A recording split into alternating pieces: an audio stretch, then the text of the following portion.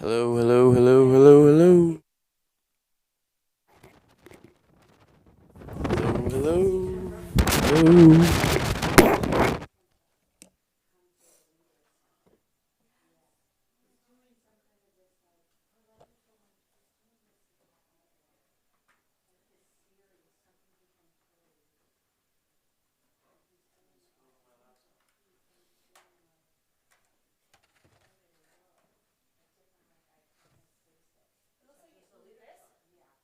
No, it was before that.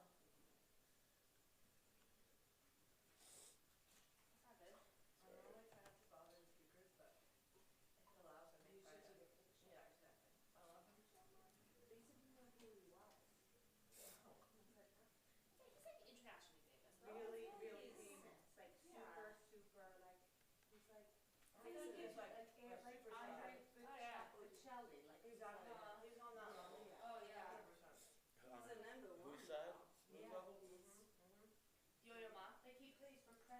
To be honest, I got him. I need him. No, I know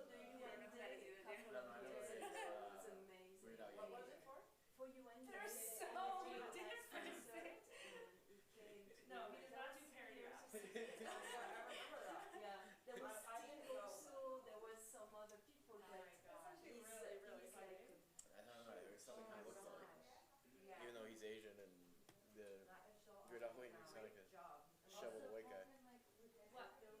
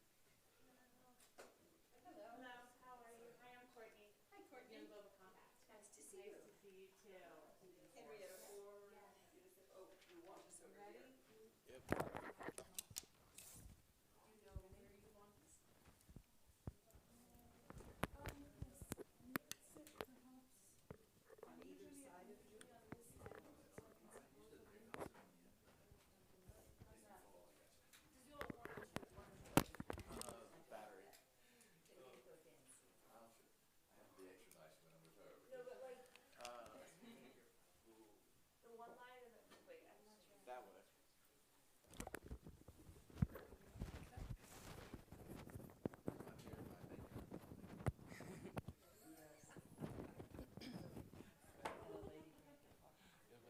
Thank you. Hello. How are you? Where's the camera shoot? Knees up or Yeah, right around. waist up? Yeah, waist up. Do you want to go underneath? You don't have to. It's fine. The camera is mainly for. Now, what's your first name? Martina. Martina. Martina. Like Martina Navratilova. Okay. Or whatever the other famous. My whole family are Martas. Grandmother, great grandmother, everybody's Marta. Oh, really? Marta. So Martina. Martina.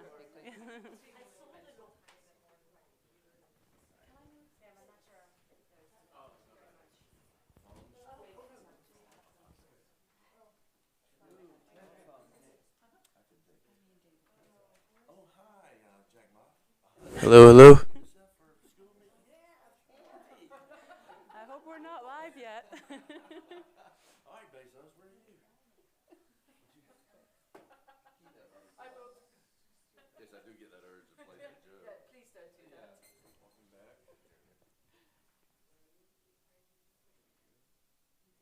Dan, you did a sensational job yesterday being MC. You were just I'm doing it again today. Are you? You're coming for lunch, I think, today. I am coming for lunch today. Are you doing it again? We're having the Secretary General for lunch. I'm on today. Well, any person he can do. Now that tastes a little bit of super beef. Are we ready? Sam? Martina, just hide the cable.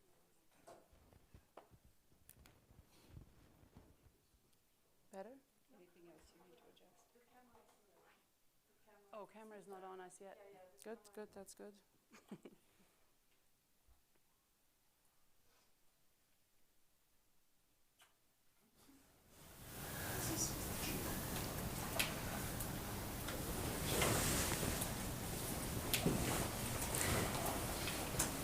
We are live from the SDG Media Zone in Davos, Switzerland, and I'm very pleased to be joined by the heads of the two largest UN agencies, Ms. Henrietta Fore, Executive Director of UNICEF, and Mr. David Beasley, Executive Director of the World Food Programme. You are joining forces today to launch a new initiative to accelerate progress for children. The Secretary General has called for a decade of action to make sure we do deliver the Sustainable Development Goals by the 2030 deadline. So we have just 10 years left. Great to see you join forces. Tell us more, why now? Why these two agencies? Please, Ms. Fore. Well, we've got some big problems out in the world, and one is for children, and it is the children that are suffering from wasting. We have about 50 million children under the age of 5, and they have not enough to eat, and we do not have ways to reach them. But together, if WFP and UNICEF are together, we think we can reach 50% more children, and that we can move to prevention of wasting. What happens when a child does not eat enough is that they do not grow properly. They're underweight, and stunting can come. They will be under height. So this prevention is extremely important. We'd like to move the amount to no more than 3% of children in the world will suffer from wasting. Mm-hmm. And if we could do that, we will have made a big difference in the lives of maybe 20 million, 30 million children. Well, when you get, the inspiration of working with UNICEF, they're out on the field every day with nutrition children, and we out all over the world as well, in the most difficult places. And we know there are millions and millions of children that don't get the nutrition at all. They don't get school meals at all. In fact, sometimes the only meal they'll get is out of school. And we know there's 73 million children now that don't have access to school meals on the nutrition, the diet that they need. And so bringing the firepower of the two largest operations together in the UN to say, hey, we're not about silos, we're about children. We're about taking limited resources and maximizing those resources to help children all over the world. And working with Henrietta is always great. She's fun, she's incredible. And so the spirit of these two organizations coming together, because it's all, everybody's talking about the UN's always been in silos, but no, the new UN, the reform is this inspiration, this spirit that we're going to tackle poverty and hunger and malnutrition for children wherever they may be, and our teams are working together, and we'll get into some of those details in the next few minutes. So it's just great to be on stage with Henrietta. She's my leader. She's my inspiring partner. Well, great to see this partnership. We are really in partnership. True, that's the spirit of the decade of action. That's wonderful. Let's maybe talk a little bit more about children under the age of 5 and what exactly is the problem that you're trying to fix. Well, it's lack of nourishment. And the first 1,000 days of a child's life are extremely important. It's also during school when they get a little bit older. So there are two critical points, but let me just start with the first 1,000 days.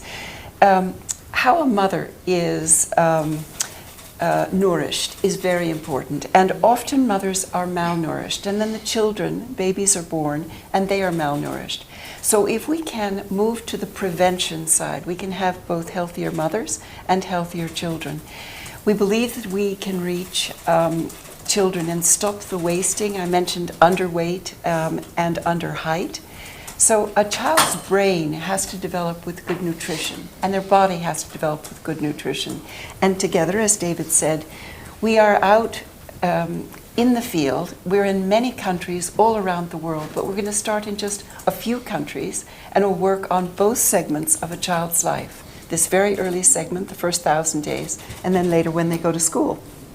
So when they go to school, what's the problem there? Health, nutrition? Well, it's a combination of factors, and it depends on where you are in the world. But if you go look at every developed country on earth, there's school meals. I mean, in our home country, the United States, in the 1920s, the United States government and the states came together realizing if our children don't get healthy school meals, we will not build a strong nation. And so we saw firsthand experience. I know the school I went to, we had school meals, and it impacted dynamically the growth economically and otherwise in the United States and every other developed country in the world. So it's a fundamental building block. We know that for every nation, every child, when you don't get the food you need, the nourishment you need, it can impact the GDP up to 16%. So if your GDP of a nation, of a poor nation, is $200 billion, do the math. That's $150 million, $300 million that's lost due to, and how many programs could that support because the intellectual capacity has been diminished for lack of school meals and nutrition and health. And so when we partner together, we come in with the school meals, but we also need good water, sanitation, nutritional supplemental like iron and vaccines. And so together, maximizing our strengths and minimizing inefficiencies out in the field in the most difficult places on earth. And we know it makes a difference. There's 73 million children who get no school meals at all. And these are the countries that are struggling or suffering. So you're going to pay for it. As I tell the wealthy nations, you're going to pay for it one way or the other. Why not do what's good? Why not do what's right? And invest in the children now, because otherwise you're going to have extreme poverty. You're going to have destabilization. You're going to have all types of complications when people don't have a future. And so it's a lot cheaper, and it's the right thing to do. It is. Let me just build on that, because we're not doing it alone. It isn't just the United Nations that does it. We work with the countries. So the local health ministries, the local education ministries, so that we actually help inform the people so that mothers and fathers can look after themselves and their children's nutrition, all during their childhood. And it's very important. But if governments are able to look after their people, and you put this nutrition counseling into the health plan of the nation, it means they will have healthier people, and all these GDP benefits will accrue to that country. So we're doing it with the countries, for the countries. And this is extremely important, because when we go into a country, we actually want to have an exit strategy. How do we achieve goals and objectives that are no longer needed? So in school meals, we've now turned over, I think 35 nations, we've turned over the complete school meals programs. We come in and help them get it started. Same thing with UNICEF. We'll come in and work with the Ministry of Education, Ministry of Health, Ministry of Children, whatever it may be, helping them understand the dynamics of why this is important, why it must be done this way. These are your children, this is your nation. Take advantage of our expertise, take advantage of our failures, so you don't make the same mistakes that we've learned globally over the many, many decades. And so it's incredible to see when a country takes ownership and really begins to implement this from school to school, neighborhood to neighborhood, across the nation. And then we can start pulling back, and it's a beautiful thing when the government and a nation takes ownership of their own opportunities. So this is obviously a global problem, but tell us a little more about which countries or regions you're going to start with. Where are you focusing on? So we'll start in the Sahel, and then we'll also move to the Horn of Africa. So right now it's in Africa, and we did that because we thought that our teams are on the ground, some of the most difficult places, the countries are in need, We have populations there that could really benefit from it. Because if we're going to change these Sustainable Development Goals, we're going to have to do some big, massive changes in how we work. And if we can work in a different way, we can reach 20, 30, 40, 50 million children. I mean, it will make a big difference in the lives of the children in those countries, and we'll meet some of these goals. I mean, on the wasting, we're at 7%. We can move to 3%. That will be a big change that will mean that we'll make some of our goals in 2030. So if we can work differently to meet the goals, that's the decade of action. That's the acceleration that we're after. And we're already in all these countries around the world, but the question is, how do we maximize and do things even more strategically? So we're picking 6 countries, 3 in the Sahel, 3 in Somalia. But let me say this, because it's really important. When you look at where the Earth was, planet Earth, 200 years ago, those 1 billion people, 84 to 85% of the people were in extreme poverty. 95% of the people were in poverty. Imagine that. Today, less than 10%. But in the last 3 years, the hunger rate and poverty rate in many areas is going back up for the first time in a long, long time. Why? Man-made conflict, climate change, destabilization, war, conflict, these types of things. So we built systems that have really reached more children and more people than any time period in world history.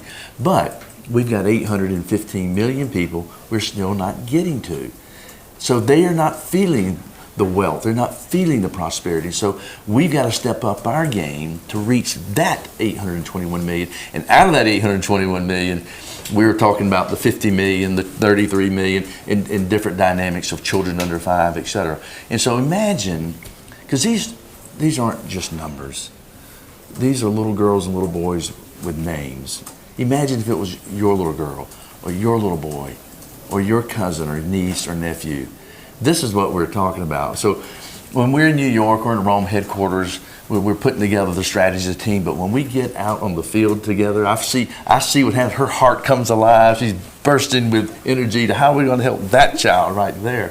And so that's the beauty of the United Nations, is how can we take what we've done so far, been so successful, but how do we tweak it and make it even more effective and more strategic? And that gets us to the decade of action. So here we are. There's another key that we both have, which is girls. If we can educate the girls, they'll be the mothers, they'll be the ones that will really be focusing on nutrition. Because if we get good nutrition for a child, especially when they're young, and there's good breastfeeding and other things that we know work, it will change their lives. So she's a hidden asset for us, the girls. It really is. On school meals, in many of these countries that we're in, the girls don't get an education. I mean, the culture's different, and the girls don't have equal opportunity. And we come in with our programs, no, we go do it for all the children.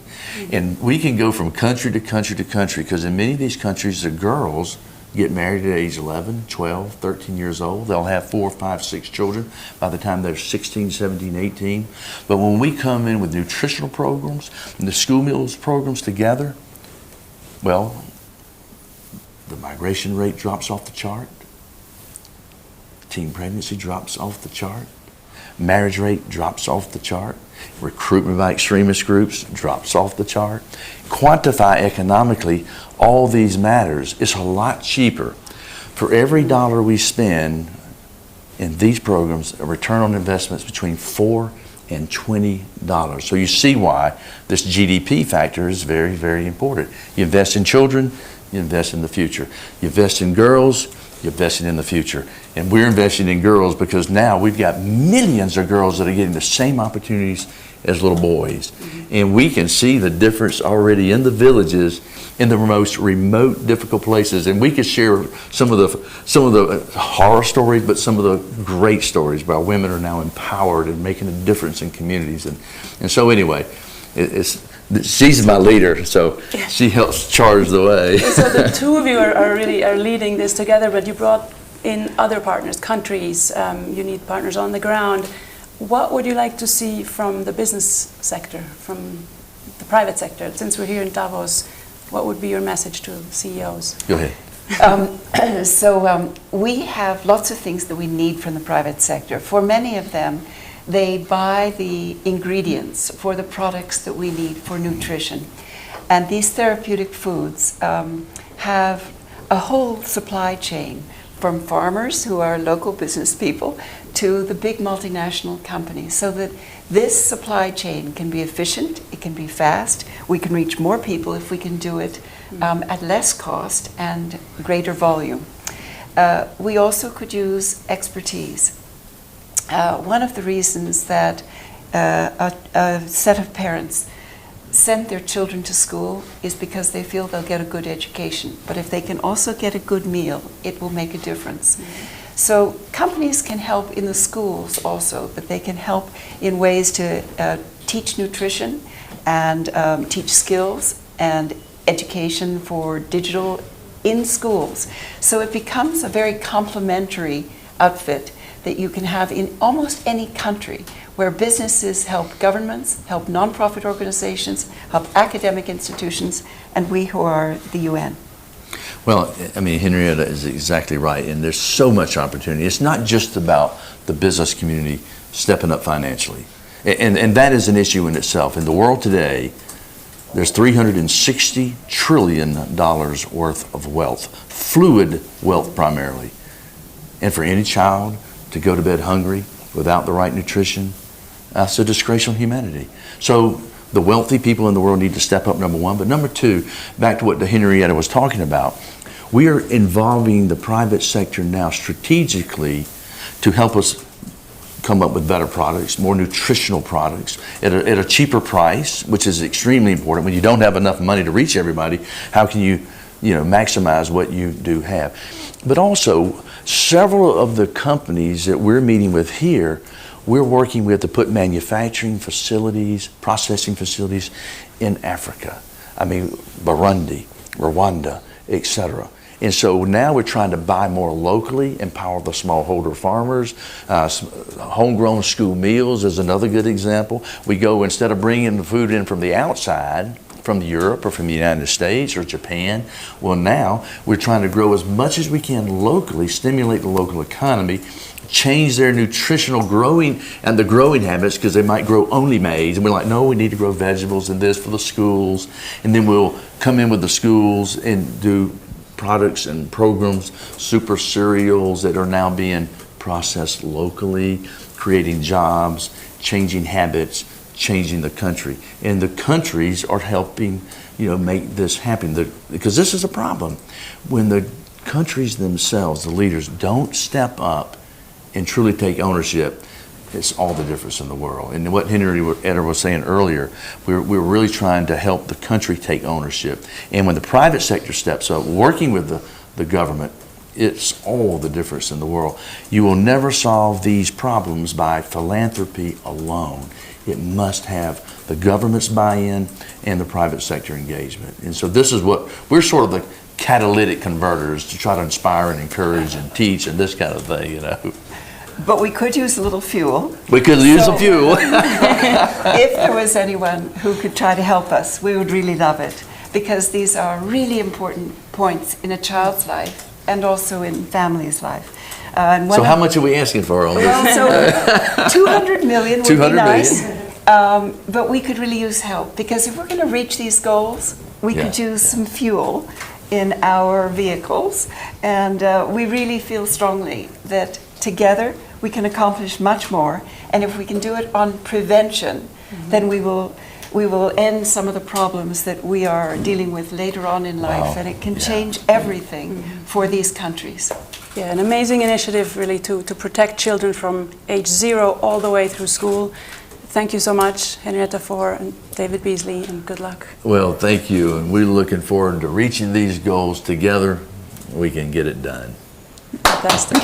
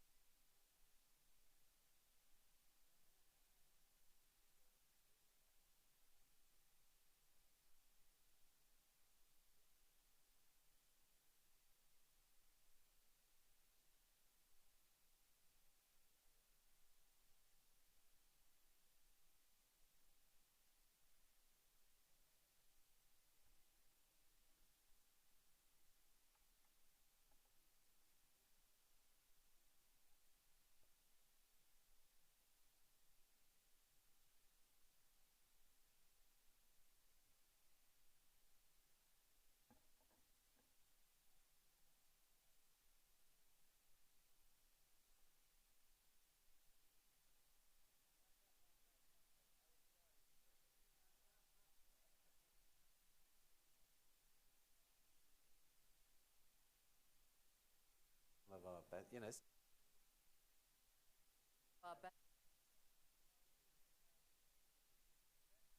So fun. You to come. All right, so and just remind me, what's the heading for this one? It was called. I don't know. Do we have a heading? Do we have a Business and nature. Nature-based solutions for the SDGs. Great, thank you.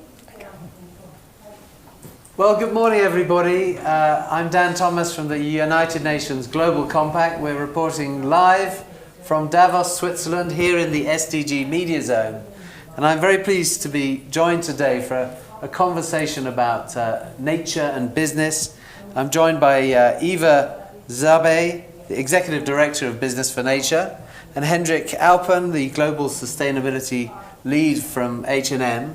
Thank you so much for joining us for this conversation. First of all, Eva, why don't you just tell us a little bit about why nature?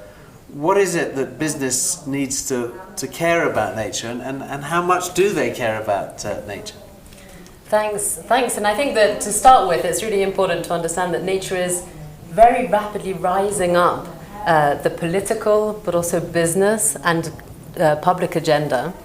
And that's also because we're realizing the risks associated with nature loss. Right. Just a few days ago, the World Economic Forum released two really important reports. The first is the Global Risk Report, which for the first time in its 15-year history has identified environmental risks as the top 5 in terms of impact and likelihood.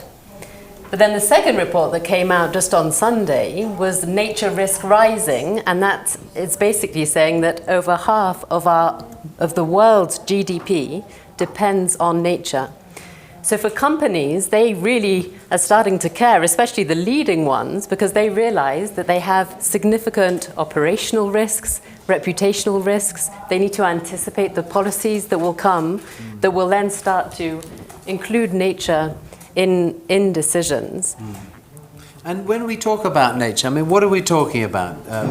What is the full gamut of your work with the private sector? Yeah, so that's a good point, and good question. We take a broad approach, and we're still, I think, trying to figure out how we can simplify language so much. Right. So then we use nature as an encompassing term, and then people get confused about what it actually means. But essentially, it's all of the natural resources that we rely on. Right. So we're talking about water, about biodiversity that underpins it all, the forests, the ecosystems, the oceans.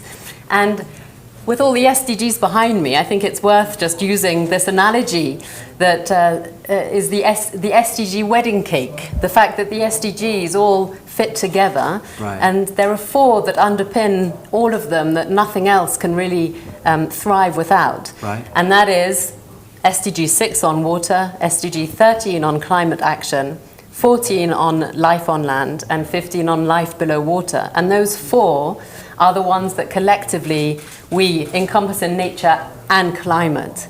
One final point is that there's a really positive trend at looking at an integrated approach between climate, nature, and people. Right. So meaning the climate area is really waking up to the fact that we cannot solve the climate crisis without using nature as our ally. Right. And why now? I mean, you've launched this initiative, Business for Nature. Mm-hmm. Why now? Why has it taken so long for business to wake up to this idea? Well, I think it's that typical human side of us, which is you wait till the last minute, and then suddenly the urgency is just in your face, and there is this realization that there is a planetary emergency, and we do need to act right now. And who have you got in this broad coalition? We have over 40 partner organizations. So these are business organizations like the World Economic Forum, World Business Council for Sustainable Development, and ICC. So some of the more mainstream business organizations as well. And then some of the leading conservation organizations like WWF, IUCN, the Nature Conservancy. So collectively, we really provide a unified business voice. And we're trying to give the comfort and courage to policymakers to say, yes, leading businesses does want you to make really ambitious agreements on nature this year. It's a super year. Right. this year for 2020 is a 2020 super year for nature, people and climate. Right, and here we are at the beginning of this That's decade it, of it's kicking action off. for the SDGs. Exactly. Thank you. Into the last 10 years, we're seeing the 2030 deadline in our sights, and the Secretary General's really called for more ambition, and we're at the United Nations Global Compact calling for businesses to really sort of step up with ambition on the SDGs, of course. H&M, Hendrik, you're a global company.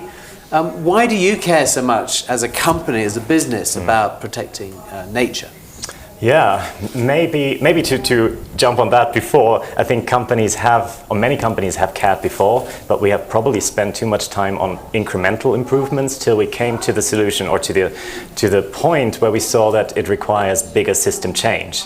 And that bigger system change is nothing a single company can drive alone, and where we need to bring other stakeholders, also policymakers, on board. But maybe to start with, we are a publicly listed company, but still family owned, so we have a pretty long-term view on our business, which is an advantage in this work for sure, because some investments you can make now for the future, whereas you're not as caught in quarterly reporting. We still have to deliver results also on quarterly reports. But the first thing that we came to think of then is, you mentioned it, especially as the fashion industry, we're extremely dependent on natural resources. Right. For us, our biggest material is cotton today. Yeah. That grows on soil, uses a lot of water, and if we just do the math, then calculating our growth rates of the entire industry, calculating with population growth, then cotton competes with food production, prices will likely go up. It's just not adding up. So we have to, as an industry and as a company with pure business intentions, decouple ourselves from the natural resources that we're using, and of course conserve those ones that we can't decouple ourselves from. Eva, is it profitable for companies to drive this agenda, to really invest in protecting nature?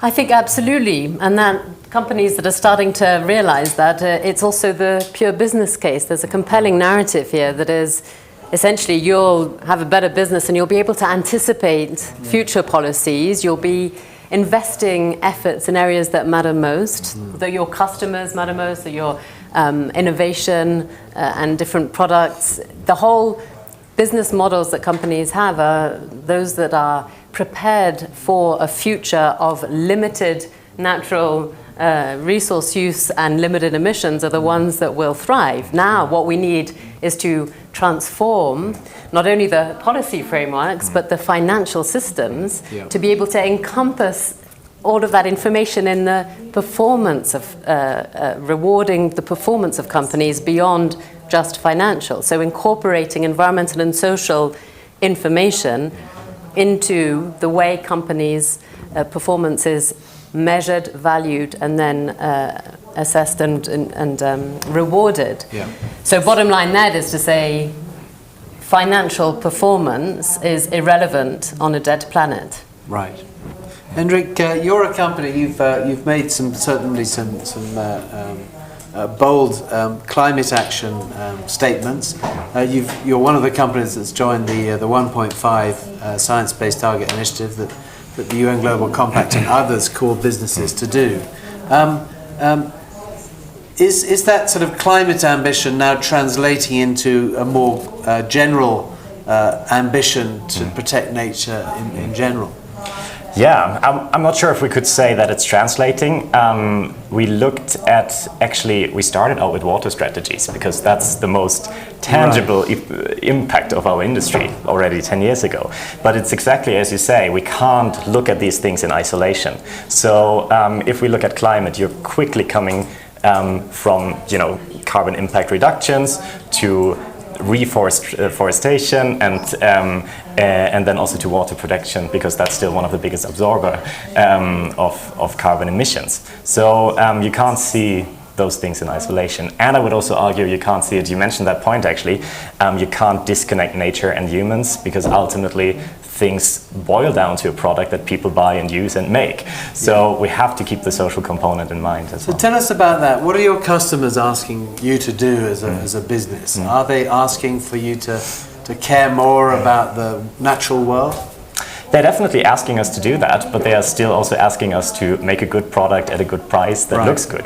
So that's the challenge we have, but also the opportunity we have in the industry. I think the expectations of customers is simply increasing. Sustainability, caring for nature and people is part of the expectations. We couldn't say that only delivering on that would be good enough. Right. And Eva, finally, where does this go from here? You've just launched this Business for Nature initiative. You've got a number of organizations, companies involved. It's a very broad agenda. Where does this lead? Well, I think one thing to say is that we don't have all of the solutions, and I just want to make sure it's clear that we're not saying that business has all of the solutions and has got it covered. There are more than 360 companies that have already made public commitments to reverse nature loss, and there are thousands that are undertaking action around the world. It's not enough, it's fragmented. But in order to scale and speed up that business action, what we're calling for now is policy ambition.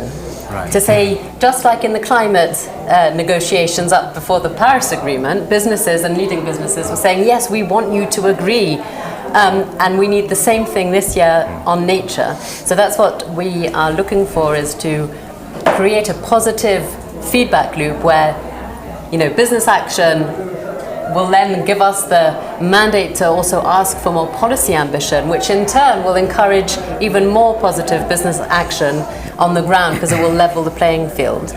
This year, so on Tuesday this week, we launched some 5 high-level policy positions, a unified business approach, calling for governments for a new deal for nature and people. And so that means we've kicked off in January, and through this 2020 super year, we'll be looking at implementing and amplifying those messages in different contexts, whether it's different governments, different sectors, but then also in the international processes like the CBD, to name one.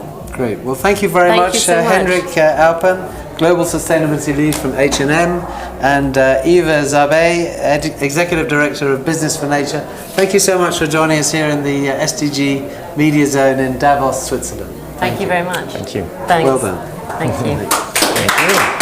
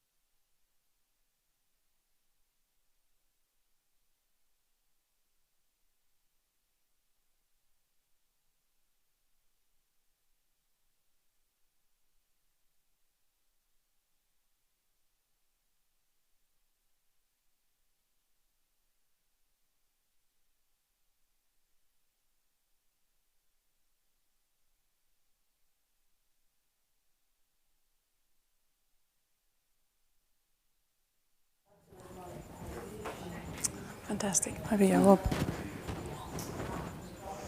move my backpack away here, sorry. Make this look nice. Okay, we have the goals behind us. So. Yes. Great. Okay. And we'll talk about favorite goals, and then we'll have people vote, okay? We can do that. We don't have a lot of people here, but hopefully a lot of people are watching. Yes, exactly. Because we'll be doing this live on Web TV, UN. Oh, that's wonderful. UN UN channel, TV. right? Yes, right. Okay, exactly. got it. Yep. Okay, great. It's live and then also on demand. Great. So we'll share the link. Wonderful. Okay. We are at the SDG Media Zone in Davos, Switzerland, and it's a great honor to have with us Mr. Yo-Yo Ma, the renowned cellist and United Nations Messenger of Peace. Welcome. Thank you so much. It's a great pleasure to be here. There's nothing more important than doing this right now.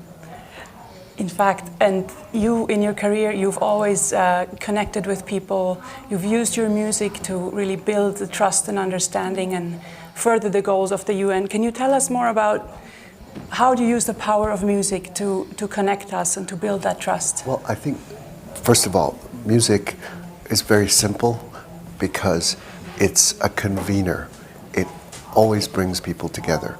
And that is its first and most important power, because once people come together, and usually it puts people in the same state of mind.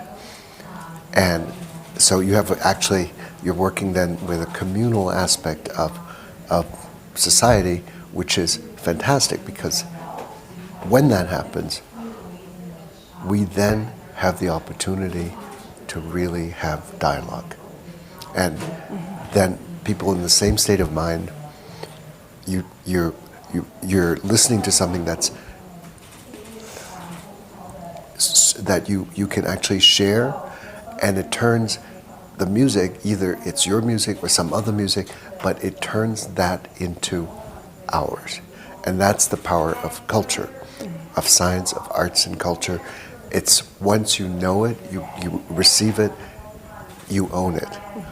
And once you own it, you have a common ground that is not necessarily what you're fighting over, but something else that gives you perspective.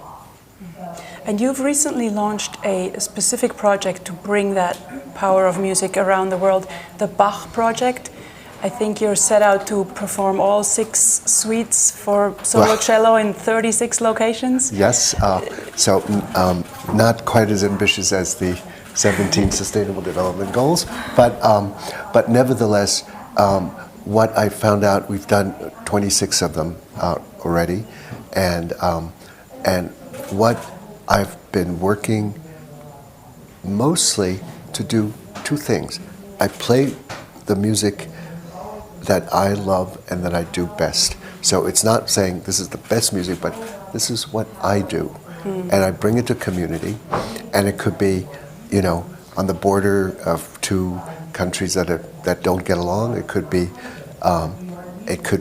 in communities that have been devastated by various disasters of either nature or human causes, and basically, I invite people to sit down and to talk.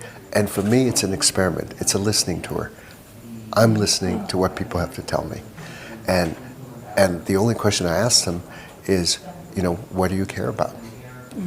What are they working for? And I can report happily that whether it's in Beirut or in Jakarta or the North-South Korea border or Mexico, Texas, every place has incredibly strong leaders that are trying to make their community stronger and more resilient.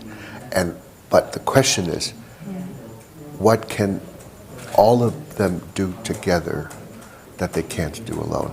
And that's I'm listening for their answers, and at the end of the 2 years, I'll know a lot more so that I can actually try and take these goals, which are both local but global goals, planetary goals, and to look for the arc between the hyperlocal and the global abstract that many people all want to participate in, but they're asking why.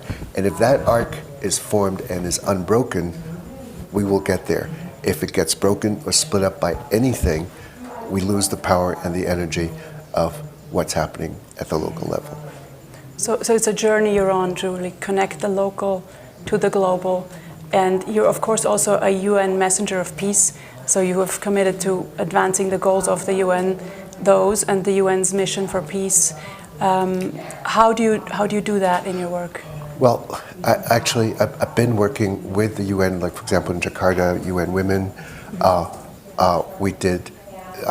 There's a wonderful young global shaper, Denica Flesch, who worked at the World Bank, but then decided she wanted to found a company with women that just are doing batik and in faraway islands and not able to support themselves. So she created a business where the women, actually the communities, are the majority owners.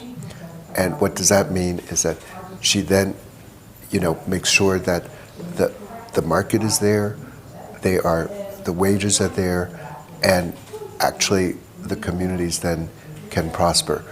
They brought it down to Jakarta, flew for the first time. UN Women came, and but what happened is this: in the course of talking, great news. 1 in 3 women in Indonesia apparently suffer from domestic violence. Now, there's also great incidents of bullying. Now, I'm thinking of, if a child sees domestic violence, what is the likelihood that they will either be subject to bullying or be the bullies themselves? So here you take 2 somewhat unrelated issues, but you put them together, and this is why I think it's so important to have each individual goal, but I think it's important to look at each goal, look at the planet through the lens of each goal, and see how they connect to all the other goals. So it's great that there are people that say, this is my favorite, I like number 5, I like number 17. They're all great, but every time I've been in a group of people talking about women or oceans or poverty, you see that, the subject, you can get very deep in the subject, but you don't solve the problem by just identifying the problem, because it actually ends up connecting. And I'm interested as a musician to be able to try and put people together that interconnect. So, for example, pollution in the river in Jakarta, bringing just all the multi-stakeholders that actually use the river, whether that's there or in Christchurch, with the Maoris, in New Zealand. It's about bringing those communities together. That's, I guess, goal number, is it 17? Yes. Yeah, right, collaboration. And so I think my approach is to actually look at that arc, find what's not connecting. And so lots of people are connecting things, but my job, both in music as well as doing this work, is to say what's missing. Yeah. Because there's always something missing. I'm always missing something in performance and say, okay, everything's fine, but that one thing is going to make it or ruin it if I don't pay attention. And I think that's what I'm looking for. Yeah, and your work has really touched so many of the goals, and they are all interconnected. And as you know, we only have 10 years left to achieve them. So the Secretary General has called for a decade of action, of ambitious action by everyone, businesses, individuals, governments. How can we engage young people, especially youth? That's, for me, that's probably the most powerful force that we have on our planet. I think the Gen Zs, I think 34% of the world's population is Gen Z. Now, what do we know about Gen Zs? They want the truth. They want to, as consumers, they want to buy things from places that they can trust. So that's good for starters. They don't trust huge organizations because these organizations need to earn the trust of these young people. So it doesn't come as a given, and so we all have to earn it. That's not bad, because they're also poised to be one of the greatest, well, there's going to be a huge transfer of wealth. So there's economic power, they have energy. We don't want to put all the burden on them, but so I suggest that all of us who are older, and I'm certainly one of them, actually work and listen and talk to the young generation and give them the tools and skills necessary to accelerate that process, because combined, that energy is going to, it's their world anyway. Let's give it to them sooner rather than later. And maybe just a last word on the power of music and culture in speaking to our shared humanity and forging a connected world in these divisive times. I'll give you one example. I've been reading up on apartheid and Mandela. In the 1980s, Mandela's name was not really known, which is kind of incredible because everybody knows who Mandela is.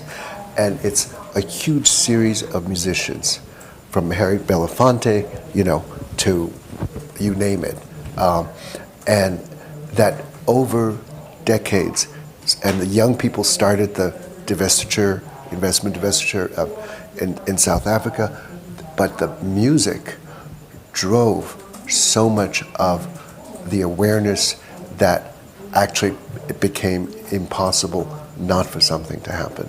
And I think over and over again in the civil rights movement, that's, in terms of, we're talking about equality, there was an inequality there that was crying out for people to think about. And I think youth and music have a huge part to do with it, because when you're young, you're discovering the world for the first time.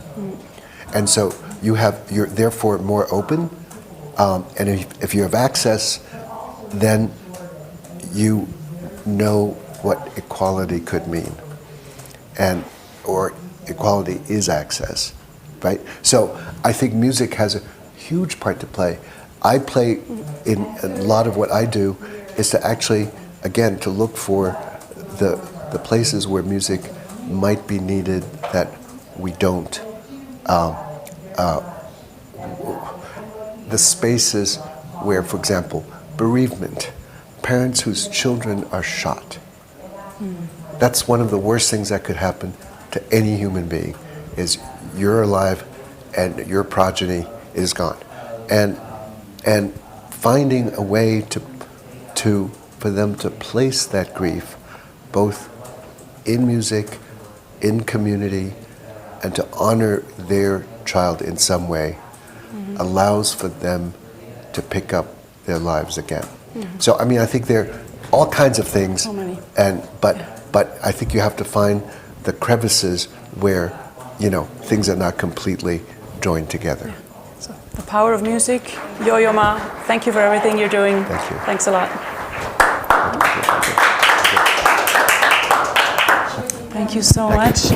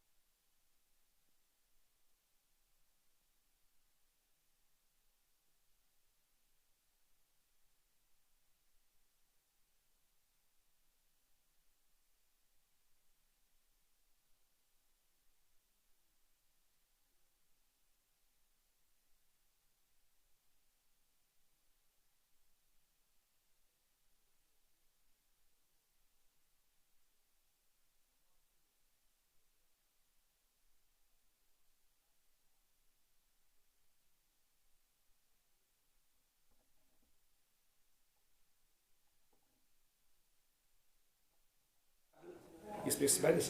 LLY, LLU. So you. Got it.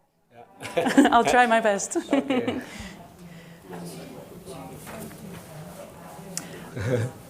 Live from the SDG Media Zone in Davos with Mr. Chu Gong-yu, the Director General of the Food and Agriculture Organization. Welcome. Thank you. Pleasure to have you here. FAO, of course, is leading international efforts to fight hunger and to improve nutrition and food security around the world. Mm-hmm. How are we doing on Goal 2, on zero hunger? So far, SDG 2 is mainly for the food security. And of course, not only that, but we say not let anyone behind, no one behind. That's our final goal on the 2030 agenda. But the situation, of course, we had some progress during past years due to the international effort and also due to the national government and the private sector, civil society, academic, and all the key players work together. But the progress is not as good as should be. Mm. It's so far, based on the FAO investigation and the report, last year we released current schedule indicated that we still have 820 more million people do not have enough food daily based. It means 1 out of 9 goes to bed with hunger. That's really challenging for us. For all the global efforts should be more targeted on that. Second, I think another overall picture is we have 2 billion people.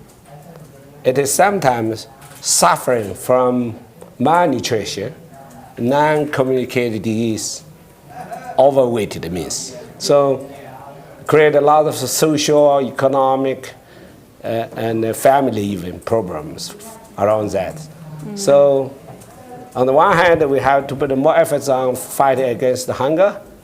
And of course, the picture is a mosaic globally. It means the country to country are different. But what we understood, most vulnerable country, vulnerable people located in a small island, landlocked, least developed countries, and also some conflict areas, or they are population densely located countries like India, Pakistan, Bangladesh, Nigeria. That's 4 countries. They have accounted for about 90% of total poverty in the world. So I said that because in line with what the FAO new vision and new action, new initiative later, and during my 4 years term. And you've just launched a new initiative called Hand in Hand, yeah. I think last September. Yeah. It aims to tackle poverty and hunger, especially in rural areas and in the least developed countries. Yeah. How are you going about this? Tell us. Yeah, that's what I just said, because if you look at the global scenario carefully, in details, and the most difficulty area or challenge area I mentioned is small island state, landlocked, and least developed countries, and food crisis countries or conflict countries. So that's come to my mind. We, together with my colleagues, we also consulted with all the member states. After several dialogues, now we launched this hand-in-hand initiative. In short, actually, hand-in-hand it means hand-in-hand matchmaking, help each other from the donor countries to recipient countries, especially most vulnerable people in vulnerable regions. That's what the core value.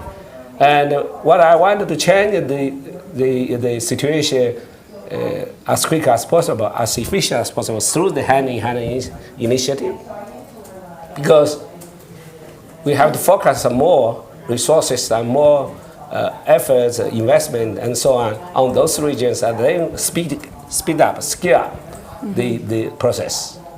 But our understanding, each country in this vulnerable region, we have to invest what is the potential for agriculture, for industry, and for others. But the key issues, we have to improve the food supply and food value chain, and also to keep the most vulnerable people have easy accessible to the basic food, staple food first, and also improve their livelihood, have a purchase power to get food, so affordable food. And of course, with environment-friendly, sustainable way to produce, and also to have a nutrition and health food. So you have to combine the science-based and with the culture, with the indigenous knowledge, with modern technology.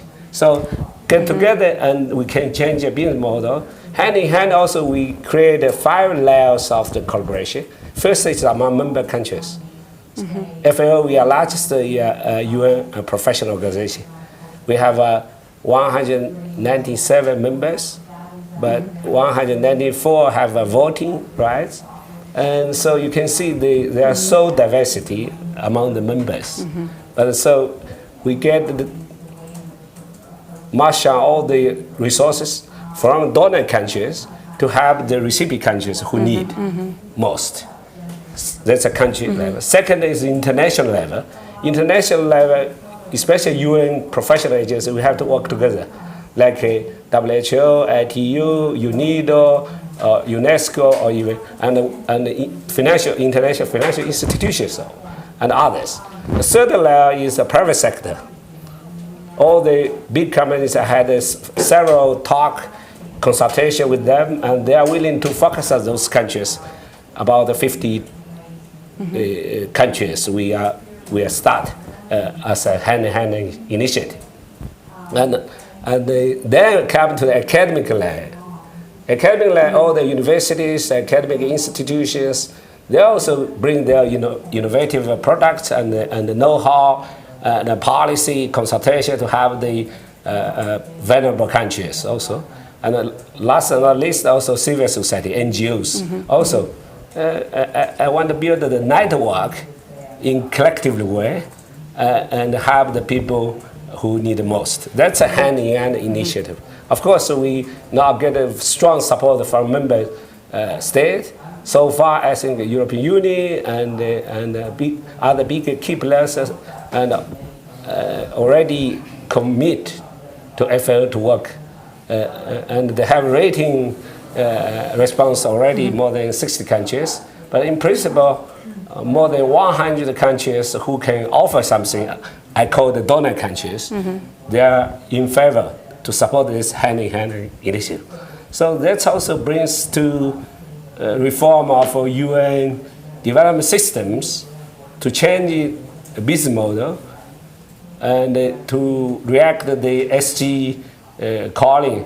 And FAO as a professional organization, we should work together with the residential coordinate and play the leading role in the country, especially in the rural and the farmers. So that's FAO should, and also we have to strengthen that for all those efforts surrounding SDGs. So hand in hand really aims to mobilize everybody, all sectors, governments, businesses, academia, civil society, the UN system, which is exactly what we need in this decade of action for the SDGs.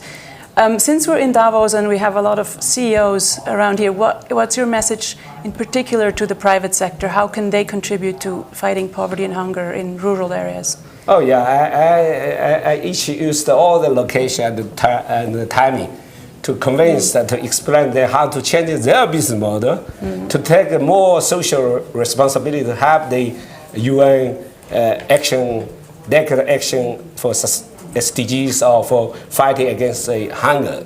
And also I want to build the more close cooperation with them by favorable meanings or approaches they prefer. And I met so many CEO and the private sector. I had a talk with them, fruitful, very tangible, concrete working plan with them. I asked them to focus the vulnerable countries for vulnerable peoples first, and then of course also focus on some others they prefer, like biodiversity, environment, agro-food system, transformation, and also value chain, because the company, they have their own interest, but I respect that. But I ask them to do so because it's very important to combine their interest in line with UN action and also FAO mandate. That's very important. More important for the people, because you have the people for long term, and the company, private sector, have a long lifespan to survive in this competitive society. So it's a win-win. It's a win-win. It's a great initiative for everyone to participate and solve these problems. Yeah, hand-in-hand initiative. It's really inclusive and tangible, accountable approach to lead the end of the hunger, and also for sustainable development and more focusing. FAO, we're willing to be facilitator and promoter, and also to be closely cooperate with UN systems and also others. And it's indicate FAO is also started reopen and reform again, and to have the farmers and the rural developments and the member countries by consultation of policy, technology transfer, and the information dissemination and the capacity building. In that way, I think we can scale up, speed up the process of SDGs. And more important, I think FAO was originally established to end the poverty and hunger on this planet. It's time to do so. We have to do as quick as possible because time is running out. Yeah? And then we have a bright future for this peaceful planet. Thank you, Mr. Dongju. All the best. Thank you. Thank you.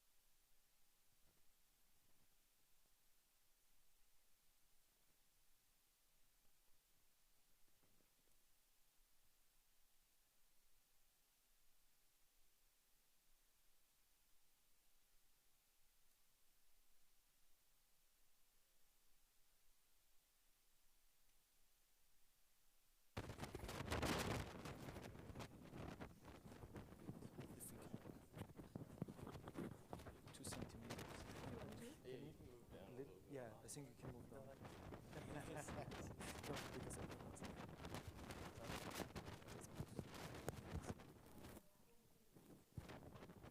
will be hiding the beautiful dress, and I will be in trouble. I will be like. We need to make sure everyone can see us. Exactly. That is always like, get the chairs together. It's like one of these family pictures, right? You have to get everybody. Okay, so keep the hair back. You want to have ruffles on it here in the mic. You have an inside pocket, or you want to put some out?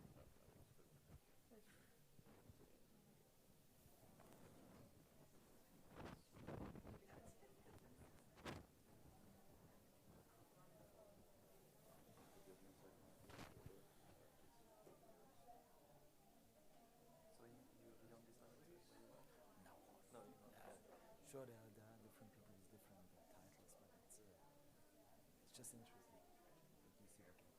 Yeah, I mean, I used to work in another corporate for 25 years, and I was a talent expat, actually, and all these things, so they were completely pushing me, and they were showing me, okay, be this age and this age and this age, so you can see my trajectory. Right. Very funny way to see what life on a plank or Exactly, you know exactly what you're supposed to do.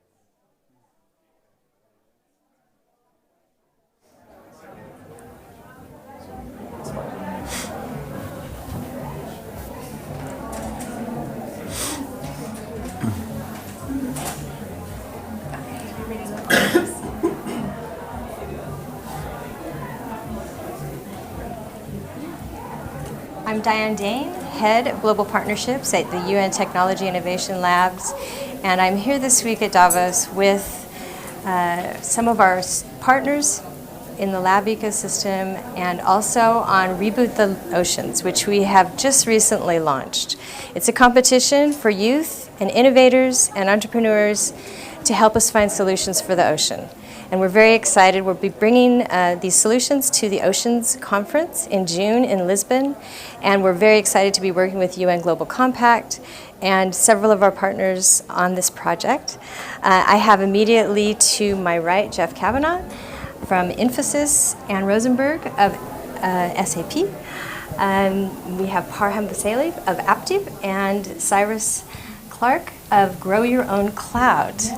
And we are going to do a dynamic introduction today and conversation about engaging youth in becoming problem solvers. And how do we support them, mentor them, extend time literally by partnering with intergenerational actors and making these solutions viable for the long range.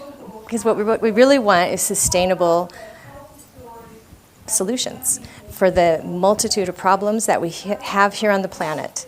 And so we're starting with the oceans, and I'm going to let some of my favorite partners introduce themselves, and I'll begin with Jeff. Thanks, Diane. I'm so excited and honored to be part of this panel, especially with these other panelists. I'm with Infosys. I lead the Knowledge Institute.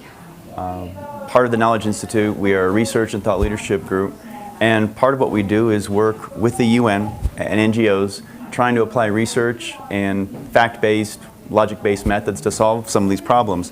And the other half of it is really communicating, because I was just talking with Salim from your group earlier, and there's so much good intent, but sometimes the plot gets lost amongst all the data and the dryness, the bureaucracy. So making it very human so the word can get out about these very important goals, and maybe we can make a bit of a difference, especially with the next generation of talent.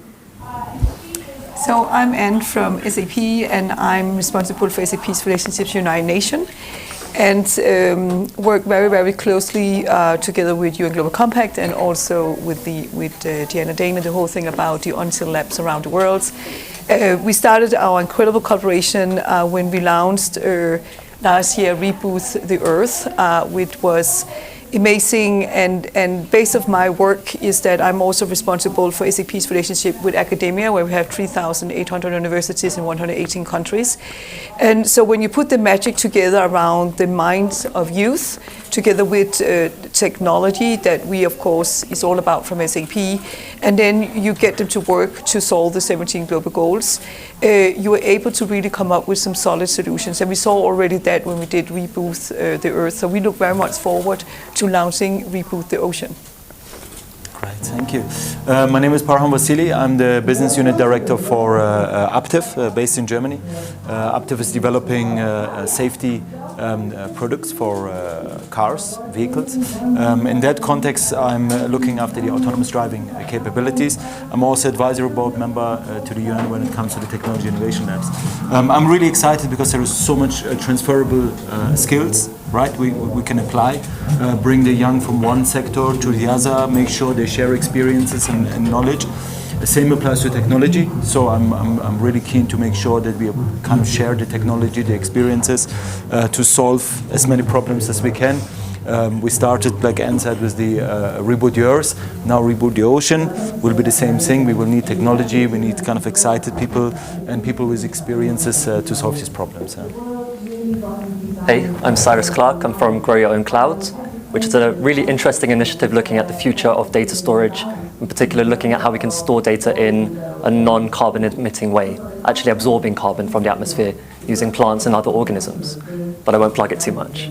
And I'm also a designer and futurist, and Grow Your Own Cloud was actually brought in to the UN Summer of Solutions, and we were one of the lucky winners, and that's why we're kind of here today, because we've become part of the UN model, so to speak, and we've been really privileged to be given a platform as young people on an initiative which is a very radical idea, something which is a bit out there, doesn't have a practical use case today.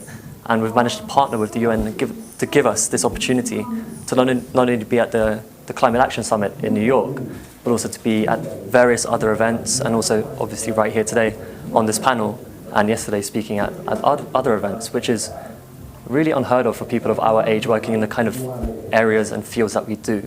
So that's really exciting for us. And so let's have a conversation about that. Yeah. These are some of our strongest partners here. You're one of our winners from Summer of Solution from a technical perspective. How can we maximize the intergenerational capacity of all the players? How do we take all the energy of the youth and the activism that's going on right now and turn it into a positive and take them seriously and engage them and give them our resources, our experience, our mentorship? How do we do that in a constructive way? Let's just have a conversation amongst all of you, so feel free to jump in and make this an informal conversation on how we strengthen that. yeah, maybe I can start with a few things and then jump in.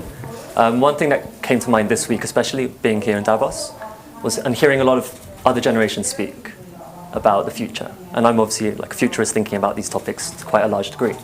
And one thing that kept popping up and I was hearing was that the youth are somehow pessimistic about the future, and that we kind of view the future in a negative way. And I don't really buy into that. I think the youth are critical. I think they've grown up in an era where we've had financial crises, where we've seen corporations and governments not taking action, and they have every right to be critical of that. And viewing it as pessimism or negativity is actually missing what the youth are actually capturing.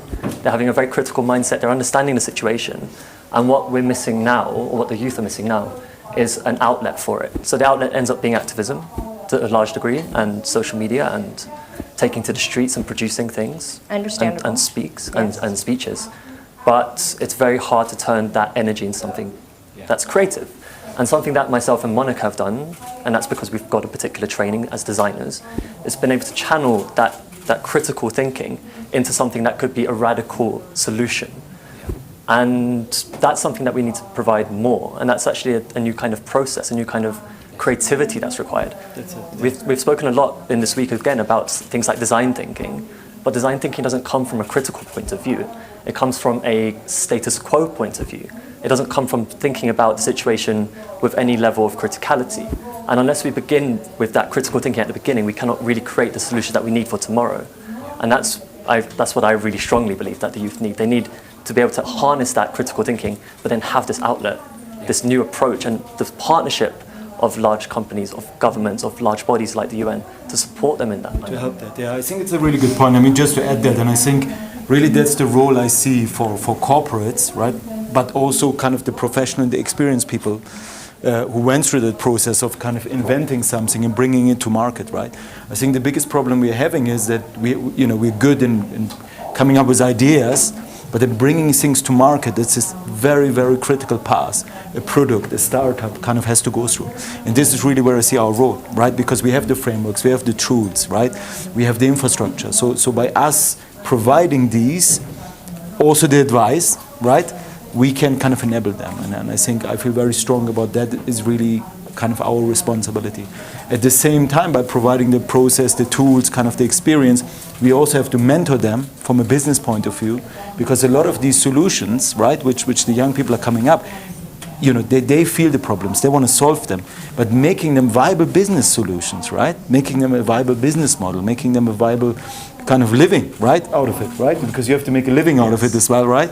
That is really where we can come in, and this is where we can help, not only from a technology point of view, but also from a business point of view, to really make it stick.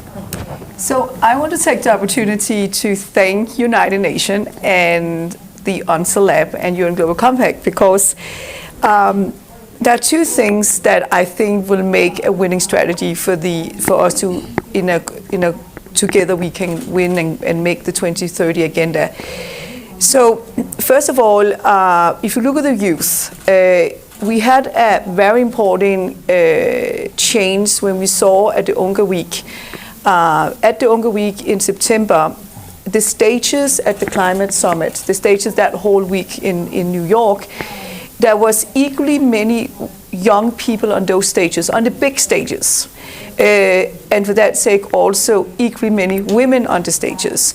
So UN are right now showing the world that the voice of youth is equally important as the voice of people who are president of countries or CEOs who's heading companies. And I think that the world is learning from that. What I love about what UN is doing and all the different entities, and when we teamed up, I mean, I was really blown away, because I have done tons of hackathon, code jams, innovation, collaborations, all different kind of shape the last 7 years. It was unbelievable what we did when we pulled off, we Reboot the Earth, and I think everybody who was involved kind of still don't understand that magic. And if you look at it, what did we do? We had the UNCL Labs, and we also had a virtual contest at the same time, and incredible young people. And each of those locations, you know, from Malaysia to Finland to, you know, Germany, you had the government, you had UN, you had corporations, you had universities, you had schools, you had the people coming together, building solutions. And those winners was then brought in to New York, and they were really, I mean, Diana and I we got requests in UN Global Compact, we got requests from left and right, can we get them, can we get them, can we get them? And we went in and we were like following those young people, you know, making sure that they made all their appointment and got up on all the big stages, right? We were not even let in those places. We just, please, it's right there, you need to go in. And I was just thinking at that time, finally, and I was so excited to go to Davos this year, because I can see that World Economic Forum in 2020 have learned from that. Yeah. The voice of the youth have never been louder than it is in Davos this year. Of course, I want it to be even louder, much more louder. But what I love about that change is that, and it is because of UN are looking at the youth and the voice of youth equally with the voice of any other president or CEOs, and that, I think, is the magic that we see right now. Well, we have a moonshot for the world, right? We're not over just one section or one portion of this, and we have half the population that's living in very dire circumstances, right? Jeff, do you have any input? Yeah, I think rather than restate what you're saying, I think a complementary aspect as well is we've got a lot of people who aren't going to leave their day jobs, even young people. They're working, they have to make a living, and yet they still want purpose, additional purpose beyond their job. And so rather than leave their employment, give opportunities where they can opt in. They can join Reboot the Earth, Reboot the Oceans, and also join, whether it's just sharing, communicating. We try to provide research at the Knowledge Institute where people can maybe take part in it. We do surveys, also make them aware of what's going on. Because a lot of the problems, I believe, are because people aren't aware of some of the dire situations, and they don't become human. They're just statistics. And so if they can be communicated more effectively, we operate in about 42 countries in pretty much every continent, and so you get to see the dichotomy. But when you get below the surface, people are more and more the same. You know, they're driven by purpose. They want to feel like what they're doing is meaningful. And as long as they're growing and learning, and especially if they're serving someone else, they feel better about themselves. So I think the narcissism goes away whenever you start reaching out. Expand your mind, expand your heart. I love it. Okay, Cyrus, I'm going to give you the last word. As the youth representative on this panel, if maybe you could just give us some words of advice to leave us with. Not sure of any advice. I think I would just to reiterate a bit about what Anne said, and being at the Youth Climate Summit, and like I arrived off the plane, got to the UN, and it was just filled with young people. I was like, what is happening here? The energy was out of this world, right? And I was jet lagged, but I was completely like reawoken immediately. And the spirit of the people, and just connect, you could just go up to anyone, talk to them. They all had amazing stories. Everyone was doing such amazing things. And I felt like, oh, I'm not doing enough. I'm not doing anything myself. These people are like literally changing the world. And that platform was so important, and seeing other people doing these things is so important. Having those role models that are your age or even younger than you, and seeing what they're doing, pushing you further forwards. Because of course there's a lot of role models in the older generations, but it's so important to be able to see representatives within your community, within your generation, within like across the world doing different things, analogous things that you could say, oh, I can relate to that. I could be doing that, and I want to do that right now. And that's what I feel our generation has. Like, we want to do things, and you want to help us do things, especially at the UN, it seems. So it feels like we can do that. It just needs to keep going. It needs that momentum to keep building. That's right. As you said earlier, like the youth are having a moment, right?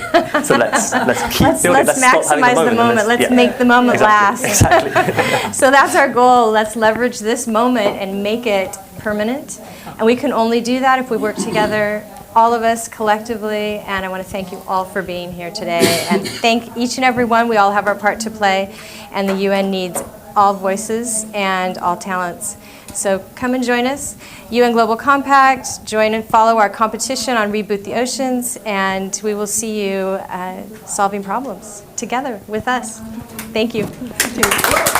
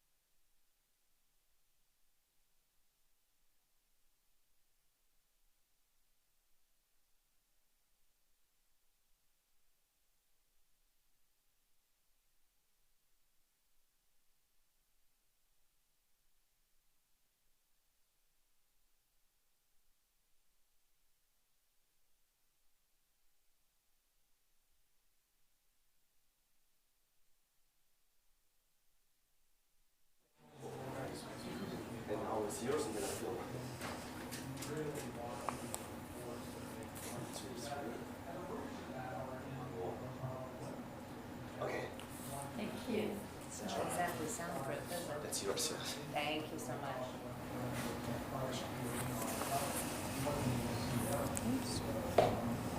Yeah. Seconds. Oh, one more. It's on behind me. Should we just get going and then you can... Okay, welcome everyone. Thank you very much for joining us. So we are, I know, but we're live. Sorry. Yeah, sorry. No, it's okay. It's okay, let's go. We're here at the SDG Media Zone here in Davos, and we are joined with many of you. Welcome for joining us, and we have many people here in the female equality quotient. We're talking here about a really new and interesting initiative, which is about networking, learning, sharing of experiences, called We Empower. Really an interesting program, and I'm going to let the wonderful women who I have here explain a little bit more about it. I'm Sue Allchurch, and I work at the UN Global Compact, and we're a partner of this group and of this network.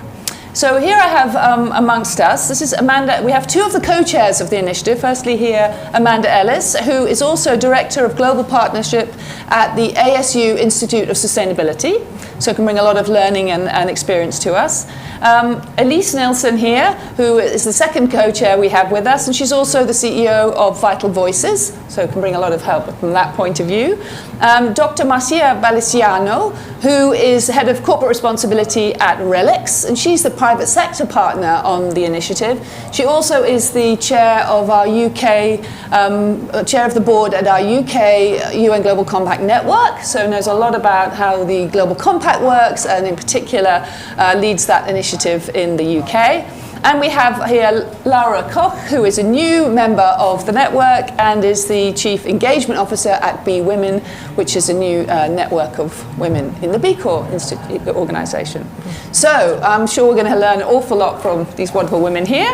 And I'm going to kick off, first of all, to ask Amanda to give us first an overview of the network itself, of what is We Empower. Thank you, Sue, and it's great to be here. We Empower UN SDG Challenge is a wonderful program which aims to promote women entrepreneurs, and there's three main aims. The first one is to really inspire others. Second is to invest in these incredible women, and the third is to ignite change. So WE stands for Women Entrepreneurs, and so often we think of women just as victims. And we know women are 80% of victims of climate change, for example. We know there's not a level playing field for women, and there's only 6 countries in the world that have legal equality under the law. But women are also the innovators, and they are more likely to run businesses which have a sustainable focus, and hence the connection with the Sustainable Development Goals. So it's great to have the Global Compact as a partner. The Secretary General of the UN actually launched We Empower in 2018, along with the President of the World Bank and the High Commissioner for Human Rights, Michelle Bachelet, and the Council of Women World Leaders. So it's wonderful to have that high-level engagement and support. Every year we go out and we search the entire UN ecosystem, so all 193 member countries, and according to the 5 UN regions, we then bring together 25 top finalists, and from that group there is an awardee from each region who is brought into New York, and I'll let Elise tell you a little bit about the program that Vital Voices runs, which is just a fabulous program to help give them exposure during the General Assembly, including to the work of the Global Compact. So I will pass the baton to Elise to talk about the program that Vital Voices puts on to really help these women entrepreneurs. Yeah, that would be great to give us an illustration. And I'll also just add to what Amanda said so eloquently, that when we were approaching 2015, as the SDGs were laid out, the World Bank, Amanda's alma mater, as it were, who's another partner in all of this, had come out with this study, from billions to trillions. Obviously saying that if we're going to really meet this bold agenda, 17 goals, we actually are going to need everybody. And what we believe is that sometimes people look to business, large corporations, they look to governments, NGOs, but they often miss women entrepreneurs. And I think that, with so many of these challenges, they are seemingly intractable, whether it be poverty or combating violence against women or pay equity. And what we need is those sort of bold breakthrough ideas that entrepreneurs are so good at bringing. And so what we aim to do in the week that they join us is, first, we give them really intensive communications training, pitch training, because we want to make sure that they can very eloquently, very simply explain who I am, what I do, and how I am working to achieve one or usually more of the UN SDGs. So that's the first piece. Then their sort of first public event is a big pitch night that one of our board members at Vital Voices hosts, Diane von Furstenberg, the very famous designer, businesswoman, entrepreneur, and they each get to pitch. And then the winning pitch, and we've got great judges and a very engaged audience, gets a grant for $20,000. A grant. So that's rare when you're an entrepreneur. And then each of the other women are always given $5,000 because we want to value their time. They also have the opportunity to meet with editors at Fast Company, and that's produced women in the network getting some of these honorees being featured in Fast Company. They have opportunity to go to events, obviously with the UN Compact and with others at the United Nations. They have the opportunity to connect with top women leaders, heads of state, working with the Council of Women World Leaders and Laura Liswood, another partner. But I think what makes it so rich is every partner bringing to the table their expertise and support for these extraordinary women who really exemplify what Goal 17 is all about, that partnership piece. And don't we always hear so much about how networks and connections are critical to helping people get on, and women in their early entrepreneurial career, it's I think it puts these women on the map, quite frankly, and the ripple effect has been extraordinary. It's really, really great. We have to give one example because an awardee in 2018, Shimrit Perkal-Finkel from Israel, invented e-concrete, and she said that We Empower really gave her the platform to then be noticed, and she went on to win the Woman Entrepreneur of the Year award in Europe and Richard Branson's Innovator Award as well. So really exciting to see. This past year, she was featured in Time magazine as one of the best inventions of 2019. One of the top 100, yes. And one of the most innovative companies by Fast Company. Wow, that's so fantastic. it's not that we made her this way. She is this way. Yeah. We helped others take notice. That's great. And also gave her the training and network she needs to soar. So it's clear what the goals of the organisation are. That's great.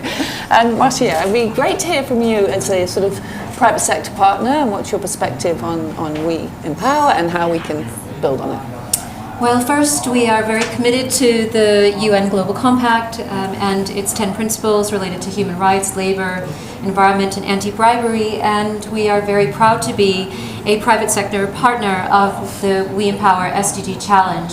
RELX is about knowledge, information, data, analytics, and events, and in 2017, we launched the SDG Resource Center, the RELX SDG Resource Center, free content from across our business as well as within the UN system, including the UN Global Compact. And one of the things that you can find on this is our gender report, looking at the state of women in research. So we last did this in 2017. We're very excited as a signatory to UN Women and UN Global Compact's Women Empowerment Principles to be releasing the next gender report in March. But one of the statistics was really key, and this is how I think it links up with We Empower. One of the things that we found is that between 2011 and 2015, women only accounted for 14% of global patents. That is not acceptable. No. And so when we have a winner like this amazing woman doing such great stuff on the environment and pursuing her passion and really making a difference, this is a great way for us to do something tangible about that need to support women in research. That's excellent. That's a really great initiative. We should also say too that when the women are filling out their application form, they are directed to the RELX website as a learning opportunity for them around the SDGs, which is, just goes to show the the richness that the partners bring as a learning experience for the women too. So thank you. That's excellent. And it goes to show how partnerships really, really are going to help and uplift people and move them forward. And we have all this technology to enable it, so let's make sure we use it and bring the world together. So Laurie, another partner who's helping to bring the world together for a better world. Exactly. Explain the role that you've got. So Be Women, I'm the founder and I call myself the Chief Engagement Officer, and we believe deeply in the power of partnerships because we have immensely many partnerships with all of you, and it's called, I say it's a 1 + 1 = 11, and that's what partnerships is all about. So what is Be Women? We are a global network of women entrepreneurs, so another point that seek to shift this from the traditional economies to triple bottom line, and our ultimate goal is the care economy, the wellness economy. And what it is where all of us, our citizens, care for nature and for people. And the best examples are Northern European countries. And so how do we create this movement that started only a few months ago, and it's all about partnerships and women leadership, is we focus on 3 goals, number 5, 13, and 17. And gender, climate change, and partnership. Why 5 and 13 is because they are the 2 burning issues of our society today, and we need to solve it. And it happens that actually if we solve number 5, we'll solve also the 13. And how do we do it? We have very specific accountability. We have goals as a network and as a cities and individually. As a network, we have very specific goal of that every woman learn what is a B impact assessment. That is a free online assessment where you can go through a journey of understanding where your triple bottom line is as a for-profit company. And as well, we partner with UN Global Compact and UN Women because we include in this the WEPs, the Women Empowering Principles, as a part of our goal for December 2020. So all the women we don't have a membership, we have learning and action, and that's what we do. It's all about action. We are done about talking. It's enough talk. It's all about taking action. And basically, we also partner with Global Voices. We are on the day on Women Day, March the 8th. Many women are going to walk together with you. So we are on that. And so we believe deeply that partnerships is the way to go for the future. Thank you. So just one more question, actually, maybe Amanda or Elise, either of you. Thinking about the launch of We Empower SDG Challenge, is there a particular reason now that it's so important? I mean, it was launched now being end of last year. Why now? Well, as Elise said, the SDGs are such an important agenda, and a previous role that I had was running our development agency in New Zealand, and we used to think as developed countries that the global development agenda was actually about developed countries helping developing countries instead of realizing that we are one planet and one global agenda. And I think that's what's so exciting about this set of SDGs.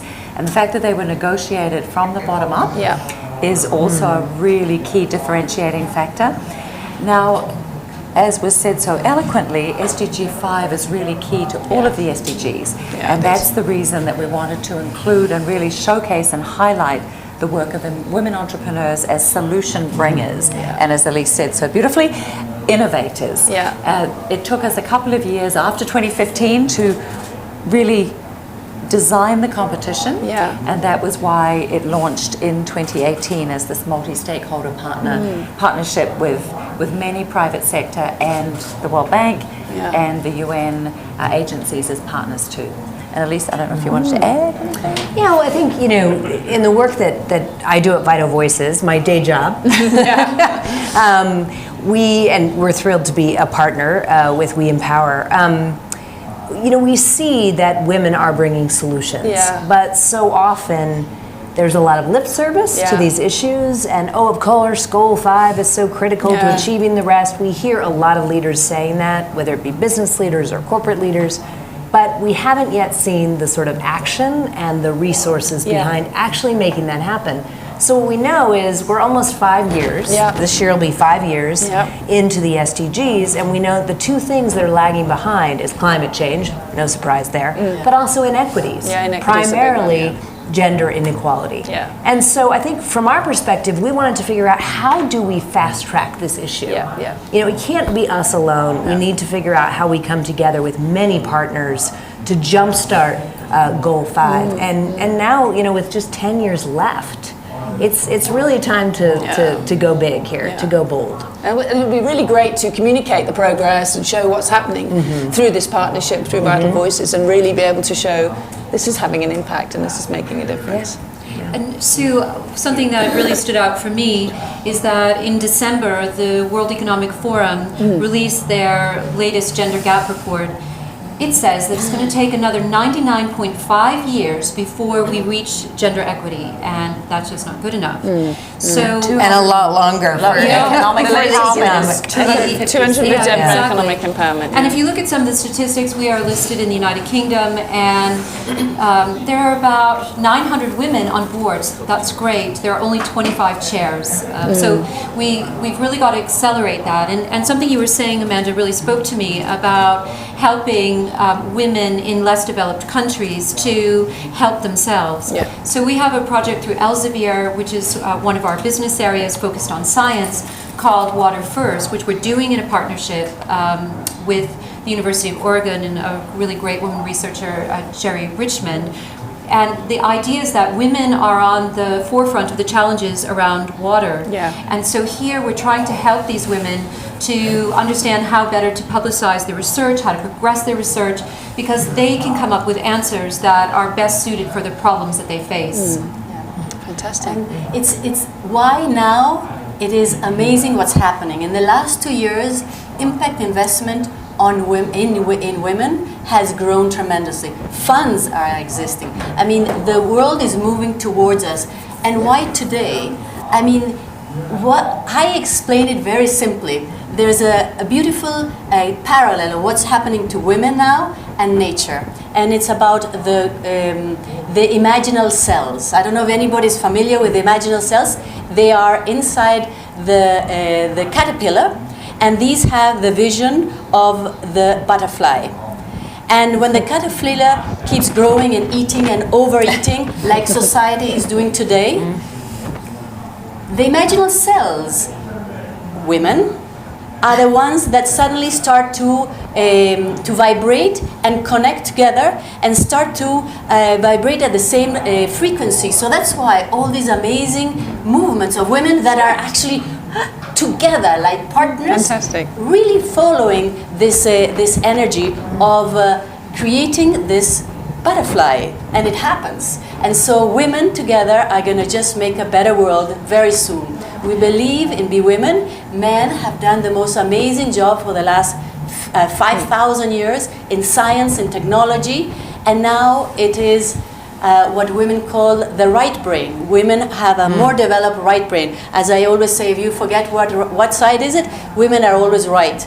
And so, and so basically, what's happening is that women are developing this confidence that the right brain, the intuition, and the connection, the partnerships, and that's how we're going to make very fast a beautiful world. But we need our male allies. Totally. We're going to do it together. Exactly. And if I could just add one more thing from the corporate sector, you know, it's a war for good talent. Yeah. We want the best men, and we want the very best women as well to come to work for us. At RELX, we have 8,000 technologists. A quarter of them, approximately, are technologists. So we're looking at how we can bring women up and get them to progress in their careers, particularly through a Women in Tech mentoring program. So we've really got to be looking at how we can make sure that they come to work for us as opposed to going to any of our peers. Great. Thank you very much, everyone. I always find it very optimistic when I finish one of these panels with all this fantastic work going on. So can I have one final word? Because I wanted to say how excited we were to help launch Target Gender Equality as the new initiative of the Global Compact at the United Nations last year. And I think that that's going to be a really exciting initiative to help companies meet their gender equality targets. So a big shout out to the Global Compact. And help them know what to do, how to set the goals, how to work through it all. And we really hope this makes a big impact on the world as well. So thanks everyone for working together. Thank you. Good.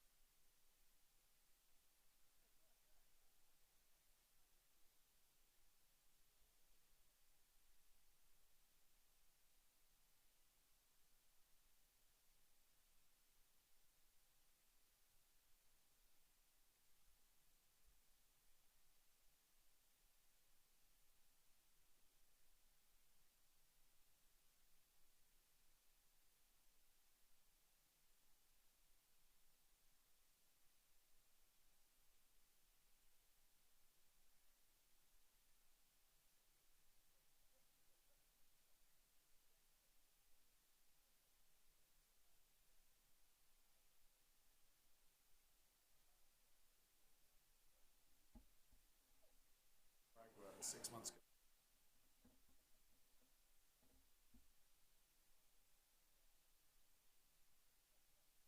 Oh dear, that's great. I have an 8-year-old, and we were talking about the only time I'm going to take it down is when it becomes implausible that I'm now the father versus the son. So I've got another 20 years of it. Okay, great. At least got your hair. That's what trips the most of the guys up. Well, there's a sense of global recession. Okay, so we're on live now.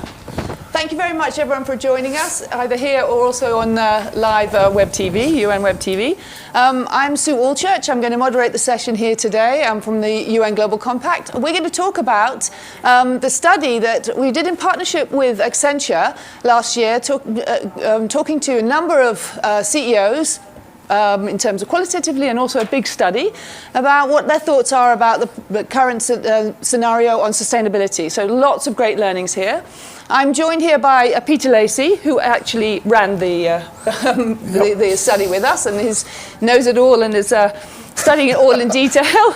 But also, I'm also joined by Rob Schutter here, who is the Group President and CEO of MTN Group in South Africa, telecoms. And it's going to be really interesting to hear from him about how the telecoms industry is picking up this agenda and the impact that it has. Because as you will see, it is indeed a call to action. So, in order to give you all an overview first, before we go into some of those specific data points, Peter, why don't you give us an overview about the study itself? So this was a partnership project, as you said, between the UN Global Compact and Accenture, and we surveyed more than 1,000 CEOs, and did one-to-one interviews with more than 120, and that was right across industries, so more than 20 industries, right across geographies. So hopefully a good bellwether, if you like, of what the sentiment was from CEOs globally on this topic of sustainability and sustainable development. 3 findings that I would highlight. The first is that perhaps pessimistically at some level, or at least certainly very reflectively and honestly, this group of CEOs felt that business needed to do more. Only 21% of CEOs that we surveyed told us that they felt that their business was making a critical contribution on the SDGs. And these are leading companies. These are already companies, in many cases, members of the Global Compact who are doing a lot, but they feel like there's still a gap between what they're doing and what's needed. That's the first. Now, the second, I think, is a bit more optimistic. The second is that CEOs feel, by and large, despite there are plenty of barriers, political uncertainty, the need to deliver ever greater shareholder returns, cost consciousness, all those things, actually they felt all the tools that are needed to deliver on sustainable development are there. The technologies, the processes, the increasing consumer awareness and engagement, employee awareness and engagement. So they felt positive that we can do it if we find the right way to work together to set policy frameworks and business innovation. So that's the second finding. It's a bit more optimistic. The third finding, I think, is really interesting, is kind of twofold, which is they felt that the biggest game in town, maybe this plays to you, Rob, in terms of technology, was that there's a huge untapped opportunity to align investments in technology, physical, biological, digital technologies, with sustainable development outcomes, and that really we only scratched the surface of what's possible with some of those technologies to help drive sustainability, from clean energy to things like blockchain and transparency, right across the board, and that really leaders need to step up in clusters, in their industries, and as individual companies in order to realise some of that benefit. Yeah, that's an interesting summary. So I think what we're hearing is that CEOs themselves realise and are prepared to step up and make this change. And self-awareness, which is great. And there's a stat that hit me out of the report, which is that 71% of CEOs believe that with increased commitment, they can make a profound impact on our speed of and actual delivery of the Sustainable Development Goals. So I'd be interested to hear why, Peter, why is the private sector and the CEOs so critical to this delivery? I mean, they believe it, so... I think they do believe it, and maybe Rob can talk from the perspective of one of the members. I mean, I would say it's a necessity, increasingly, from a business perspective. I think that stakeholder lens is about your license to operate and your license to innovate and grow. You know, in disruptive, uncertain times, you need to take stakeholders on a journey. They can be employees, they can be suppliers, they can be customers, and actually they need to trust in your business, and that they trust that you have a North Star in terms of what you're trying to achieve as a business, and that you have consistent principles and that you have values. I think that matters increasingly. I think it matters increasingly. It's changing the cost base of firms. Resource efficiency, climate change, these things do change. But I think also what we did hear from these leaders is there's a growing bunch of leaders for whom this really just matters. Funnily enough, this is an anecdote, but we heard from a lot of CEOs that their children are giving them a really hard time. We've never heard that before. A lot of them say employees give them a hard time, but their children and their communities around them giving. We heard that consistently from CEOs. CEOs are not, they're not aliens. They're humans, in my experience of working with them. I hope. I'm relieved to hear that. And Rob, your perspective on that in terms of your reflection on the 71% of CEOs who believe with a bit more action we can make a huge impact. Oh, the first thing is, in my house, if anybody pulls out a plastic straw, done. You are in terrible trouble. They're out. So there's no doubt there's a growing awareness. So you know what? My reflection would be that I think we are moving into a whole new paradigm around sustainability. Right. I think in the early days, what companies used to do is they used to take a portion of their profits and they used to put it in a charitable foundation. They used to do good work. That was a corporate social investment. And that sort of moved on to starting to worry about the effect of the business on the environment, with carbon, water, waste, corporate social responsibility. And I think as we move into phase 3 of sustainability, it's about the sustainability of the core enterprise. I was asked once, do you have a sustainability strategy? And I said, no, what we need is a sustainable strategy. Yes. So I think the progressive corporates are taking sustainability and the SDGs and these issues from the periphery of what they do every day to make a living, and they're pulling them into the center. And the early adopters are altruists. They are enlightened capitalists, you could say. But we are far beyond that now. Because to be honest, being a good business is good business. It's the only way you will keep your employees motivated and engaged, millennials in particular. Investors are increasingly focused on ESG characteristics. Totally. So, I go to investor meetings where I have to explain, EBITDA margin, growth, tax, and then carbon. And what are you doing for gender equality? And what do your own statistics look like? And what impact are you trying to make on the world? You look more recently at some of the narrative from big asset managers like BlackRock. They are demanding this of these private sector business entities. So I really think that smart business is leaning into this. Now, of course, for MTN, we run mobile networks across Africa. And what is most needed in our markets is digital inclusion, financial inclusion, and that's actually right in the core of our business. I guess just the connectedness. Just connectivity. So we're very fortunate that what the citizens and our customers need is very much what we need to do actually to move forward as a commercial entity. And that's not the same for everybody. But we are also trying to embed all of these into the core business. So we have one corporate narrative, and I think that really will resonate with investors and key stakeholders. I think that makes sense, because indeed all the progress that we have made, like even since the Millennium Development Goals, has been driven by economic progress. So the economic progress has to be inclusive, has to be respectful of the environment, of human rights, and then we're on the journey. So I think really making it core to your business is what we need. Sorry. I'd just like to pick up on your other point, which was the investors. So interesting, because this study showed that only 26% of those CEOs feel that they are being asked, requested, and demanded from the investor community on this subject, which I find interesting as well, because externally you see a lot of communication on that. But Peter, do you want to pick up on that? I think there's 3 ways I would explain that. And so I think one is there are big regional differences, and we did see, I think in Africa there's a lot of responsible investment, even at the level of sort of what is the impact of investments. If you look at some of Old Mutual and the bigger firms investing in Africa, I do think there is actually a broader social consciousness in that. We did see that, we heard that. So there are regional differences, but it is true that in the capital markets, what we heard was very mixed messages. Right? So, and I'll caveat that by saying, to Rob's point, it has changed in the last 6 months. Yeah, okay. Right? And you don't forget, we did the CEO study in the middle yes. of last year. Yeah. And I promise, and that's not something to say lightly, but I really do. And this Davos has been the most. I had a conversation this morning with our Chief Technology Officer. He said, well, look, what's the year looking like for the global economy? And I said to him, well, this is the 12th year in Davos, and every year you get a good fix on the global economy in one way. I said, I don't know, I haven't really heard, right? Because we're talking about much bigger systemic issues in almost every conversation. It isn't about US-China trade, it isn't about 1% of GDP here or the headwinds here. It hasn't been about that this time. I think it's playing out that's true in the investor piece. Larry Fink's letter this year, last 6 years has been, well, CEOs look at long-term capitalism. Well, yeah, of course. This year, real teeth. This year, if we are going to think about disinvesting in certain industries, certain businesses, or investing in other industries.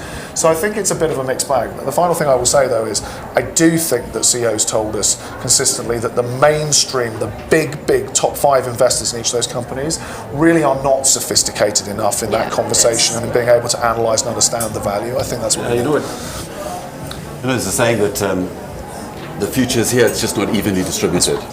So this 23% I think is a reflection. It's a reflection of that. It's a regional thing. Yeah. And if we don't get ourselves organized as big business, we are going to find this wave breaking over us, and we need to be surfing the wave.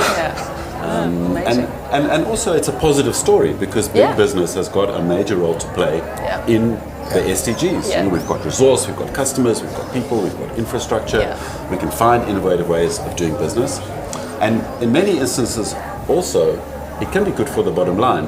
We need to move away from this dialogue that, yes, somehow we can do cost, but or if, and look for that intersection between what's good for people, what's good for planet, what's good for profit. And then there is a big area of commonality there that can be explored. And even this morning, talking to the CEO of the private bank at HSBC, it was an open session, so I'm sure he doesn't mind me talking about it. Even in this last 6 to 12 months, high net worth individuals, a lot of capital flowing from those individuals. ESG as a core investment theme, not as philanthropy, but actually wanting to know the core investment themes, of the companies that are working. I think you may remember this, Sue, but I think it was 3 years ago we wrote a report with the PRI, with the investment group that works with the UN Global Compact, that span out of the Compact, and we talked about the dialogue of the deaf, right? In the sense that there was an SRI community, but a group of mainstream investors that weren't really paying attention, and at the same time CEOs were moaning that the investors didn't really understand how to value these things, but weren't actually putting it in financial and valuation terms. We're talking more at high level and more in your corporate social responsibility phase of the evolution that you talked about. I think that's now not true. I think they're listening, but I think we've got to work out what we're going to do rather than necessarily just agree that there's something that needs to be done. We need to get it into valuation. We need to get it into corporate performance. We need to understand the relationship between ESG issues and financial issues, to your point, so we understand where there may be a cost and there may be a trade-off worth making versus where actually in many cases there are very positive MPV projects around sustainability and responsible business. And I think the other thing is that investors generally are not investors. Investors are managing investments on behalf of somebody else.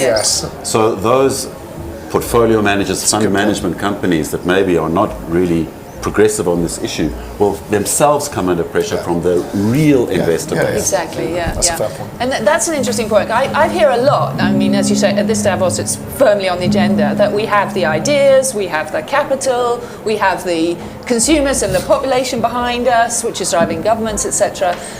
So that's great. And this interesting, the idea that we have everything to enable us particularly to work on climate. One of the things that the CEOs in this study mentioned was technology and this fourth industrial revolution. I mean, 63% of them said it's going to be critical, it's in our hands, we can make it happen. So I'd be interested to hear actually from you, Rob, you're right in telecoms. What tangibly is it that technology is available for us can deliver? And then Peter, you might have a broader perspective on that. If I could be slightly provocative, it'd be interesting if you asked how many of them if they knew what it actually was. No, yeah, probably not. They go, it's the Industrial Revolution. Yeah, because people talk a lot about the fourth industrial revolution, and you say, just remind me on the second and the third. I was like, oh my word, So to be honest, it has become a little bit of a buzz terminology. Yes. And we always try and think about the fact that second industrial revolution was really electrification that allowed the mechanization of steam, etc., to be pervasive. And the third revolution was around semiconductors, computers, and the internet. Yeah. And that was built on top of an electrified society. Yeah. And the 4IR around AI, machine learning, is fundamentally dependent on connectivity. So, one point I'm always making, particularly for the emerging markets that we're in, Sub-Saharan Africa has an electrification ratio of 45%. Okay? So there is no 4IR without connectivity. And there is no connectivity of networks or devices without power. Yeah. And of course, if we are going to increase the power availability through these markets, this needs to be done in a modern way. Yeah. The last thing we all need is more, coal-fired power stations, bridging that gap. So I think that is super important. But going back to the original question, I think what many businesses are seeing, that technology is maybe not necessarily going to change absolutely the core business.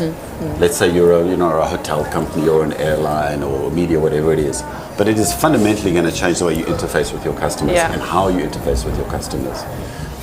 And in that modernization comes a lot of sustainability benefits. The old days we got paper statements in an envelope from a bank. No more. So everything's being digitized, it's easier to interact, things are quicker, they're faster, they're more convenient. All of this is good for the planet. I think particularly though in 4IR, it's AI and machine learning that people are looking at and saying, wow, this can be profound. I don't really know how it's going to work. So I'm sort of excited, but in a slightly anxious way. Because I don't want to be left behind, and I'm not sure where exactly to put my investment. I think that's a little bit what you're seeing in this in the report. This is sort of anxious excitement about what the 4IR will bring. Yeah, and maybe what the impact that will have on role jobs and etc. I think that's right, and I think so. I would say AI and machine learning is probably the anchor concept in digital that you sort of the others connect to. I think then in physical technologies, I think the shift from carbon intensive to renewable and clean energies, and then in the biological science, you've got genomics and the extraordinary. And you put those three things together and combine them, and you get some extraordinary opportunities to think about the SDGs differently in your business, in your products and your services, not just the way you run the business. And I think some of the stuff you guys are doing in telco, and I agree, you've obviously got the development phases, but the connected devices and the connected world and the extent to which that gives us a chance to drive the productivity and interconnectivity of machines, physical machines, infrastructure, that allows actually the potential for us to think about radical decarbonisation and circular economy. I think in the next decade, those technologies are actually going to allow us to do things that we haven't been able to in the past. Now, for example, in circular economy, it allows us to shift from products to service models because of embedded technologies and devices that you can track and trace and understand their performance, rather than ownership, which are radically more sustainable. And so coming at the problem from lots of different ways. I think what I would say about technology, we talk about the decade of action in the UN Global Compact. Accenture talks about the decade of delivery ahead of us. We've got and I think this is really the conversation here this week at Davos, we've got a decade ahead of us where capitalism itself needs to demonstrate that it can deliver for the many, for not the few, and it can tackle inequality. It can deliver a broader set of goals. We need to show that model can deliver sustainable development, and that we can deliver on that. And thirdly, we need to show that technology can deliver value. Because so far, to the point about fourth industrial revolution, it hasn't been much of a revolution if you look at GDP. Right? In the other revolutions, it genuinely revolutionized GDP, and you saw these spikes and this kind of moving to a new plane of an economy. Technology so far has held out that promise. I believe it can deliver that, but it hasn't yet delivered. So actually, digitization, digital transformation, there have been winners, there's been real pockets of success, but consistently across companies, consistently across the company, we cannot say yet that it really is a revolution. I think we can say there's a promise of a revolution. And this is the decade where we have to deliver on that, but deliver on a way that actually is sustainable and that does it so for many. Excellent. Very, very interesting. So, summarising on the study, it's essentially saying there's a big call to action and there's a lot more that we need to do, but it's possible, and most encouragingly, CEOs believe it. And they're behind it. And we have 4,000 days left. 4,000 less than 4,000 days left to deliver. Take out a few bank holidays and weekends, which I hope you all have. We've got to get to work. Thank you very much, both of you, Roman. It's really, really been fantastic. And anyone who wants to get more of the study, it's on the UN Global Compact site and available for anyone to read. And obviously, we're here to follow up and explain any questions, answer any questions that you have on it. Thank you very much. Thank you. Cheers.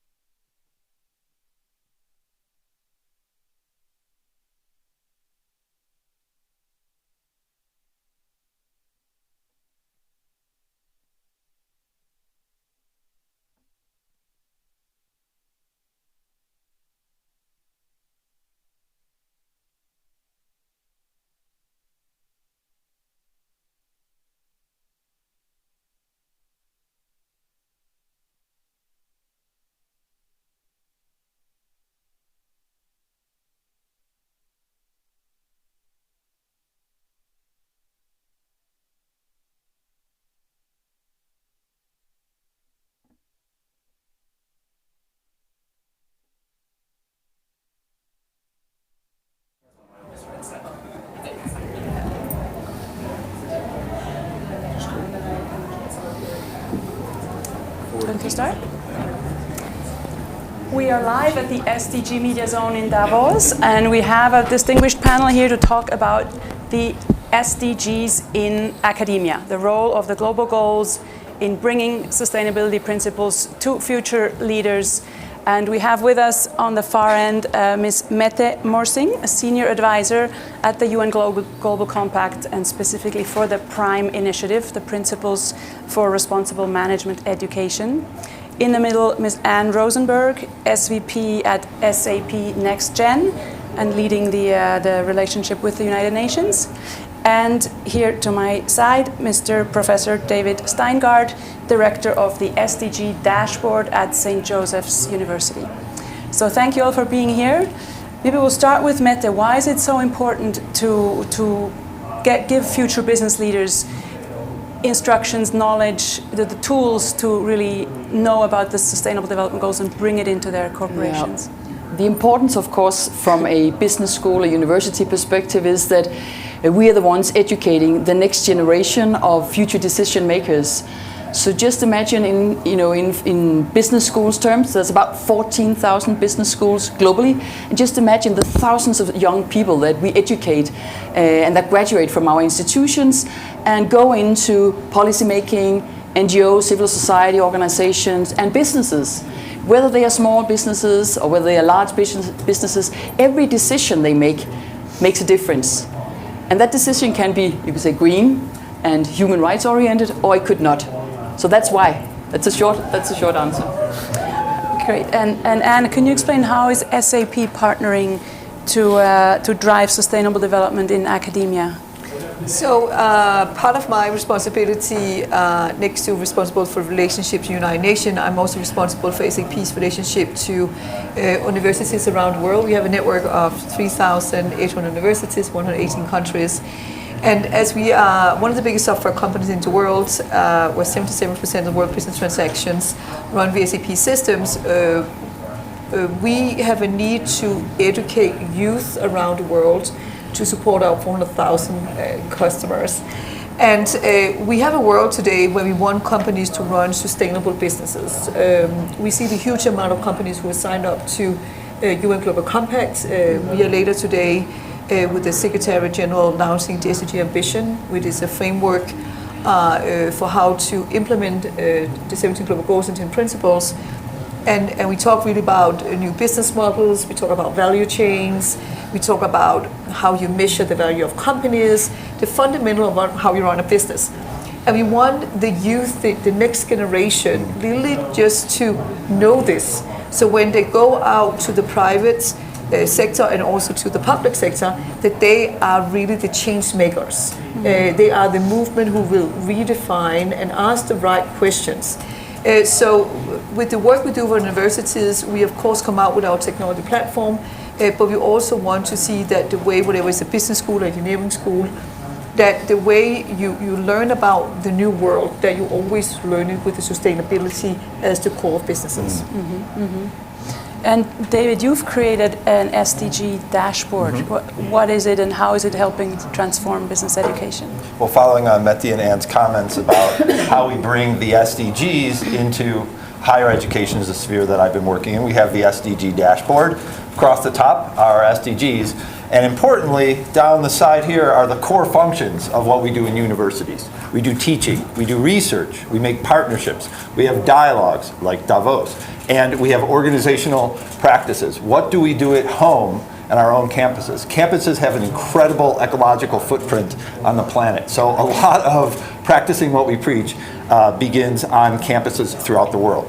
So what this dashboard does is it takes the best practices that are out there in the world from universities to impact SDGs. So if a school in Nigeria, as an example, has a program on leadership development for women, that's number 5, gender equality. That goes into the dashboard, and that is instantly accessible by any other professor, any other faculty, any other university around the world, so they can have access to that information.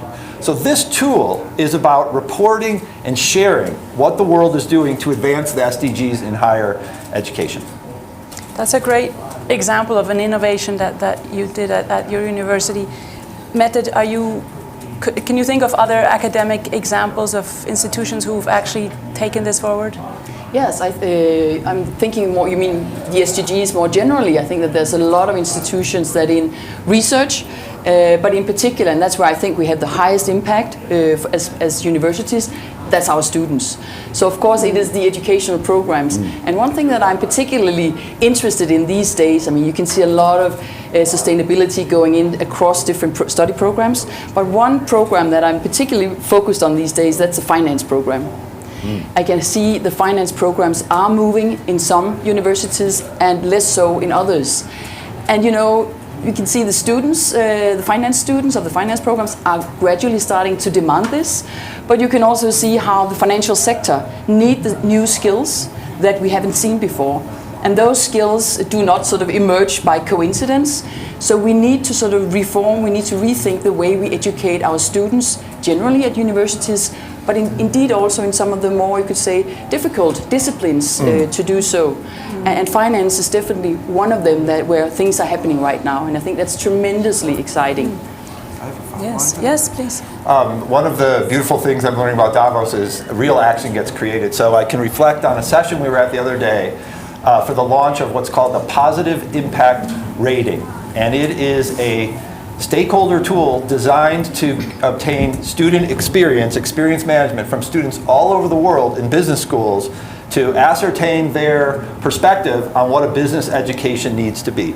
And it was astounding listening to the results of what the youth on this planet want. They want an education that's infused with sustainability. They want decent work and economic growth. They want dignity. They want equality. And now the global university system is going to have access to this information. And it's not opinion, it's experience. It's the reality of what they're doing as students. And we are going to reform and transform higher education. And the dashboard we're looking to in the vision to be an integral tool to help advance those practices. And Anne, Mette mentioned the shift in the finance programs that we're seeing. Do you see other trends in academia of how those principles are being integrated? Yeah, so a lot of universities, and I really want to thank UN and UN Global Compact and the Prime, they have really engaged with universities around the world in a very unique way. And I think we all need to understand that we are all coming together now to work together to achieve the 2030 agenda. And universities, for me, have two roles they need to take very, very seriously, and that's the call to the action for the academic world. One is that they should educate for green jobs. And speaking on behalf of the private sector are now beginning to request that, right?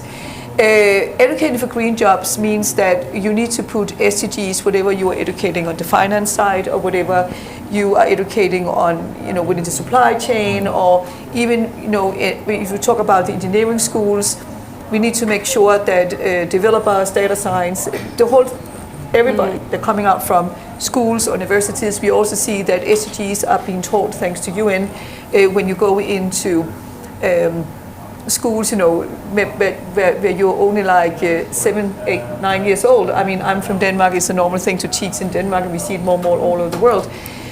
So the responsibility the university need to take to make sure that they bring it into education, that's one thing they need to make sure. Secondly, what they need to make sure is that if you think about the amount of research, PhDs, co-innovation, assignments, I have been, next to my work at SAP, I've been teaching a lot at a number of universities.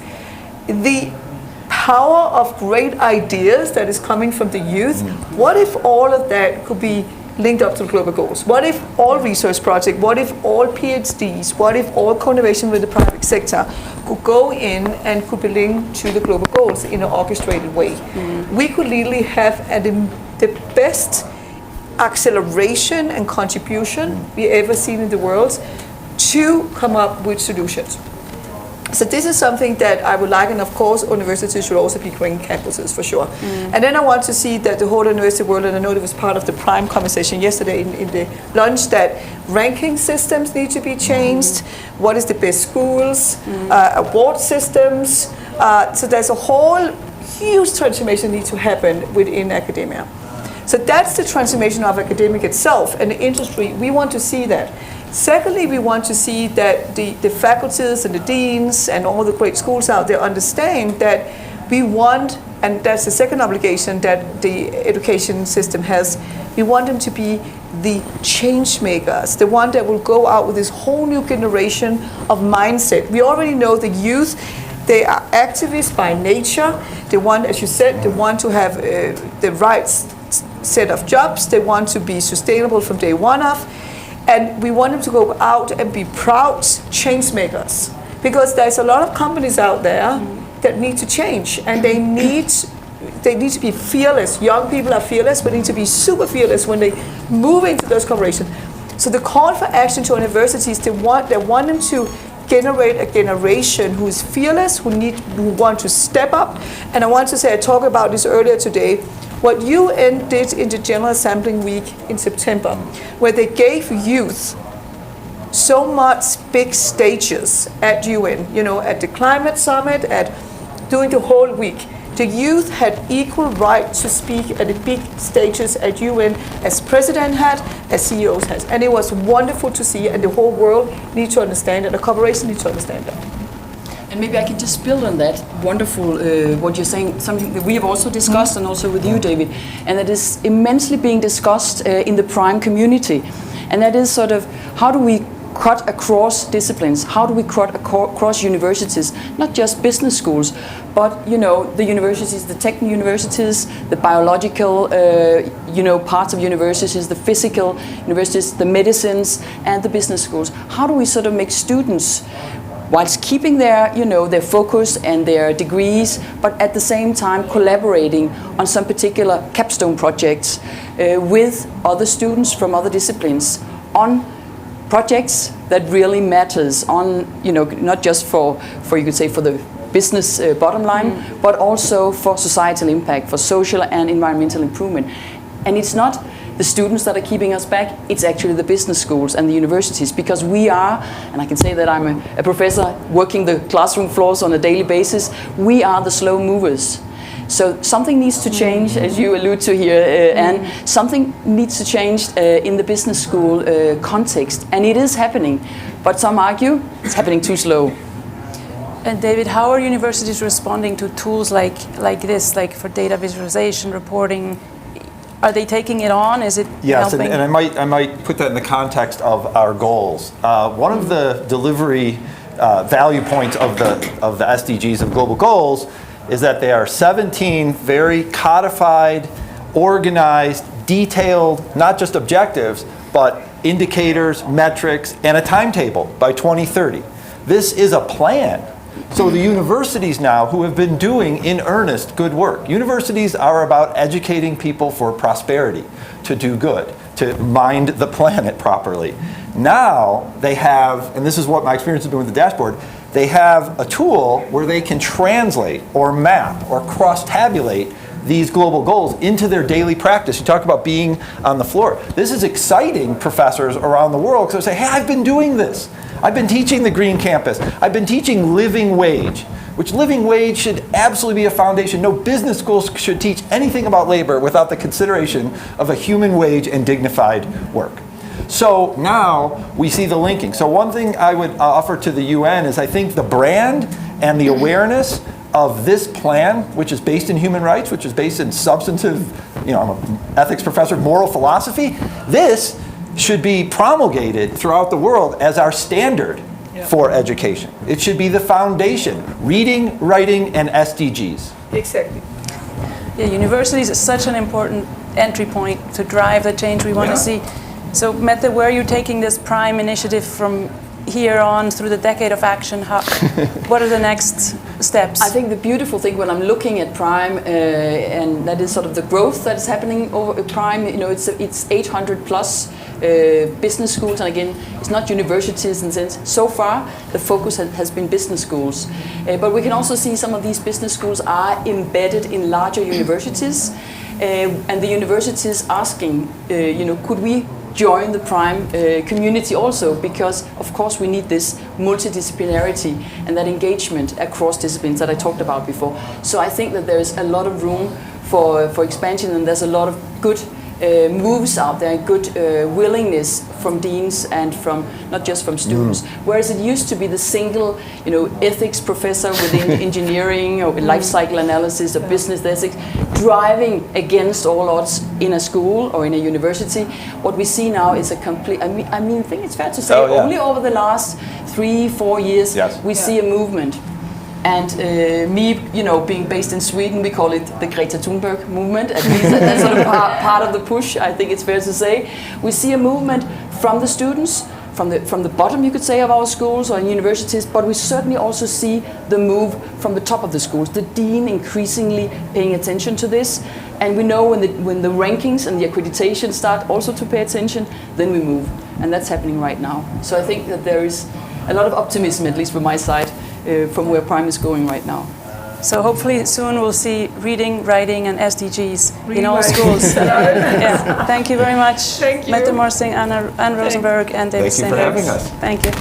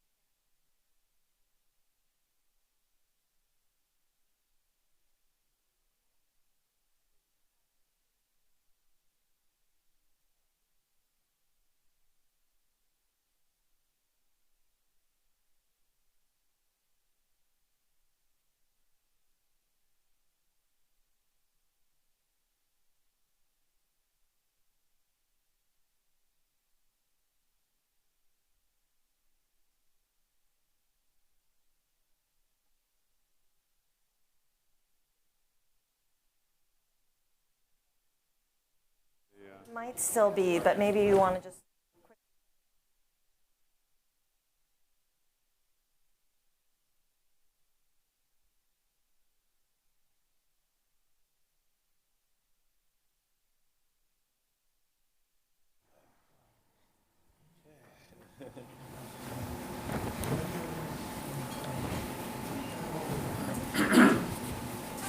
Hi everyone, welcome to the UN SDG Media Zone live from Davos. I'm Colleen Connors with the UN Global Compact, and I'm here today with three really amazing guests. We've got Raleigh Mampule, who is the founder of Raleigh and Mackenzie Mampule, and also a founding donor to the Global Surgery Foundation, which just launched yesterday here in Davos. Then we also have here, we have Lena Roa, who is a Paul Farmer Research Fellow at Harvard Medical School, as well as a resident in gynecology at the University of Alberta. And finally on the end here, we have Dr. Geoff Ibbotson, who is the Executive Director and founder of the Global Surgery Foundation. So welcome all of you to the SDG Media Zone at Davos. So Geoff, maybe we can start with you. Tell us, why did you start the Global Surgery Foundation? Well, first, I should mention that it's not just me founding and starting it, it's a whole team of people. But as a surgeon myself and working on the field in low-income countries around the world, we just saw the tremendous need for making a difference in surgery on the field. And in 2015, the Lancet Commission on Global Surgery revealed the shocking data of what was actually happening, and up to 5 billion people worldwide do not have access to even the most basic surgical care. And so we wanted to build a common platform based in the United Nations to work with all the different stakeholders to help address this problem. Amazing, thank you. Raleigh, you have quite the interesting background. Can you tell us a little bit more about yourself and why you got involved with the Global Surgery Foundation? Yes, so I'm an entrepreneur in South Africa, and our business is mainly in the affordable housing space. So we're helping South Africa in accelerating the delivery of affordable housing. I got an interest in the Global Surgery Foundation when I met with Jeff through a common friend, and he then preached to me about the challenges that are there in terms of surgery in the health space. And when he spoke to me, it really touched my heart because it reminded me of a personal situation that I was involved in, where I lost my sister through this type of situations where there were no either facilities or the will to sort of help people that were underprivileged. And when he told me about GSF, I certainly had an interest, and we had also sold some of our businesses in South Africa and started new businesses, and we then said, I think we should be able to put some resources and also taking a lead as an African entrepreneur in terms of us making a change both in the continent but also globally, and really making Africans to take a lead in the space of health as well. Amazing. I mean, I think it's really a very clear example of how entrepreneurs can get involved in really important initiatives like this. Yes. Now, Lena, we were just talking before we went live, and you told me this really kind of devastating statistic, which is that every 3 minutes globally, a woman dies from pregnancy-related conditions, which was just sort of incredible to hear. Can you discuss the situation around maternal health and surgery and why Harvard is partnering to support this work? Absolutely. Yes, unfortunately, a lot of women are dying due to childbirth-related complications. 99% of them are preventable, and most of them are happening in low and middle-income countries. Now, surgery has a key role to play to address maternal mortality because interventions like cesarean sections and hysterectomies can save lives of a lot of these women. Now, we know that it's not only about accessing care, it's also about good quality care. So for example, we know that in Africa, a woman is 50 times more likely to die after a cesarean section compared with high-income countries. So even though they're getting the surgery, it's not high quality, and so unfortunately, a lot of women are dying. This has, of course, huge impacts on households' income, on a lot of women take care of the grandparents, a lot of children are left orphans, and we talk about a lot of numbers, but behind every number, there's a person. It's someone's sister, someone's wife, someone's mother. So I think that's what moves me personally to advocate and work for global surgery. And at Harvard, we focus a lot on the academic part, the research part, to inform policies that will then have an impact to improve access to global surgery. And so how would you hope that the Global Surgery Foundation could address this issue of maternal health? So I think the Global Surgery Foundation has a huge potential as a platform to bring together different stakeholders. So at Harvard, we're mostly academics, but it brings together United Nations agencies, government, entrepreneurs, different stakeholders that are all needed to build strong health systems. Geoff, so right now I think a lot of the news is around certain pandemics. We've all been hearing about the coronavirus that has been spreading really quickly across China right now. I mean, how do you attract attention to non-communicable diseases? And the global health system seems to be focused so much on outbreaks and emergencies. How do you bring it back to something like surgery and non-communicable diseases? Well, the problem with surgery is that it's an ongoing thing. It doesn't change and doesn't go necessarily from crisis to crisis. The responses to crises like the coronavirus or Ebola are very important, and we need to focus on that. But if we're just running from crisis to crisis, we're not actually building up the system. And we'll be able to deal with crises much better if we have a strong foundation of a health system. And that's what surgery does. Surgery, if you invest into surgery, you actually support and build up the entire health system. We're not talking about a vertical silo here. We're talking about a cross-cutting and right across the entire span of healthcare. So, and the business leaders get that. The guys here at Davos, they understand that. If you run your business from crisis to crisis, you're never going to grow.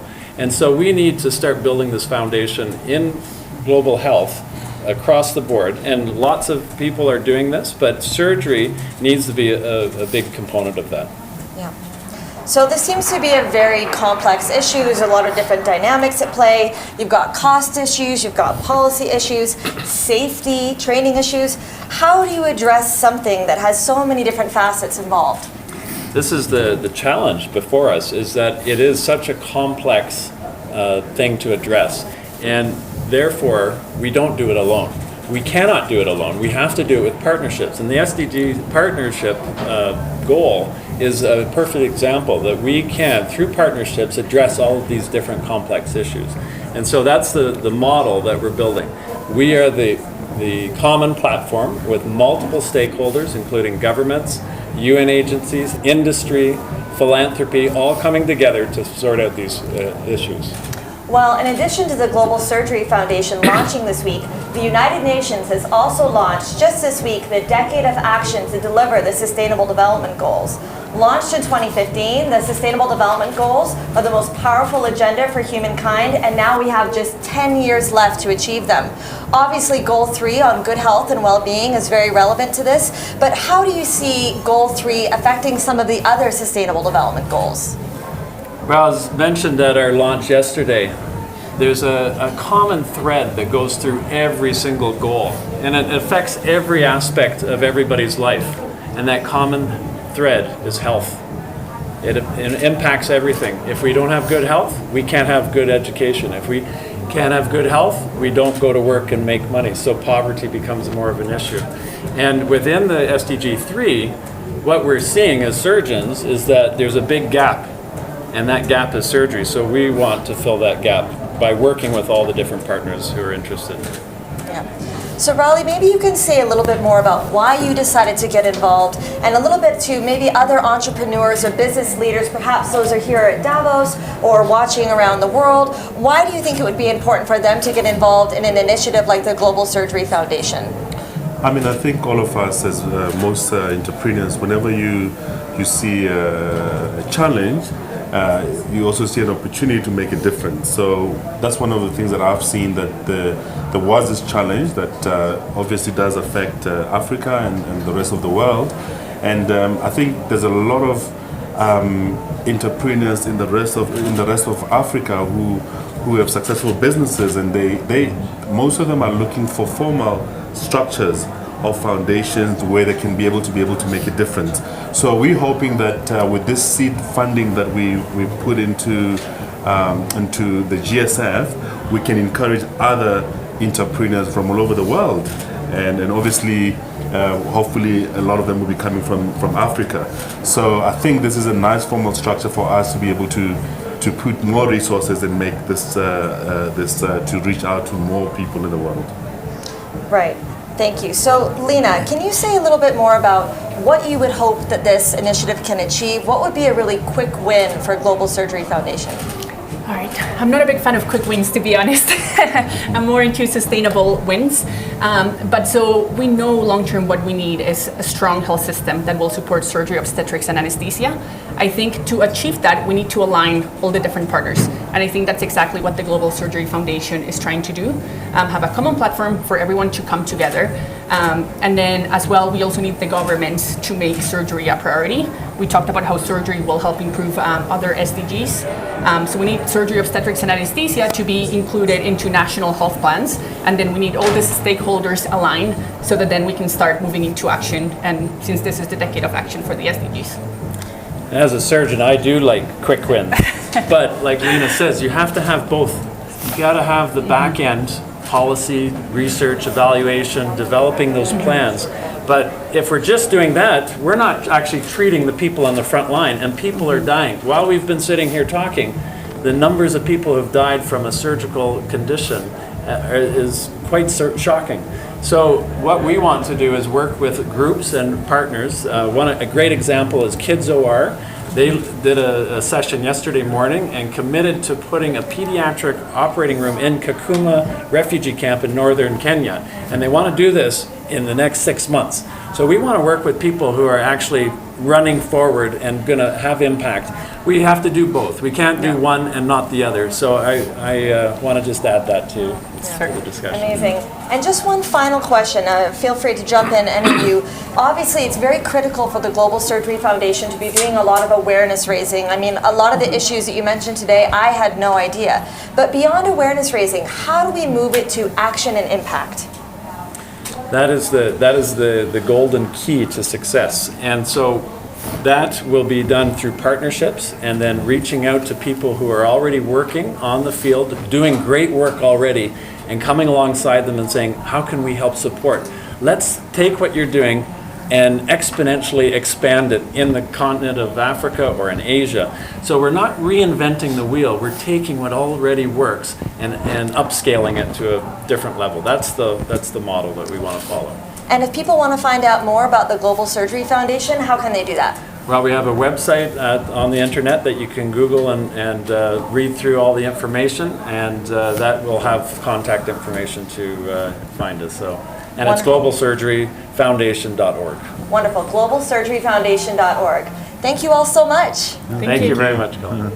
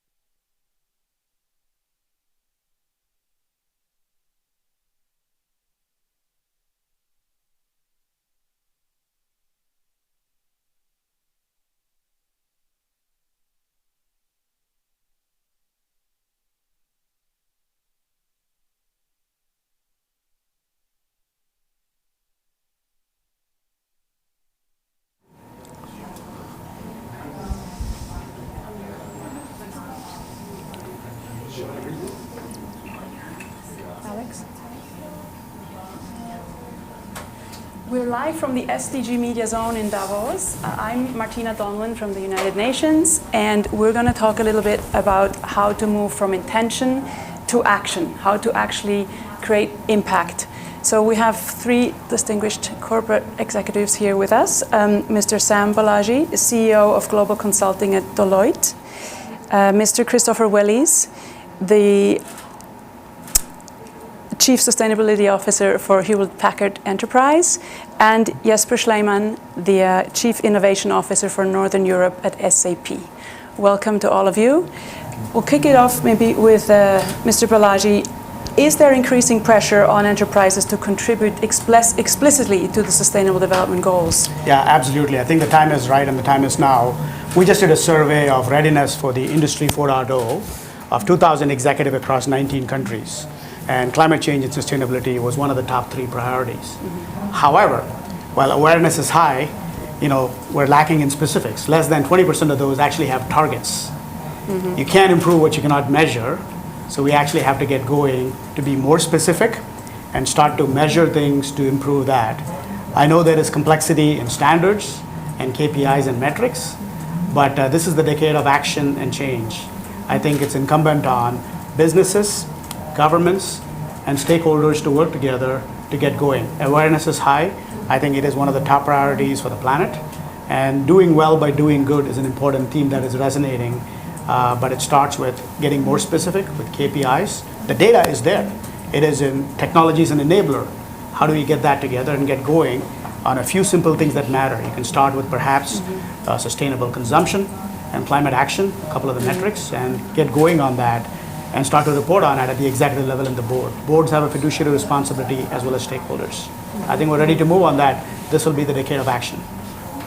And Chris, can you talk a little more about what challenges exactly enterprises are facing when working with the SDGs? Sure. I mean, there's a maze of complexity when it comes to reporting, particularly in the rise of ESG in this modern day. There are a number of third-party ratings agencies. I think at last count, there were over 350 that we actually evaluated.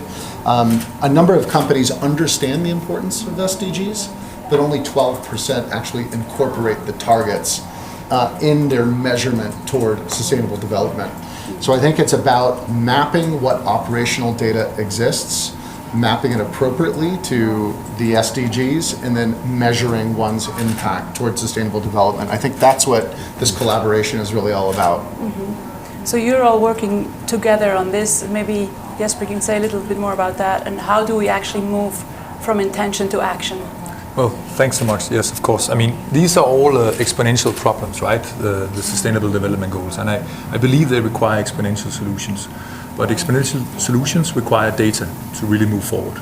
So it is a crucial topic. So it also requires a more aligned and shared measurement to do this.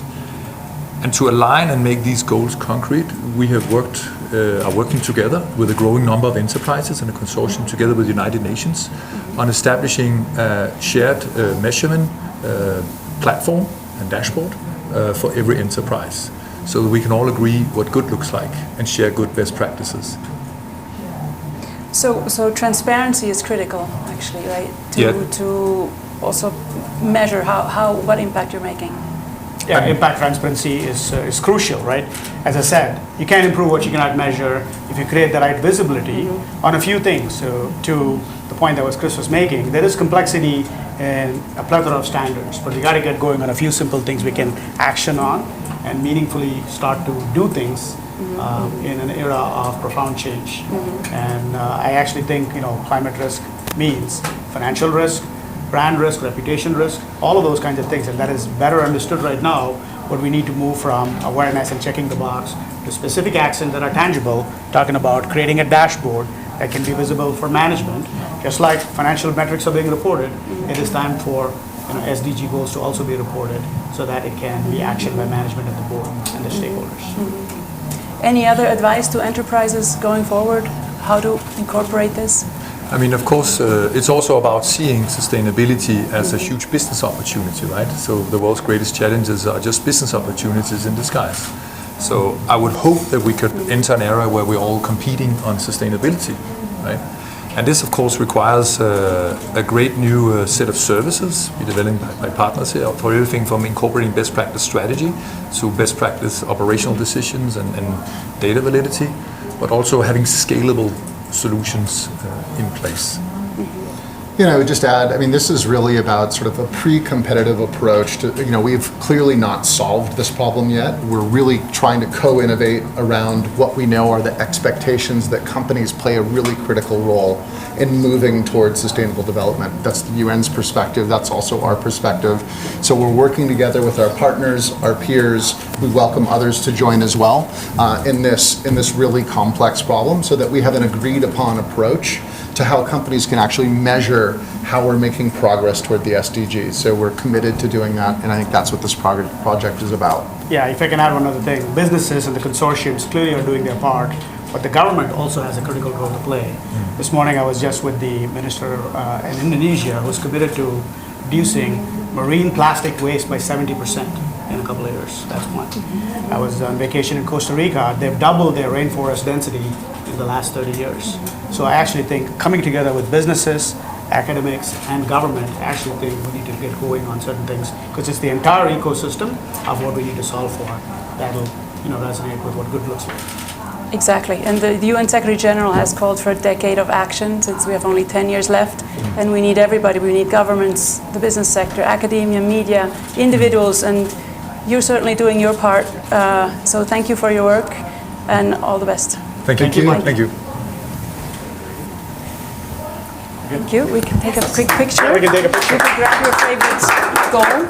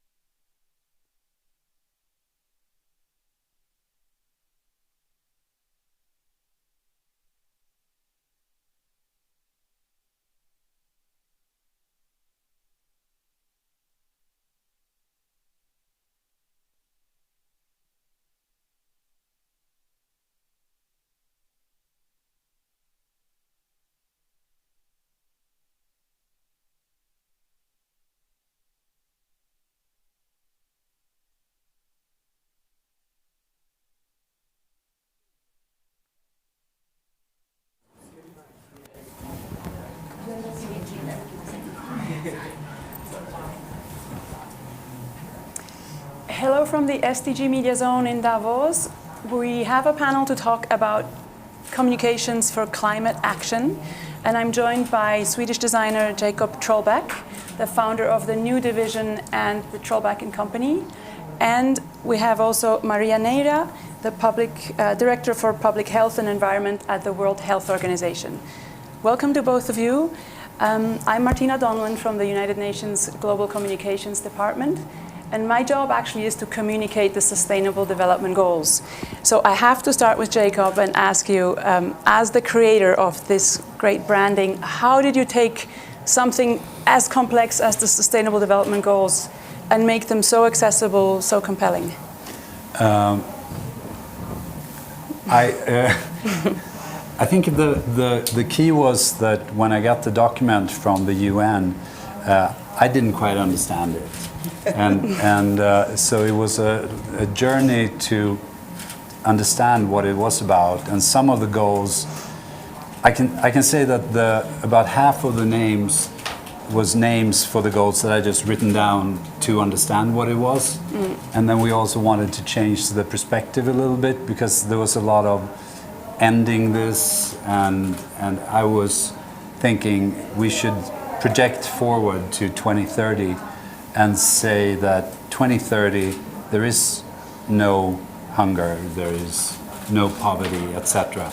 So we started by just thinking about what the wordings would be for it. And then we tried to make it as simple as possible so that it would be just names, sort of headlines for what these goals were. And then once we understood how the goals were grouped, it got much easier to start to think about symbols for them. So it came from just making the language much easier to understand. And that, of course, I have a long background in branding and advertising, and that's sort of what you do there. You make sure that the messages are as easily understood as possible. So, and then I can say that it was also clear after a while that the 17 goals aren't actually, in a sense, not goals. They're categories, because the real goals are in the 169 targets. So if you think about them as setting headlines for a lot of action that is clearly defined in the targets, then you have a pretty good start to create a system that's easier to understand. And now, of course, you also help companies communicate sustainability, and you do anything from branding to campaigns. So I want to come back to you later and talk a little more about how we take these goals now and create content that actually moves people and inspires action. But first, WHO, how do you communicate for climate action? I mean, health and climate, obviously there's a strong link there. We changed completely our approach to communicate about climate change and health. And we did that because we realized that people were focusing very much on next generation glaciers and melting of those glaciers and polar bears. And like you, we were thinking this is too complicated for people to make the connection between climate change and our health. But then we started to see that most of the causes that are responsible for the global warming are as well responsible for air pollution. And for us, air pollution is killing 7 million every year, 7 million premature deaths every year. That's the message. Look at your lungs. So we're telling people, whenever they talk about climate change, put the polar bear, put the planet, but put as well a couple of lungs. And then you will have a better picture of what climate change means to you. So I'm very happy that you put it on the SDG 3, the one on health. You put an electrocardiogram, which is very medical oriented, but it keeps us very much focused on health. But at the same time, you have a little heart. And this is where we want to focus. So it's not all about treating diseases. It's very much about preventing those diseases. And if you tackle the causes of climate change, the incredible benefits you can have for the health of the people are amazing. I mean, the whole Paris Treaty is nothing else than a public health treaty. They don't know it, but we know it. So if we implement the Paris Treaty, the health benefits will be incredible. So our communication has definitely changed a lot. put health at front and then people will understand. Put asthma, use asthma, and this visualize immediately for people that if they breathe toxic air, then I know what I am feeling. Well, if you tell them about climate change and health, it will take a while to understand. But if you say, if you breathe toxic air, and unfortunately millions and millions of people today around the world are breathing this very toxic air, they know very well what that means and how they are coughing and how they are suffering and how they are having asthma cases around them, and then lung cancer if you are exposed for a long time, and then they really understand that language very well. But we wanted to do it in positive. We don't want to communicate apocalyptic things or negative ones, yes. Right, we have to make it personal, speak to how it concerns people directly, but then create the positive narrative of what are the solutions out there, what action can they take. We don't want people to feel completely disempowered and hopeless, so how do you do that, Jacob? It's one of the hardest things to deal with, because we gotta have the basic idea that we can fix all of these things, otherwise, nothing is going to happen. The reason why we have to fix it is because the consequences are really dire.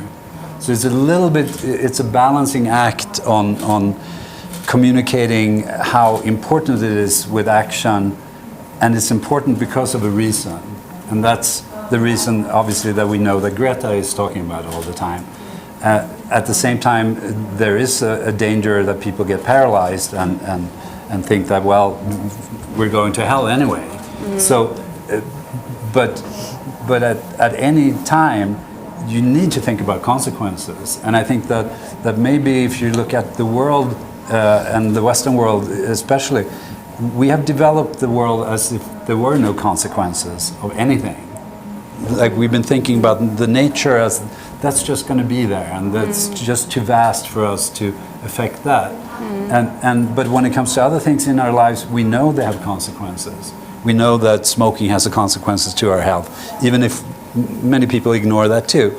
But the balance between really saying that the consequences are dire, but that we can avoid them, that's where we have to be somewhere. Because I don't believe there's a lot of messaging that is together we can fix this, hooray, hooray, and it's more serious than that. And I think that the issues we have are extremely, they have extreme consequences for the whole future of humanity. So it's hard to say that just together we're going to fix this and join us for this and that. There's got to be some serious part of it, because there are serious consequences of this. And we have only 10 years left to achieve the global goals by the 2030 target. So the Secretary General has called for a decade of action, mobilizing everybody everywhere.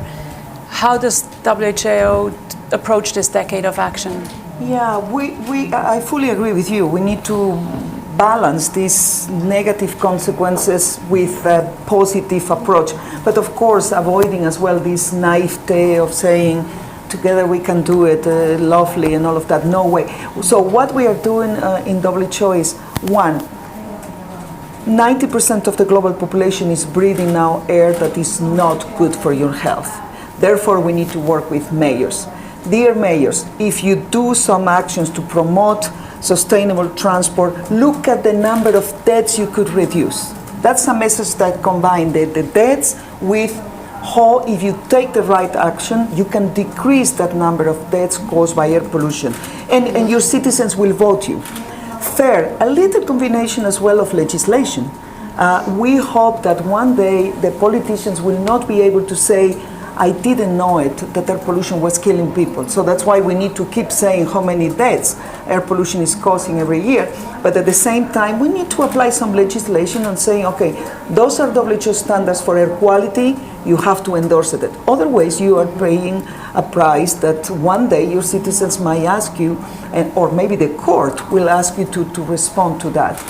Then we need to empower, and we are doing it more and more, the public health community, the health community. We have now pediatricians not only treating the kids with asthma, but they are going out publicly and saying, hey, the reason why there is an increase on asthma cases is because those kids are going back after I treat them to an environment where they cannot breathe.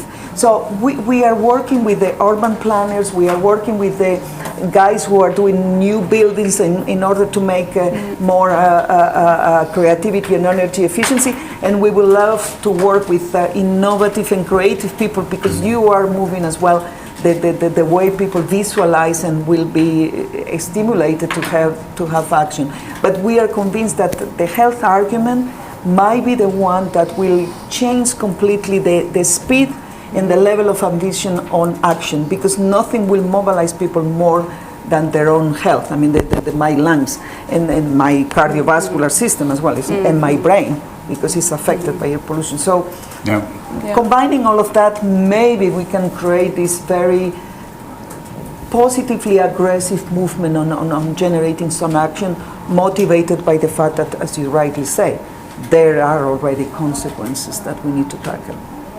And Jacob, maybe a last word on how communications can help drive the changes we need to see on climate, on health, on all of the goals. I think that what we haven't talked so much about is that if you're looking at the 17 global goals and then you look at all of the targets, you actually have a complete map. I would say an almost complete map of all the problems we have in the world, and I think that that's a very educational system, and I think if we're gonna reach 2030 and reach the goals by 2030, there needs to be more knowledge about the targets, and I think that that's something that because that was our second project after we did the 17 goals, that we did all of the 169 targets, and this is something that I think that is instrumental for change. So we've created the same iconic language for all of the targets, and we've put headlines for them also.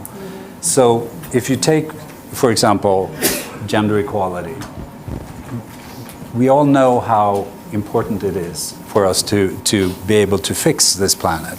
We can't have men dominating the discussions anymore. We need to have different perspectives on it. How many people know what the targets under gender equality is? It's very few. And there are, because there is a target for no discrimination of women. There's not one for no violence against women. There's one against child marriage and genital mutilation. There's targets for unpaid work at home. There are targets for financial resources to women. There are targets for technology support for women. And there are very detailed steps here. And it's all in the targets. And I think that it's a mistake that many people do, that they say that, okay, let's just push out these 17 goals, and the targets, that's just too much for people to deal with, because it's 169 and that's very scary. But this is really where you can find enthusiasm for things, because there is one target against corruption. There is one target for plastic in the ocean. There is one target for sustainable tourism. There is targets for everything, I would say. And these targets, I think we should try to get them out and try to get people to understand them, because that's in the end where the action is. And it's very encouraging to look at them and realizing that the agenda isn't just a feel-good agenda. It has real action points on it. So I'd say these 10 years, which actually technically is 11 years, right? Because the goals go to December 31st, 2030. So we do have 11 years left, even though a decade sounds really great. But we're going to need to work with the targets. And there's enough people in the world to focus on all of the targets. Actually, if you divide it, it's 40 million people that can work on every target, approximately. So that's what I would say. Study up on the targets and find the thing that you're passionate about, and find other people, join them, and do like Greta. Make a noise about it. That's great advice. Yeah. Thank you very much, Jacob Trollbeck, Maria Neira. Thank you so much. Thank you. Thank you. Pleasure. Thank you. Very nice. Very nice to meet you.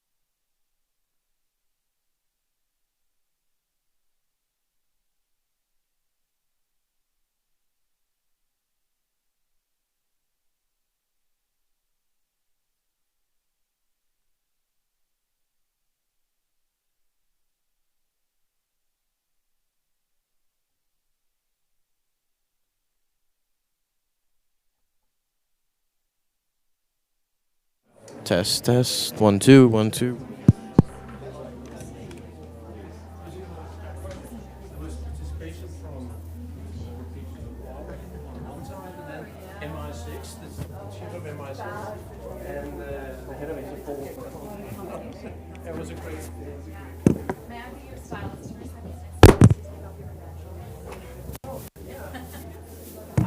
Just so that you cannot move around here without having it. So you almost, we start feeling naked by now if we don't have the name tag.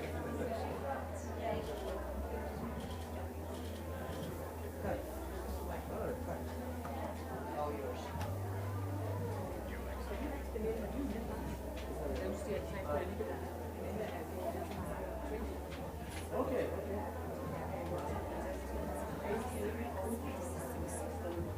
Vi var lige sammen med sin chef. Nej,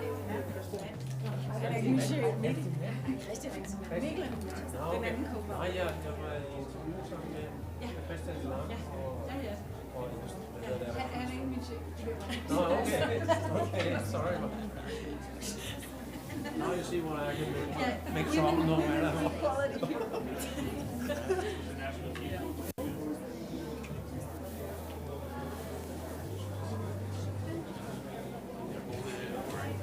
So what do you want us to do? You want to sit down? Yeah, that works too. Okay. All right. Mike and over to the side. Yep, that's good. And I'd really love you to really talk about the organizations Okay. that will work writ large, but also give a take on how you're looking at this decade of action for the Sustainable Development Goals. Yes, yes. Where you see that organizations can contribute as well as other. Yeah.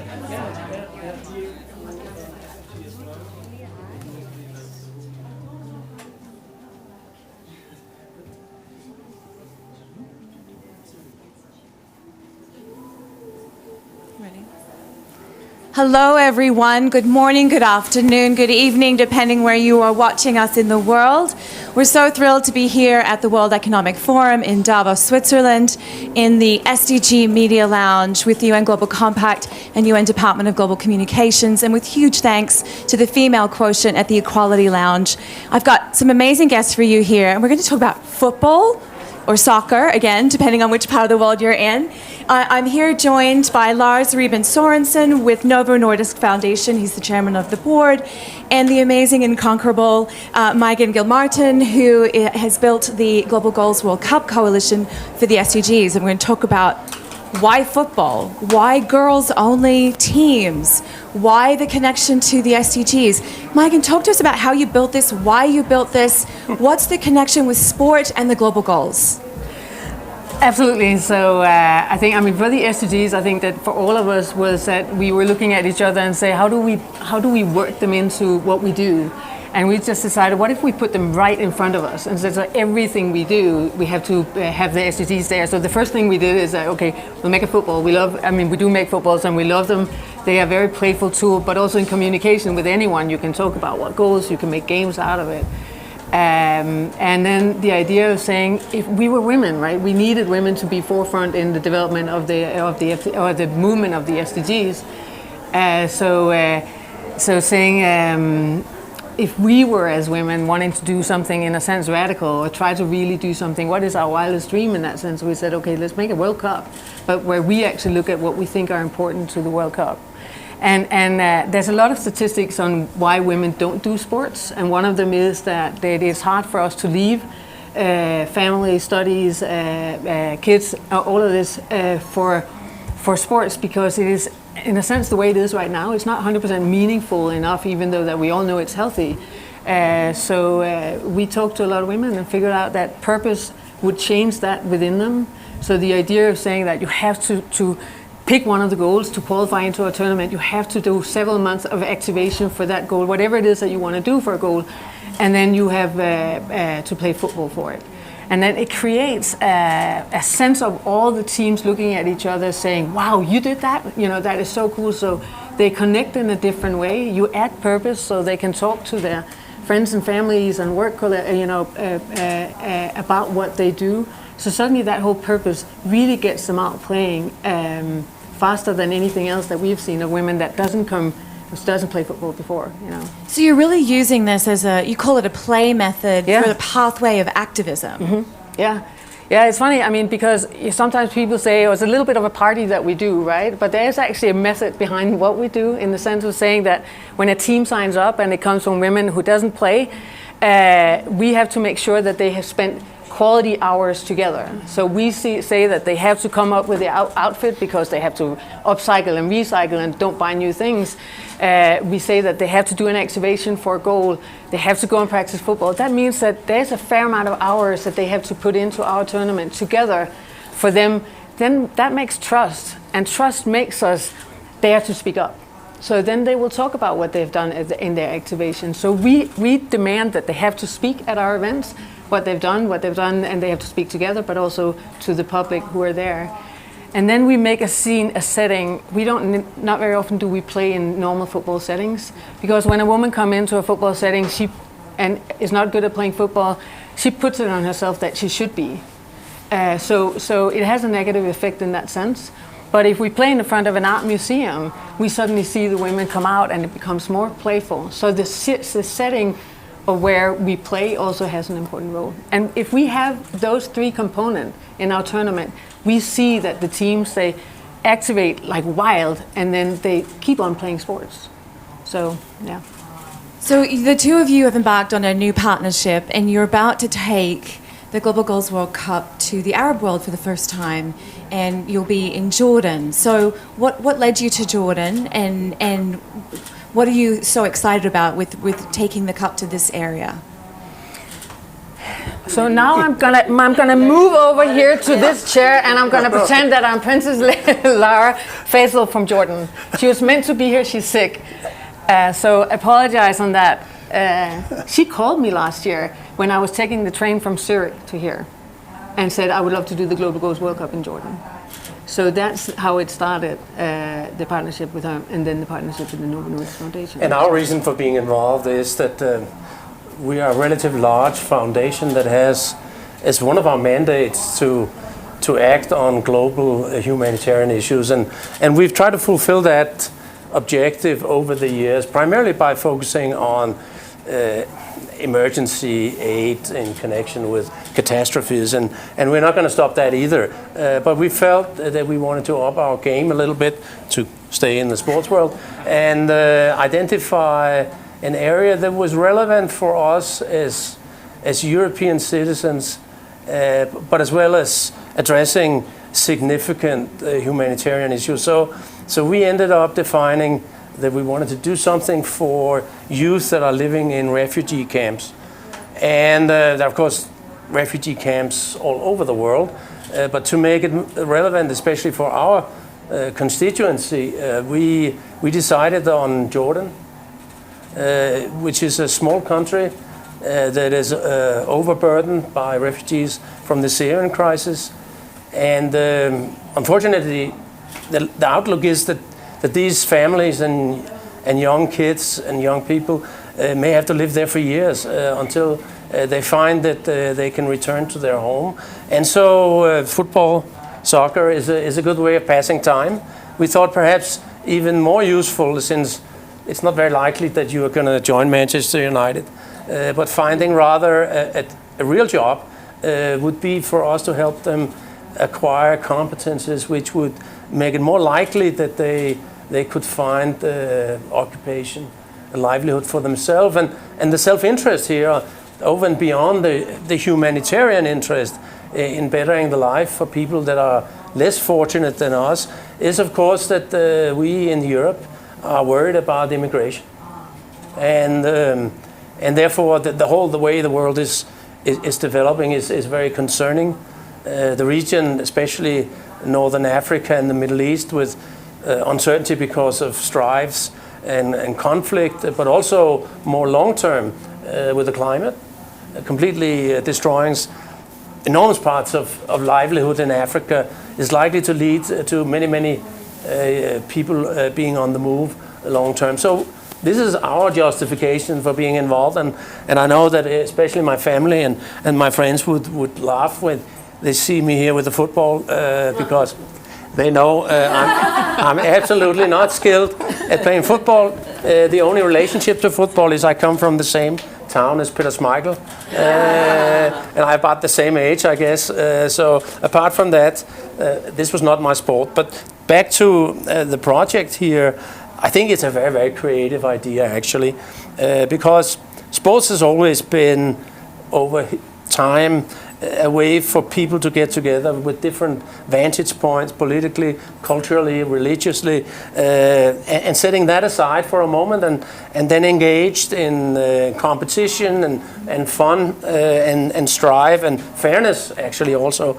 And so to use that to have people from different parts of the world compete with each other, and also especially women that are, at least in the Middle East, not often been so engaged in public life. I think it's very important. I'm being reminded of statistics from my old job. I used to be CEO of a pharmaceutical company that deals primarily in prevention and treatment of diabetes. And one of the stark worrying factors is that in the Mediterranean region, in the Middle Eastern region, the prevalence of diabetes is more than 20% in the adult population, and in particular amongst women. And part of the reason are because they are not engaging as much in external social life. And so for that reason, also it would create a focus on physical activity and an ability to discuss health matters as well, which are important, and so that we can also break the burden of diabetes, which is crushing many societies. So this is an extraordinary articulation from where I sit as to the complexity of this agenda, of the Sustainable Goals agenda, and how even a football can help bring that entire agenda together in one space. Lars, I want to ask you a little bit more, just wearing your former corporate hat. You've been here absorbing many conversations at the forum. What can the companies that are in your orbit do to up their game on, we're heading into a decade of action for delivery on the Sustainable Development Goals. What do you see companies doing? What should they be doing to take us to the next level? I'm old enough to have been here since 20 years. So I've actually seen the development of the Sustainable Development Goals. And the current theme for the World Economic Forum is stakeholder capitalism, which is what you could call a regulated form of capitalism, where corporations like the one that I used to head focuses on other things than purely profit and bottom line. This is not really rocket science in reality. In the country where I come from, this is the way of doing business. It has been so for many, many years. Denmark have built a society where there's a great degree of equality. There's great degree of access to all the important factors that are relevant for social mobility, starting all the way from child health and maternal health, all through education to healthcare, secure social security if you cannot find employment. And so for us, coming from the north, this is not really rocket science. This is what we do for a living. And so therefore it's kind of interesting for me that it all of a sudden becomes the next new thing. Of course, this just means for us that we have to incorporate other things and new things on the agenda. And one of the things that we are being obliged to focus on now is the climate. It has been something which has been talked a lot about over the recent years, I would say, but not done a whole lot. And the Danish government in this regard has been very, very ambitious, sometimes too ambitious for my taste, but that's a political discussion we have, which we'll sort out at home. So this is the way corporate life evolves, and it is not so difficult to understand, because it's not really an objection to profit orientation. You know, the old guru of capitalism, Milton Friedman, he used to say, the business of business is business. And there's a great degree of truth in this. The only thing you have to add to that sentence is that the business of business is business, but seen in a long-term perspective. And when you look at business in a long-term perspective, then social issues, climate issues, resource issues, pollution, what have you, becomes framed conditions for business. So all we need to do is to oblige the financial sector, meaning ourselves, our pension funds, and the employees to demand that the companies are focusing on maximizing and making the business successful in the long run. And they cannot do so unless they are attractive for new employees. And they're not attractive for new employees if they're not addressing issues that are important in the world. And so therefore it is fairly simple to do. And it has been done before. And so, but it's just interesting for me to watch. I find it interesting. I appreciate that perspective and that long-term analysis. Mike, and I want to take us back to some of the unique elements of this particular experience that you are putting together in your partnership in Jordan. There's an entire curriculum that is being written in the Arab language for the first time. So talk to me about that curriculum and what you're hoping to achieve with the communities that you'll be working with there, and with Her Royal Highness, who again we're so sad couldn't be here.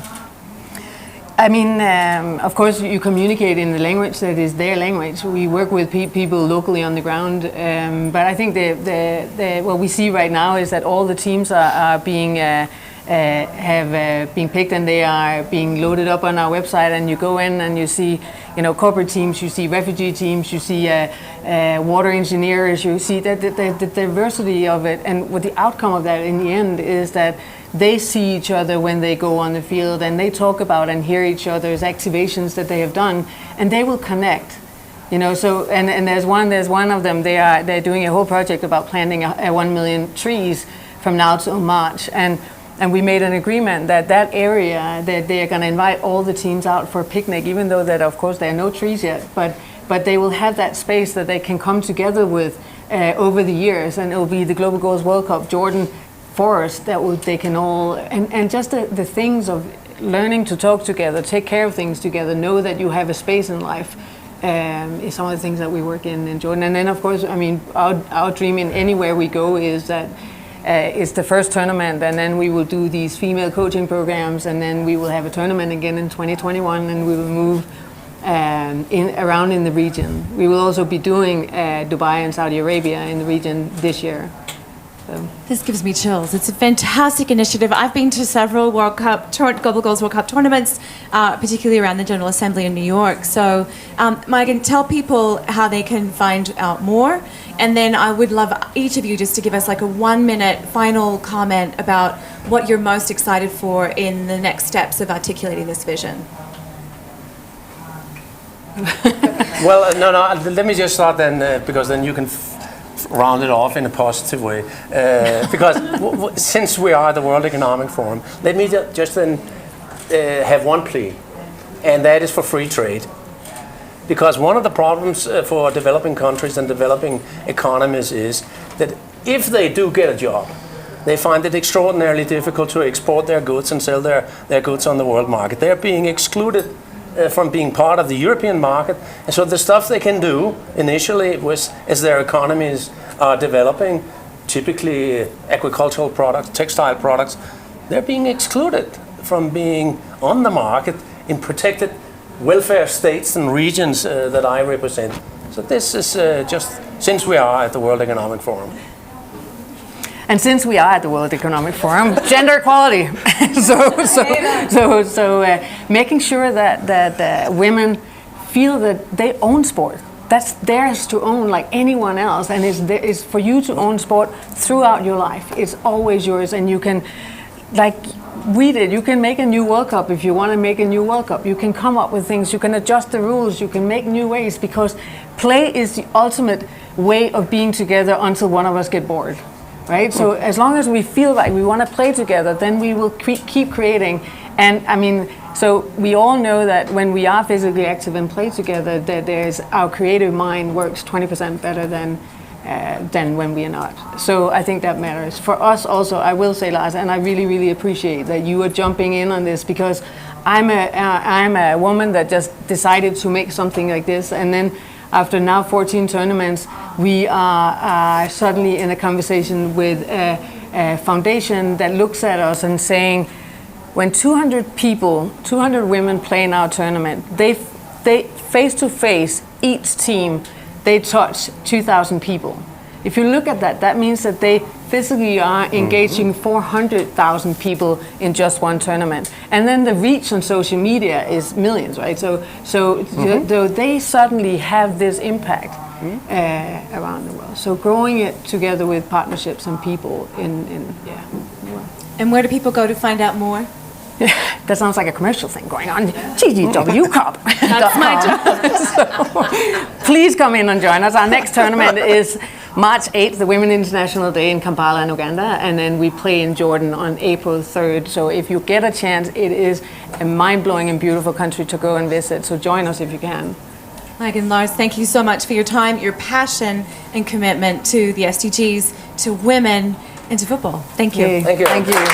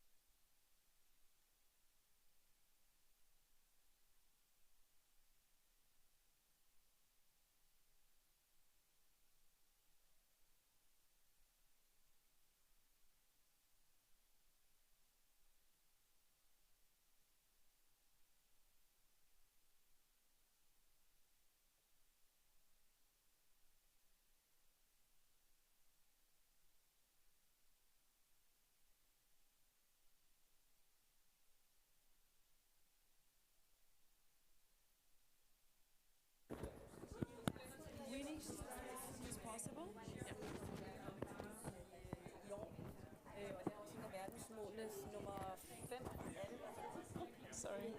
It's a moving target. Okay, we only need 2 chairs, so.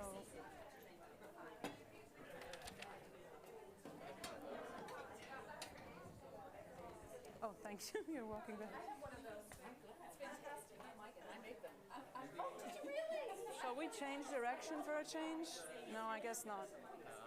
Elma wants me here always, so okay. Just kind of gets boring on the same shot always. People watching different sessions. Okay. I used to be in your division. I was in the social team with, I know. I have worked here. I've heard your name so many times from colleagues. Yes. Everyone's like, you know Gisela. No, but now I do. Yes. It's a really nice. Pleasure to meet you. Yeah. I think you've restructured a bit since I was there. Yeah, I'm still with the strategic comms, so in the sustainable development section. Okay. So we do the SDGs. Do the COPs and all the Exactly. Do you want a pin badge? Yes, I do. Oh, yes. I bring it. The IKEA CEO's got the one with the 1.5% on the top. I've never seen that before. Compact has been handing that out. Did you notice that? Just Bowden. Yeah, no. That's really good. Yeah, it's good, but visually I prefer the simple circle. All right. My problem is the thick material. Which one do you want, Martina? If you could sit over here. Yep. Is my hair still flying everywhere? No. Okay, good. So we have a decade of action here. Yeah.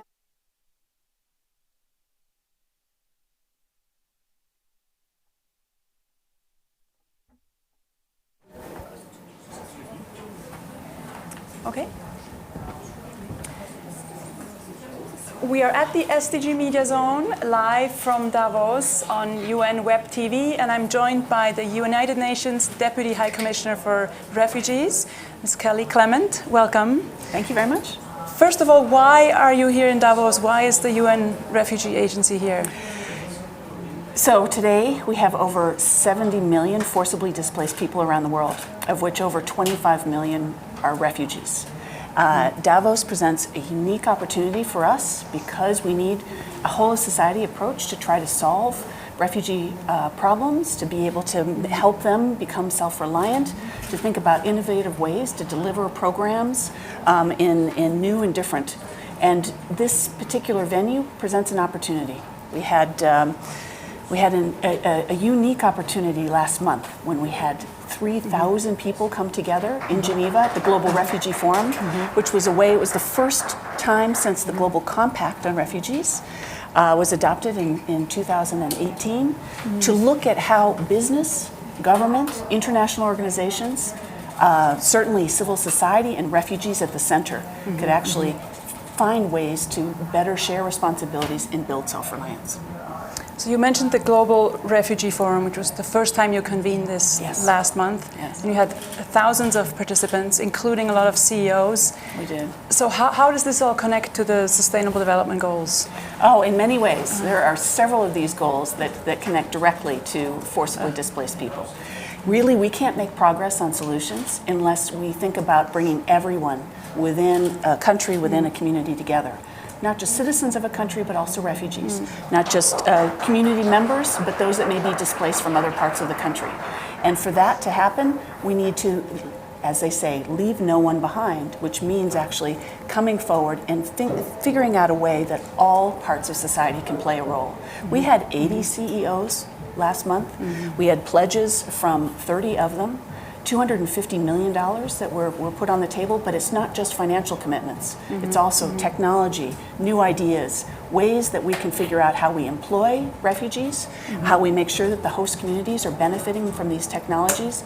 And each of these, unless we can make progress on integrating and including refugees and the forcibly displaced, we're not going to advance the SDGs. So engaging the business sector, governments, various partners is crucial to your work. And Goal 17, the partnerships, is probably the most referenced goal here at Davos. And tell us a little more what it means for your agency. Well, what was really unique about the compact that was adopted is this was not a UNHCR plan of action. This was not a government plan of action. What it did was talked about how we can actually make progress on refugee solutions by looking at this in a different way. We're a humanitarian agency. We're dedicated and devoted to protection, but we need to be working in partnership with others, including the development agencies, international financial institutions, different parts of government in the places where we're working in the 130 countries around the world and 500 locations. We can't make progress by looking at this just from a humanitarian, very short-term lens. We have to be thinking about this in longer-term perspective. You know, on average, when someone leaves their home, becomes a refugee, it takes 25 years before some kind of durable solution is possible. Voluntary return, we hope, in safety and dignity, or resettlement, which becomes an option for very few people, or integrating locally. So we have to be thinking about different ways. As soon as someone leaves their home, how do we help them empower themselves? How do we help them support their families? It isn't through parallel systems or short-term responses. It's looking at the development plans of a government, of a community, and figuring out how you put refugees in those plans to better support a community. So you mentioned you're a humanitarian agency and a lot of your work is pinned to emergencies. So how do you take that longer-term perspective, and especially in the context of the decade of action for the SDGs, how do you see the response to refugee situations changing or evolving during this decade? You know, what we've really benefited since the New York Declaration in 2016 and now the Compact is a really strong partnership, to get back to SDG 17, with agencies like the World Bank. They helped us, for example, in Kenya, in a settlement called Kakuma, where we actually were able to show with the International Financial Corporation how, if you put refugees into an economic plan, that you actually benefit the community. This enabled 2,000 businesses to sprout out. This enabled $56 million of additional investment and support in this particular community, and it means that Kenyans benefit and refugees benefit. This is not something that happens tomorrow or even next week or next year. This is a longer term approach. It's a blueprint we want to use in other parts of the world. We have other examples from other parts of the Horn of Africa, but also from other regions, including the Middle East, where this has worked extremely effectively, in places like Jordan or Turkey or Iraq or Lebanon. And this year the World Economic Forum actually invited 10 teenage change makers, and one of them was a refugee youth from Syria. Yes, I had a chance to talk to him in detail yesterday. It was great. Wonderful. and so how do refugee youth play a role in the SDGs? What's their role? Well, they're essential. They're essential again to all of the goals in terms of advancing. One, they have a very strong voice. Two, they have incredible ideas, energy, creativity. They're entrepreneurs. In many places that we work, obviously, youth are really leading the charge in terms of change in a particular location. Three, they're thinking about their futures. So it's about education. We have a horrible situation now where we have 3.7 million refugee children out of school, out of any kind of education. They're strong proponents of making sure that we think about education from the very earliest stages of an emergency, thinking about long term. It's both about being in a place where they may be refugees, but also about the future, when they're able to go home, hopefully, or they're able to rebuild, or they're able to find jobs. So youth, it's activism, it's ideas, it's entrepreneurs, they're assets. And they have to be at the center, and they have to keep raising their voices about what they want for their own futures. And certainly many of them bring many hopeful stories. Yes. And have you seen anything here in Davos that made you optimistic this week? I have to say the conversation with Mohammed was probably the highlight. There is always a lot of energy and ideas here. And what's different, I've been coming to Davos for a few years now, is that some of the early conversations that were just what could be has become what is. And what we need to do now is taking the what is and actually scale it up and be able to advance the SDGs. We only have a decade. We've got huge bounce from the Refugee Forum last month. We've got a lot of partners at the table with us trying to find solutions. We're thinking about refugees and we're thinking about host communities, and we want to be able to advance the lives of all. All the best in your important work. Thank you. Thank Kelly you. Clement. Thanks a lot. Take care.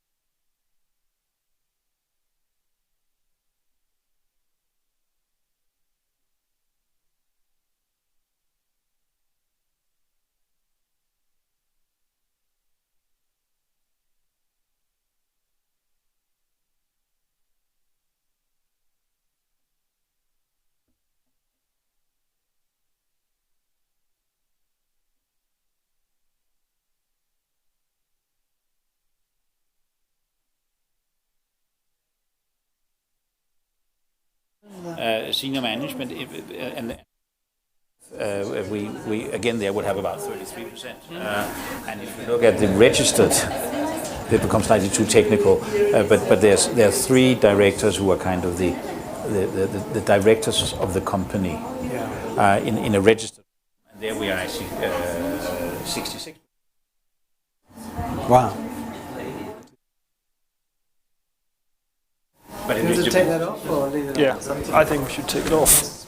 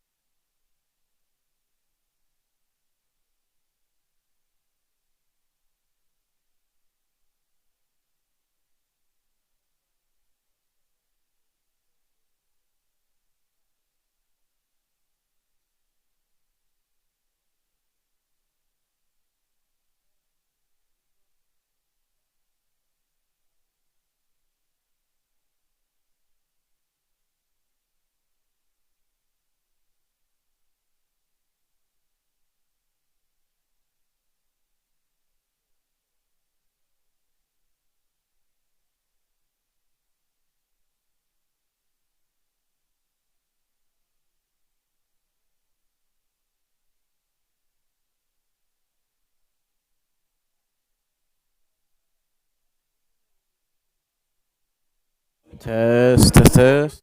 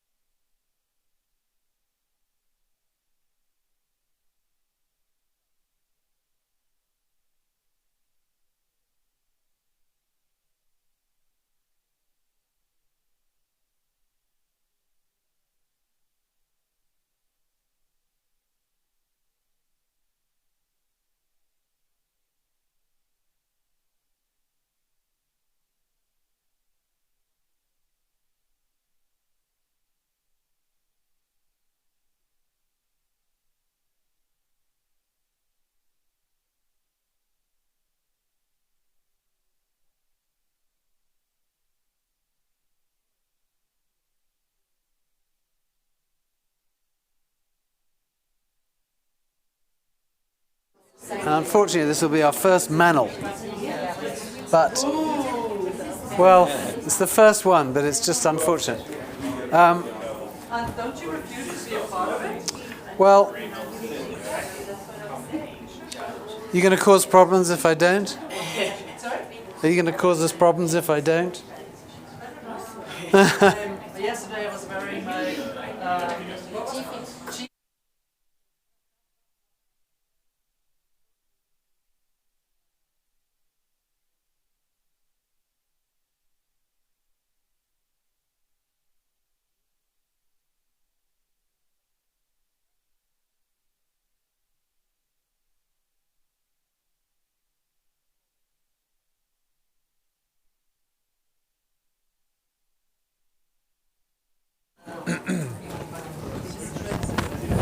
I'm sorry about that. She clearly, I just tried to phone her, but she wasn't picking up.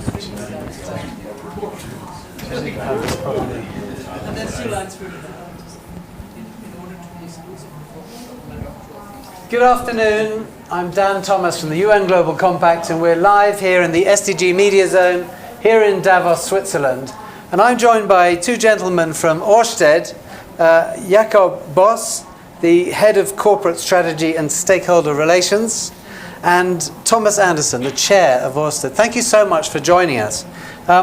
We are here to talk about what it is to be a sustainable company, a sustainable business. And one of the things that I wanted to ask you about was this recent recognition that you are the world's most sustainable company. How did that come about? First of all, we are very proud to receive that because, of course, it is an acknowledgement of the journey we have been on, and it's been a journey that started with actually signing up with Global Compact and all the things around the SG 17. But it really is a proof that even big, heavy industry and so on, we are an energy company. We were previously an oil company and a distribution company, and now we are a renewable company. But it is really a proof that that journey is viable. Our vision is that we believe in a world that runs entirely on green energy. So it is a proof of the way to the journey. Jakob, what does that mean in practice to be voted this or to be nominated or announced as the world's most sustainable company? How do they measure it? So it's a Canadian think tank and media company called Corporate Knights, who every year conduct an analysis among more than 7,000 listed companies who have an annual turnover above $1 billion. And they measure all of these companies, more than 7,000 companies, along 21 criteria, which goes to, of course, what you do as a business, how much of your revenues come from sustainable business activities, but also a broad suite of sustainability indicators and metrics, such as how you manage your resources, how you work with your people, gender, etc., etc. So it is a very broad analysis, and we have come out as number one in this ranking this year. Thomas, gender's one of those criteria. How are you doing on gender? How important is it to you as a company to ensure that women are equal participants? It's hugely important, and we're not doing well enough. And I would say that I don't think anyone in the world is doing well enough. We are tracking along on our targets and our goals. We have 33% or more representation in the board. We are having a significant increase in the C-suite. We have done a very detailed survey of equal pay for equal jobs and so on. But it is a journey that I think everyone should really focus on, and is, of course, one of the sustainability goals as well. Hugely important. We are dedicated to it, and we all still have a way to go. Yeah, and in fact, we have a way to go on this panel too. We were expecting a woman to join us. Unfortunately, at short notice, she couldn't join us. So that's why we've decided to crack on, just given the constraints of time and the availability of our panel. Thomas, tell me about your participation in the UN Global Compact. You've been part of the Global Compact for a number of years. But how has the Global Compact and the 10 principles and the SDGs helped inspire your journey to be the world's most sustainable company? I think with these things, a lot of this is a push and pull, and we signed on to Global Compact now many years ago, and it was because we believe that that might also help us and put a framework around what we're doing. It's hugely important here that there is some objectivity in things, or doesn't just become PR advertisement, but there's actually tangible things. And we believe that the 10 principles were part of guiding us. Jakob was at that time the person on behalf of the company signing up at that time. Great. So it has been kind of a framework for a journey, and within that framework there's been very much about what are we then doing and so forth. So to start with, it's a bit of a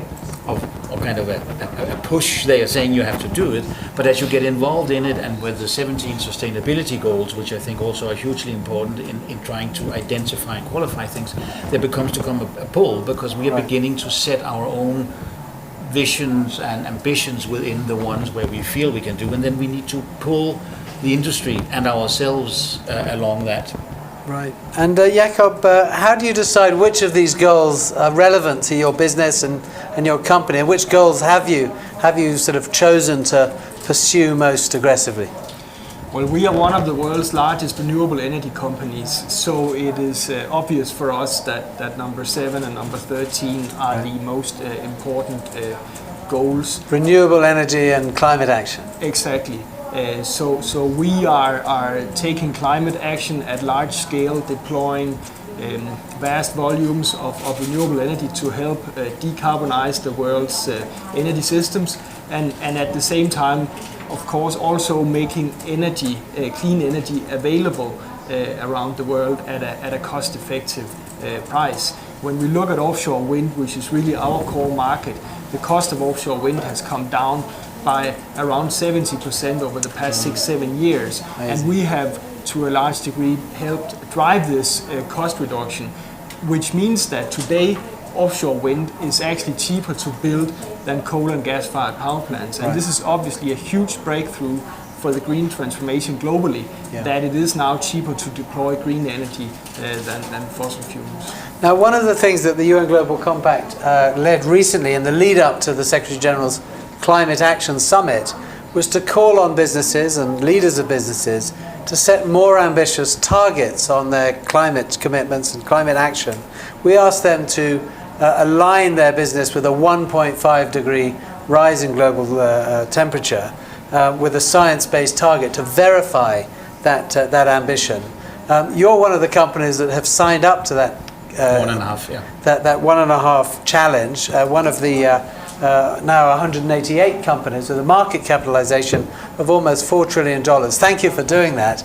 But tell us, how hard is it to set that target and then to actually move to achieve it? What do you have to do as a big business to make that possible?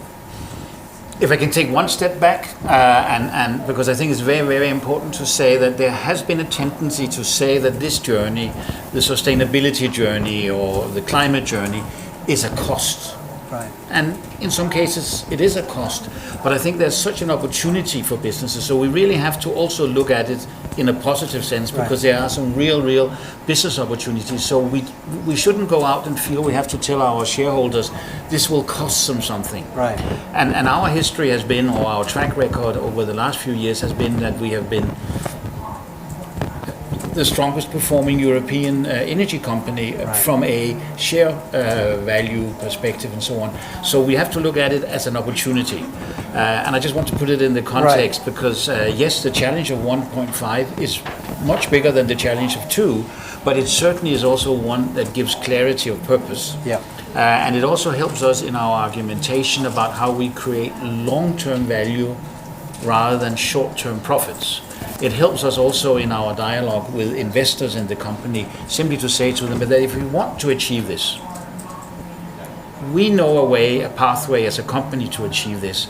You as shareholders, you have to be part of that pathway. And that might mean that in 6 months' time, we could have earned a little bit more money if we had deviated from something. But in the long run, we wouldn't have created the value. And on top of the value, we are creating a pathway to the 1.5%. Great. Jakob, tell us technically, how do you do that? What is it you have to put in place as a business to achieve that ambitious 1.5 target?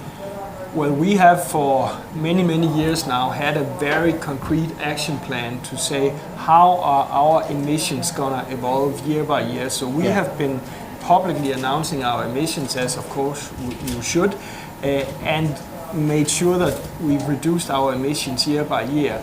And that journey, that plan that we have put out is aligned with the 1.5 degree scenario.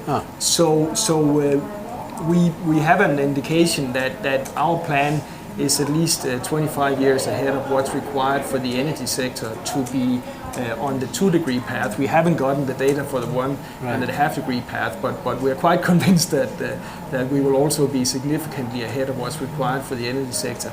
We will have reduced our carbon emissions by 98%, so we'll be virtually carbon neutral in 2025 in scope 1 and 2 compared to 2006. So we have been decarbonizing our company rapidly.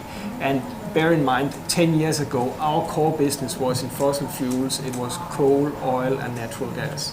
Well, that's just a great example of the transition that can happen, that is possible with the right leadership, the right commitment, the right support, I suppose, from all your stakeholders.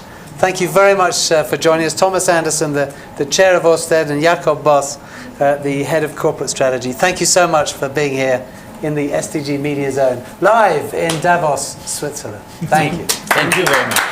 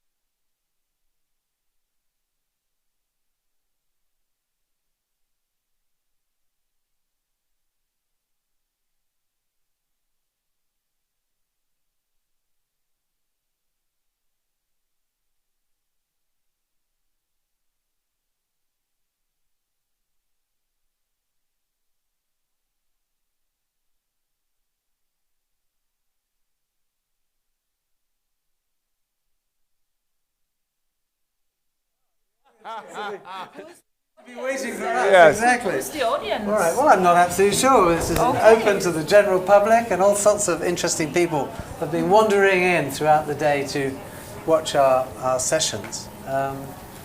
We'll make a start. Well, good afternoon from Davos, Switzerland. I'm Dan Thomas from the UN Global Compact, and we're here live in the SDG Media Zone for this important session on leadership in the decade of action to deliver the Sustainable Development Goals. I am joined by Clark Murphy, who's the CEO of Russell Reynolds, and Lisa Kingo, the CEO of the United Nations Global Compact. First of all, Lisa, we have been just today launching SDG Ambition, a new global impact initiative to drive businesses and challenge businesses to do more on the Sustainable Development Goals and really drive this decade of action. What is it about leadership that we need to drive this ambition? And what's lacking and where do we need to go? So Dan, today we had a great launch of the SDG Ambition together with our partners, SAP and Accenture, where we really want to drive action on the ground, engaging with more than 1,000 companies across the world through our local networks. So basically what we are doing is trying to drive a major transformation, a major change process across the whole private sector to make companies transition to be more aligned with the thinking behind these 17 wonderful goals. And every time you need to change anything in an organization, it takes really strong leadership.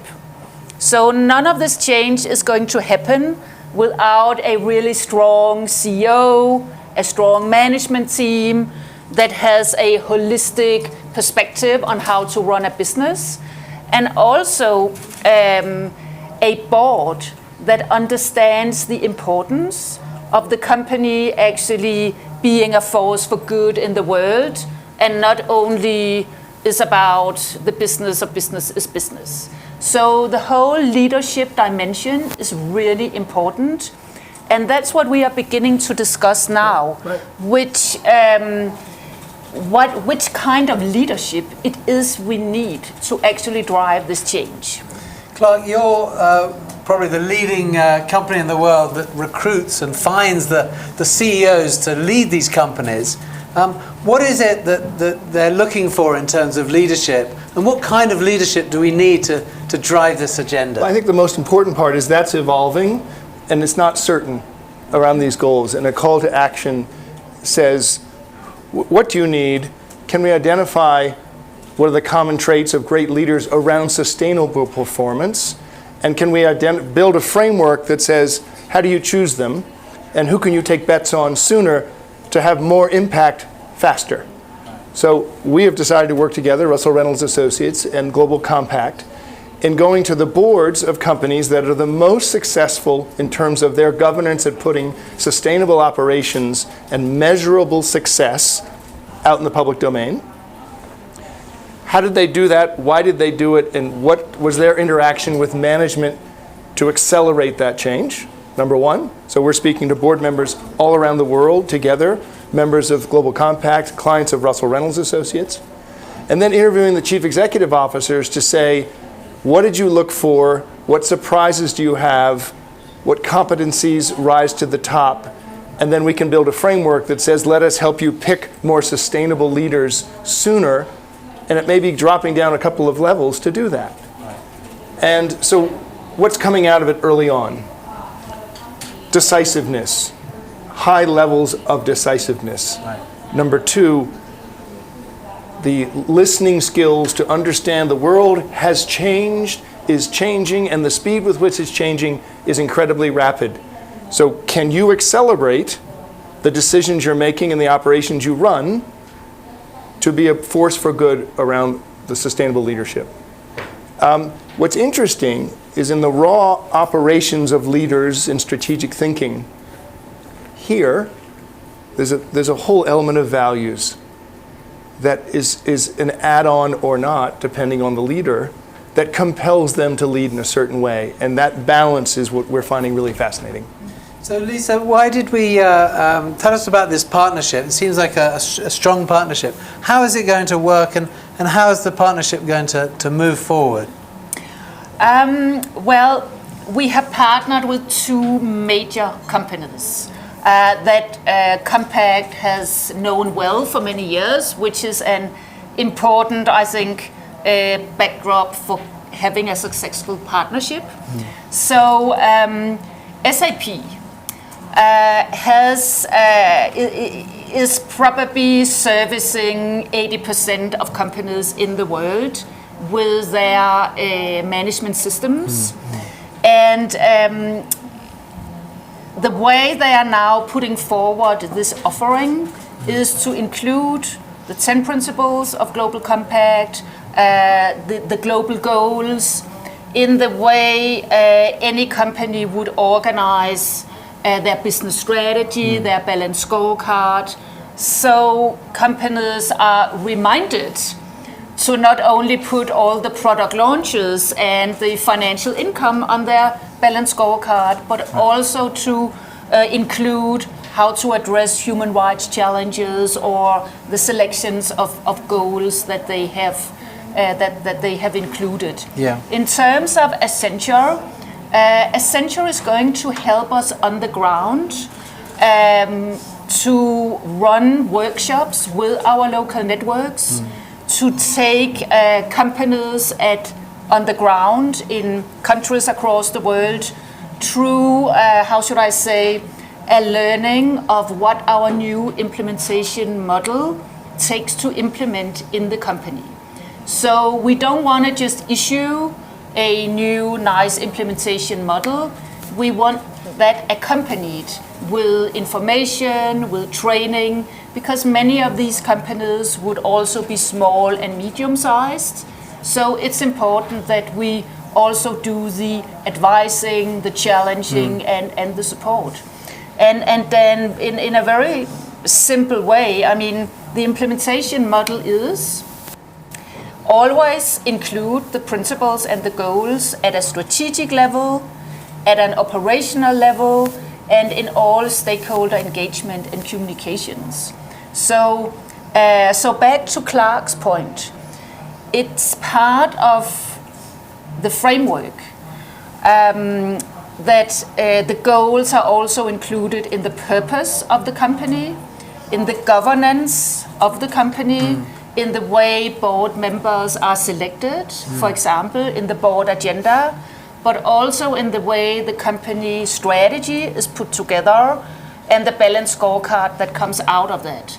Because best practice from companies these days are showing that they are integrating a set of goals directly into the core of the business strategy.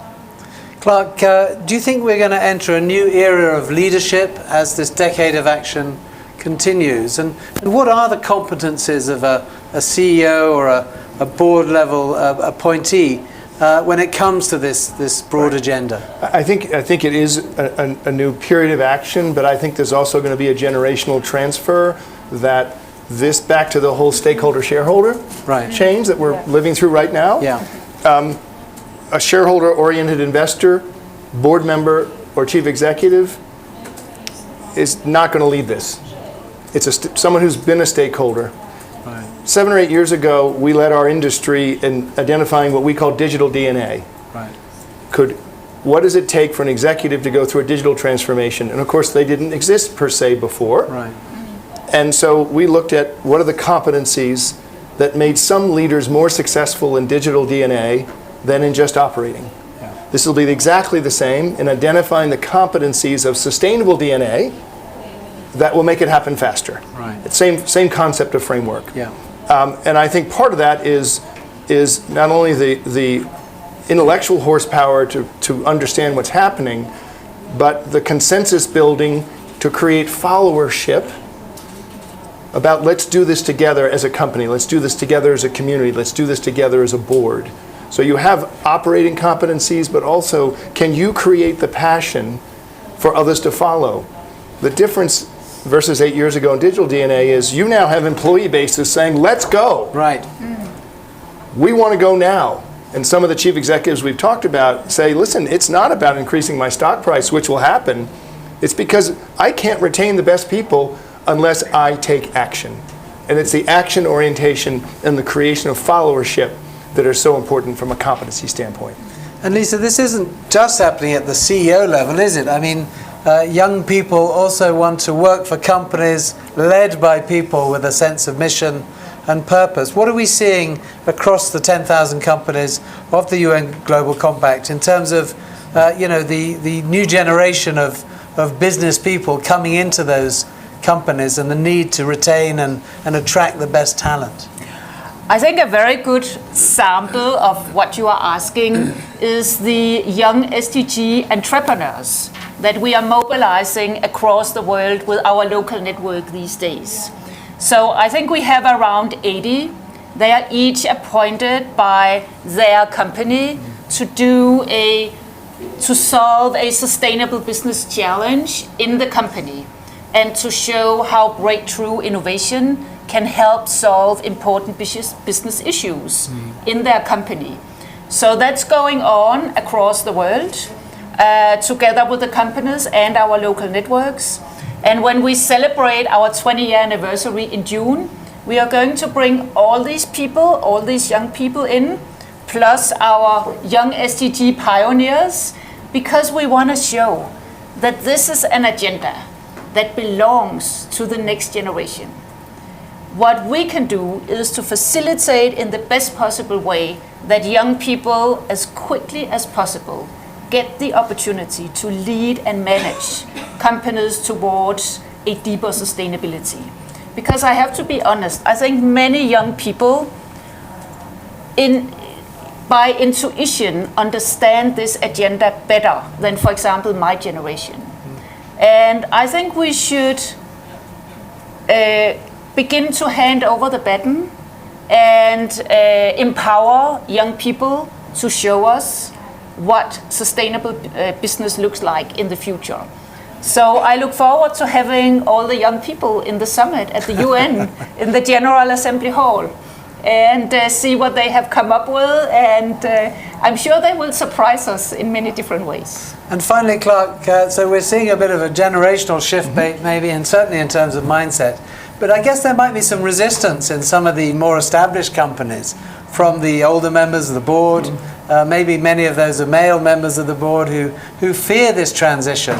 What can you do as an advisor to those boards and to those companies to encourage them to change their mindset, to think a new way about leadership, and to encourage you to go out and find the leaders that they need and the leaders that we need to lead us into a new, better world? I think it's a couple of ways.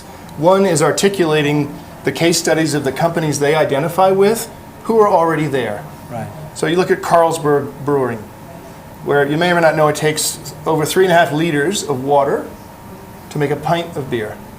They have one brewery where they're losing money that has already taken it to less than 2 liters that makes one. Okay, and they're saying we will lead from the front. Visa, the payments company, says we're carbon neutral in our data centers around the world. We will lead from the front. So if we use the case studies to say, look what's happening in some pharmaceutical companies, uses of water, brewing, payments, heavy technology users, heavy energy users, I think people get more relaxed. And the question is, many of these companies have led very successful operations. It's time for them to lead in another way. And they'll relate to competition and leading and challenges as opposed to fear of the unknown, because that's what it is. How much will it cost us? What will we do? A board member of Microsoft said to me the other day, we've made this bet that we're taxing some of the units within Microsoft that are overusing energy or carbon. We'll have an internal tax, which costs the shareholders some money out of profits, but we're willing to make that bet to be a leader. That's business at its best. Great example. Mm-hmm. And finally, Lisa, I mean, the UN Global Compact, we partner with all kinds of companies. This is a great example of a partnership with a recruitment company, someone who's putting in place the CEOs that are going to lead this transition. How does the UN Global Compact bring in partners, and why is that so important to the achievement of these 17 Sustainable Development Goals? Goal number 17 is about partnerships. It's impossible to make all these amazing goals without partnering up with organizations that have other competences that can complement what any of us are doing. So I'm just so pleased today to be on stage with Clark at Russell Reynolds. Our new partners. We are new partners. And I think we will, again at our 20th anniversary in June, come up with some of our first results and first ideas on how we see personal leadership for the SDGs. We also launched the SDG Ambition today with SAP and Accenture. It's an amazing way for the UN Global Compact to multiply our agenda in the world together with companies that have exactly the same agenda and mindset as we do. So the future is partnerships. Well, thank you very much, Clark Murphy from Russell Reynolds Associates and Lisa Kingo from the UN Global Compact. Thank you for joining us.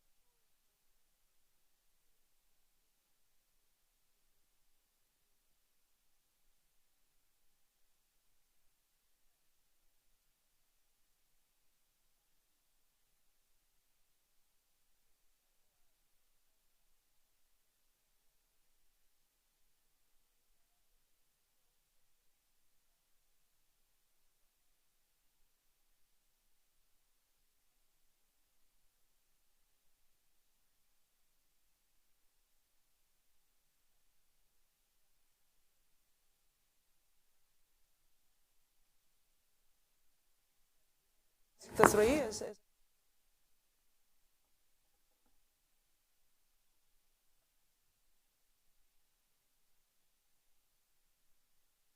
And it is.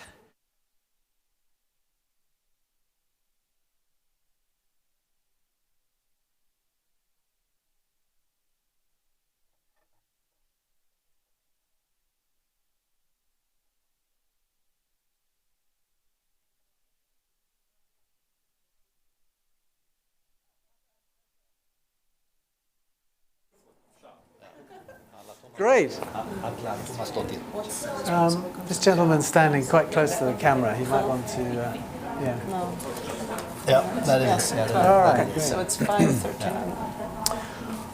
Well, good afternoon, everybody. I'm Dan Thomas from the United Nations Global Compact, and we're here live from Davos in Switzerland in the SDG Media Zone.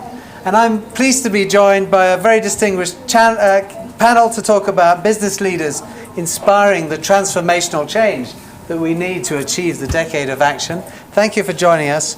On the far end, Sigve Brekke, the President and CEO of Telenor. Thank you for joining us. Hadla Thomasdottir, the CEO of the B Team. Thank you. And Mats Granryd, the Director General of GSMA, the Mobile Industry Association. Thank you so much for joining us. First of all, let's just frame where we are in terms of time and space. Here we are, 2020. 2030 is the deadline for these Sustainable Development Goals. Maybe I can ask all of you the same question, is how are you feeling as this decade of action begins about our chances of achieving this Sustainable Development Agenda? Why don't we start with you, Sigve? Well, 10 years, it's not that long, but I really feel that we have moved from talk to action. And I see now that more and more companies are really taking it from policy level into real activities. Right. So I'm quite optimistic actually, that we, if not we are being able to solve everything, that we have come quite far in 10 years from now. Yeah. Mats, from an association point of view, how are you feeling? No, I sort of share that. I mean, it's we were, I think, the first industry to commit to the 17 goals back in 2016, and now, as Sigve said, it's 10 years left. I think there is a clear sense of urgency. I think we have tipped the point, especially on climate. Here in Davos, that's what everyone is talking about. Right. How to handle climate and not talk. It is all around making things happen. And for us in our industry, it's much around the build out of 5G, what connectivity can make do when it comes to climate and the whole SDG arena, all 17 goals, how data will be managed, trust, ethical leadership. So I think we're talking about the right things and we're doing the right thing. So I'm moderately optimistic. It's 3,650 days left, and we just need to pull up our socks and get going. Hadla, you're driving businesses. Tell us a bit about the B Team and how you work. And are these guys right to feel confident, or do they need to get a bit of a stick from you to make them go a bit faster? Well, we always like to use both the stick and the carrot then, but fact is that failure is not an option. Right. Because we are running out of time on climate, on inequalities, on trust. So we just have to move into this decade of action. We've had a lot of time to talk about it. The B Team was founded 7 years ago around the notion that business as usual was no longer an option because it had left us in a bit of a mess in this world. And together the B Team leaders, which includes Mats, have been coming up with a better way of doing business that includes the well-being of people and planet. We very much embrace the delivery of this agenda by 2030. We think an inclusive economy that's fair and just and prosperous for all is ultimately of benefit to us all. So failure is not an option. We are, however, not moving fast enough. It is beautiful to see climate on the agenda the way it is this year. I personally think we should see gender equality even as strongly on the agenda, because I believe if we got gender balanced leadership everywhere, from the public sector to the private sector to civil society, we would accelerate this pace even further. So. That's where we have bold leaders like those gentlemen on both sides of me really stepping up in the Nordic region, where sustainability and equality is squarely on the agenda. because of their leadership leading together with the prime ministers across the Nordic region. So for the rest of the world, look to the Nordics to show the leadership, but we need everyone to come along. Maybe I can just give a proof point of exactly that, of gender equality. In 4 short years, we have connected 250 million women using the mobile phone, and that's a huge achievement. Using a mobile phone, being connected to the internet, means so much power, and being part of a new community, being able to do business, being able to get education, healthcare, information on the internet. It is a true game changer. And I guess a game changer across all of the global goals. Sigve, tell us a bit about what you're doing to empower women, to drive this agenda and to target gender equality. Well, let me go back 2 years. Here in Davos, 2 years ago. Mats and myself, he from Sweden, I from Norway. Which is a big thing, by the way. Sat down and start talking about, could we make this more personal? Right. Because this is all about collaboration. And none of us are able to do this alone. Right. So what we did was to approach the Norwegian Prime Minister, which by then was leading the Nordic Prime Ministers' Council. And we approached her with the idea, if we are able to get a personal commitment from several Nordic CEOs, can you bring us in a dialogue with the Nordic Prime Minister? Then 2 years later, we now have 15 of the biggest companies in the Nordics committed to a goal. And we have met the Nordic Prime Ministers 2 times to use that Nordic model to build collaboration across industries, but also business and the government. And we have 2 targets.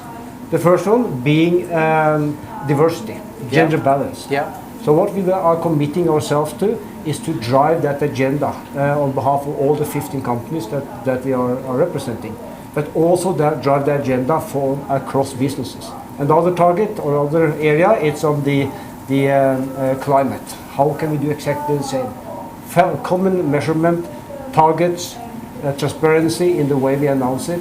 And this is a way to kind of take it from not only policy to action, but make it a bit personal.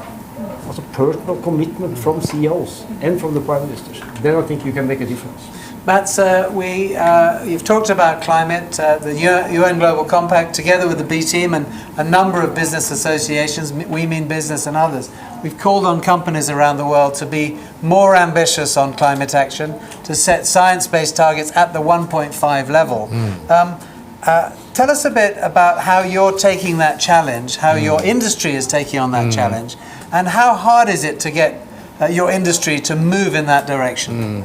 So last year we discussed with the board, which is the biggest mobile operators on the planet, and we agreed that we need to focus on climate as one of the key critical areas, which meant that we now have 50, which means 2/3 of all connections globally. Huge. I mean, we're talking billions of connections are associated with a mobile operator that have agreed to disclose their carbon footprints. So we're doing it through CDP, clearly stating that we are going to go down to 0 by 2050 or before. Some already at 2030. Now we're taking that a step further. We're pushing companies to use science-based target to really calculate how are we going to do it. Right. It is easy to say. Disclosing carbon is also really important to know what is the baseline. But using science-based target to come out, map out how am I going to achieve this. And now Sigve, I mean, he can of course speak for himself, but in Norway or in Sweden, it's reasonably easy. But Telenor has huge operations in Asia, much more complicated. So I think we need to be pushing, but we also need to call on other industries to help us, because we are a relatively small polluter, but we have a huge enablement effect on other industries, up to 10 times. So clearly, if we can get our own house in order, help other industries to use AI, maybe you want to switch off my phone there, use AI, use better fleet management, scheduling, more video conferencing, etc., etc. Yeah. The mobile industry can really help to reduce the carbon footprint. Yeah. Hadley, you're part of this 1.5 campaign, driving ambition across the business sector. Tell us about how you've been able to to motivate, encourage, challenge companies in your network to be more ambitious on taking climate action? Well, I think since we are in Davos, it's an excellent example that the B team arrived here 5 years ago and said net zero by 2050 or zero emissions needed to be the goal. And honestly, I think most people looked at the B team leaders and thought they were a little crazy. Now we have climate discussions everywhere. So just in 5 years, we've shifted norms. But what I want to bring it down to, because saying net zero by 2050 and committing to that, or 1.5 degree pathway, is one thing, but it feels far away from us, doesn't it? So now we need to start focusing on, we need to halve our emissions by 2030, aligned with these goals. So we need to bring it near in time, and we need action. Because if we don't halve it by 2030, we have actually lost the long game here. And I'm so excited to feel the energy around this now and see how this is not a private sector alone work. This is not a government alone work. This is not a civil society alone. It is all of us coming together. There's radical collaboration happening now. I'm actually more encouraged, I'm sorry to say, by private sector commitments now than I am from our governments. Yes. We have challenges there. But we can move our governments by really using our voice and values as businesses and as civil society. And that was a message from the Secretary General, who we just had lunch with, to launch our SDG Ambition Global Impact Initiative. And that was very much the point that he was making, is actually in some ways the private sector is moving faster and being more ambitious and bold than governments, and challenging business leaders to encourage the governments to put policies in place that will enable the private sector to move with a level playing field. Mats, how does that look from a business association's point of view? How do you work with governments to help them support you? Yeah, so I think the Nordic Council that Sigve described earlier is a good example of where we are as business leaders coming up with ideas. And we're sitting across the table with the five Nordic prime ministers, and we're telling them, gender equality, we are taking targets on that. Are you? On climate, we are taking targets on making sure that our supply chain are all disclosing their CDP, their carbon footprint, and also having a pathway to net zero. Are you doing the same thing, dear Prime Minister, in your specific country? There's a huge procurement power within the government. If they can, instead of just issuing RFPs everywhere, make sure that on your preferred supplier list, all those suppliers are vetted and are okay from a climate perspective, that will send shockwaves through the system.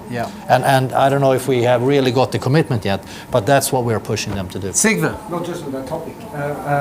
It's very important, I think, that the governments are not seeing themselves only as policy makers. They are also employers. Right. And they are in charge of a big public sector. Yes. And if they, as an employer, also start implementing some of this with the workforce, but also, as Mats is saying, utilizing the purchasing power they have to really make a difference with suppliers and the whole chain, then you will see a huge difference. I'm lacking that part from the government. They are still on the policy and the political level.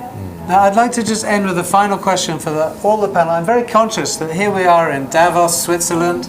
We're all, four of us, I think, from the Northern Hemisphere. I'm from the United Kingdom. Hadler, I think you're from Iceland. How does this cascade down to other countries in the world, the global south? I know that you have operations in many countries, but let's talk about this great leadership that you're displaying in the Nordic countries, but how can this inspire a global transformation to achieve the world we want in the next decade? Sigve, first of all you. First of all, I'm quite optimistic on that as well, because I think business leaders across the world, not only in this part, also in the European part of the world, are really starting to focus on this. And what we are trying to do in the Nordics, also cooperate between businesses and government. I hope that also could send some signals and give some good ideas to how those type of collaboration models could be developed. Mats, how are you working with governments across the world? Well, clearly people understand this. SDG is a fantastic framework to sort of underpin business. And when I have the great pleasure of traveling the world, talking about SDGs, connectivity and mobile, and I would say it is a perfect alignment. People understand this is not an or thing. we're not doing this SDGs or doing business. It is and. Right. And it is becoming to the point now where for me to be able to employ people, regardless of where in the world this is, I need to have an agenda when it comes to SDGs. I need to have a purpose-driven, purpose-led business. Otherwise, I won't be able to attract top talent. I won't be able to attract investor capital. I won't be able to attract customers. I need to have my purpose in order. And that is a massive change I've seen over the past maybe 4 or 5 years. Yeah. So clearly we're taking good strides in the right direction. Because it's not an or thing, this is an and thing. Doing good business and doing SDGs. Doing good business in a responsible way, meaning that we need to see that we're not just doing returns for the profit pool, but also making sure that the planet and the people that I mentioned is well taken care of. And that is becoming much more clear to people. Thank you. And finally to you, Hadla, how are you cascading this out to the global south, other countries in the world, to ensure that no one's being left behind? I think you're asking an excellent question. And if you think about as we arrive here in Davos, and you can easily call all of us part of the elite in this world for the most part that are here, we get this astounding data from Oxfam that tells us that 22 wealthiest men in the world own more money than all of the women in Africa. This is not okay. This is not sustainable. This is a broken economic system. So I'm very proud of the fact that we have bold leaders in the Nordics and on the B team who are trying to lead the way with greater purpose and principled leadership than we may see typically. But I think we're at a point where we also need to question what we measure and manage in our economic system. And one of the things that I am very proud of seeing leaders like on both sides of me here, but on the B team doing is they are starting to take responsibility not only for delivering and getting their own house in order, but they're moving their industries along. They're taking responsibility for their supply chain.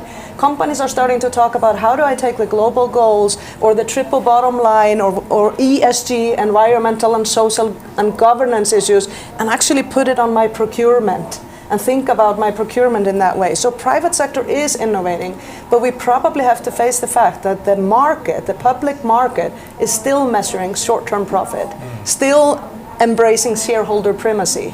And I think unless we embrace the theme of Davos this year, that actually there is no future beyond planetary boundaries, there is no social contract without just and fair and equal treatment and inclusion of all in this world, and there is no trust without proper good governance and measurements. The two global contracts we have are the Paris Agreement and the Sustainable Developmental Goals. Those are the two contracts and goals we have. We have to stay in them, wherever we are. We need all countries, private sector, public sector, and civil society to come together, make this a decade of action, and we can live in a prosperous, inclusive economy for all. Hadla Thomas Dottir from the B team, thank you. Mats Grünrud from GSMA and Sigve Brekke, President and CEO of Telenor. Thank you so much for joining us in the SDG Media Zone, live from Davos on UN Web Television, webtv.un.org. Thank you to our online audience as well for joining us in this panel session. Thank you. Thank you very much. Great.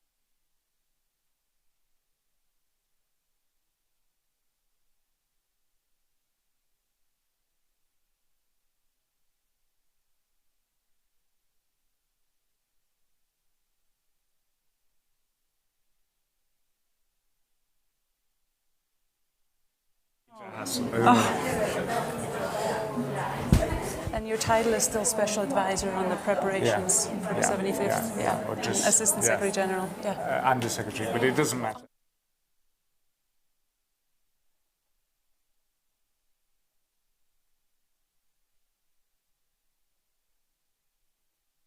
You talk to the camera, actually. So you can turn to me a little bit, but back and forth,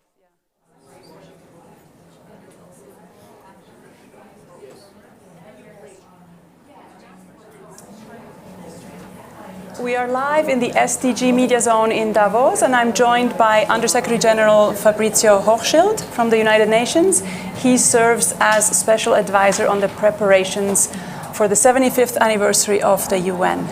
So big anniversary coming up. How is the organization marking that milestone? Well, the truth is, in this 75th year of the UN, 2020, the sense is there's not that much to celebrate. We have so many urgent tasks. First and foremost, the implementation of the 2030 agenda, which incorporates dealing with climate change, which incorporates dealing with inequalities, which incorporates dealing better with new technologies and other global challenges. And we really need to step up our ambition, we need to step up our speed. And the aim of how we're marking UN 75 is to bring people around the world into the conversation, to listen to their aspirations for the future, to listen to their fears of the future, and to listen to how they want us as the UN to improve and to deliver better, and to draw on their ideas of action. So to use this occasion to reinvigorate the spirit around the global cooperation, a spirit which is absolutely fundamental and essential for the implementation of the SDGs in the 10 years remaining. So it's really a global conversation you're launching, to almost like to crowdsource ideas and solutions for global challenges. It's a global listening campaign, if you like, but with a focus on youth. There's a big sense that, you know, our generation inherited a better world than they got. It's not so clear that the next generation is going to inherit a better world. So we need the voices of youth. They have to be our guiding star for how they want us to perform in the years to come and how they want us to recalibrate and reinvigorate international cooperation. Our failure to implement the SDGs, those who will pay the price are the young people of today. Those who aspire for the SDGs are above all the young people today, and we need to give them a voice, we need to give them a platform, and that's what we want to do. And we want to take that and bring the results of that to global leaders, to heads of state who will meet in New York on the 21st of September, and also after the 21st of September to leaders everywhere, and use that as the guiding star, as the ideas that should nurture innovation, that should nurture change, that should nurture a more inclusive and more results-oriented global cooperation based on the aspirations of young people everywhere.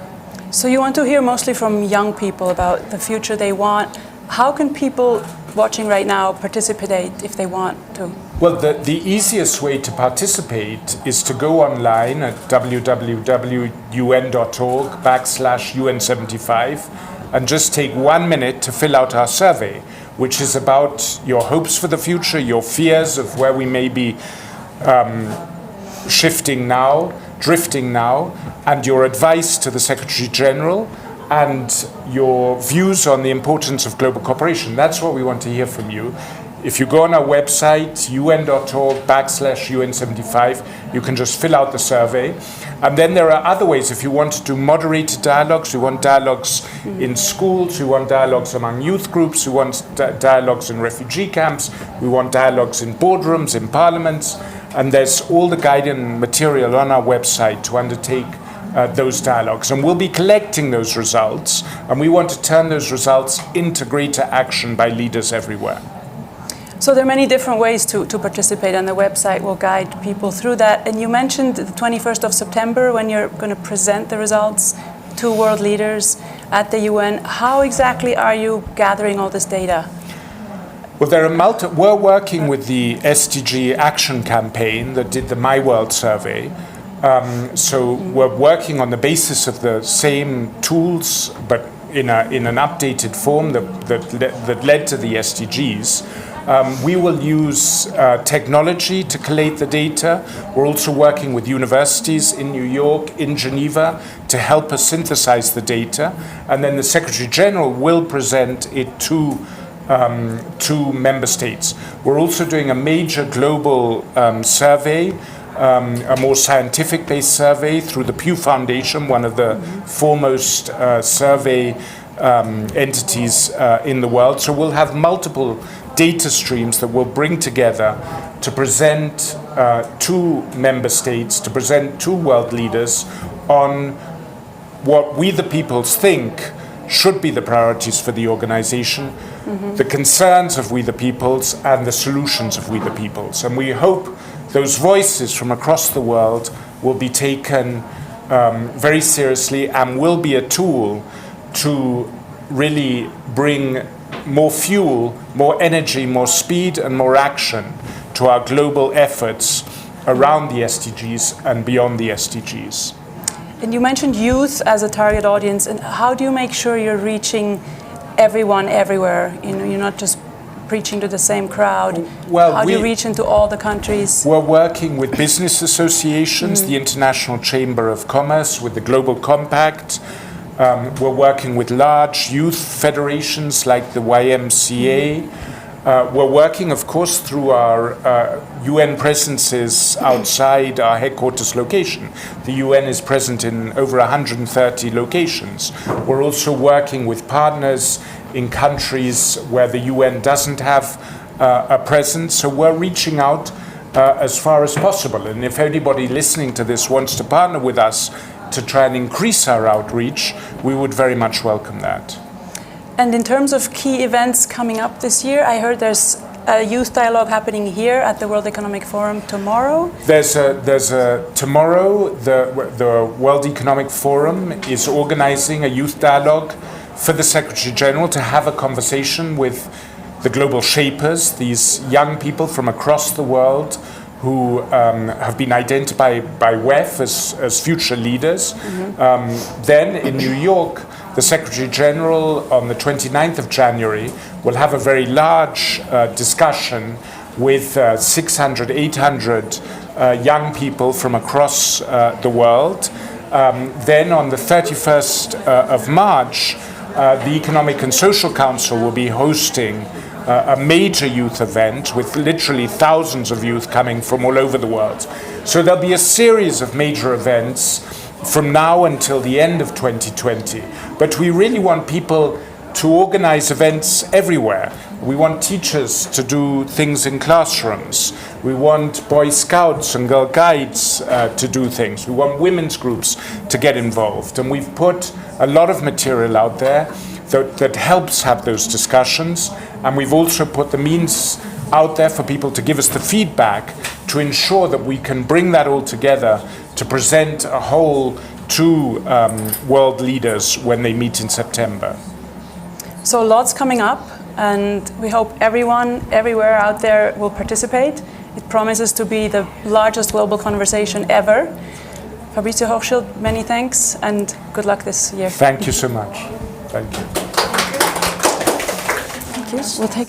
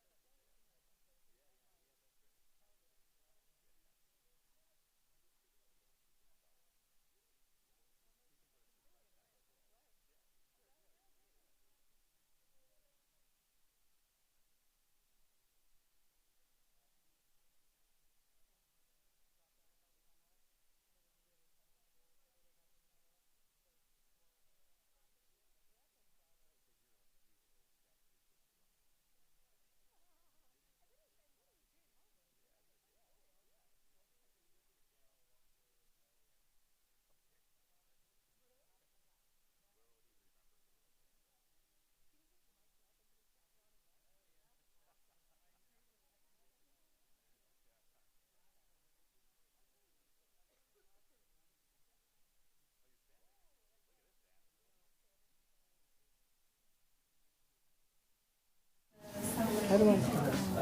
Abby or Dana?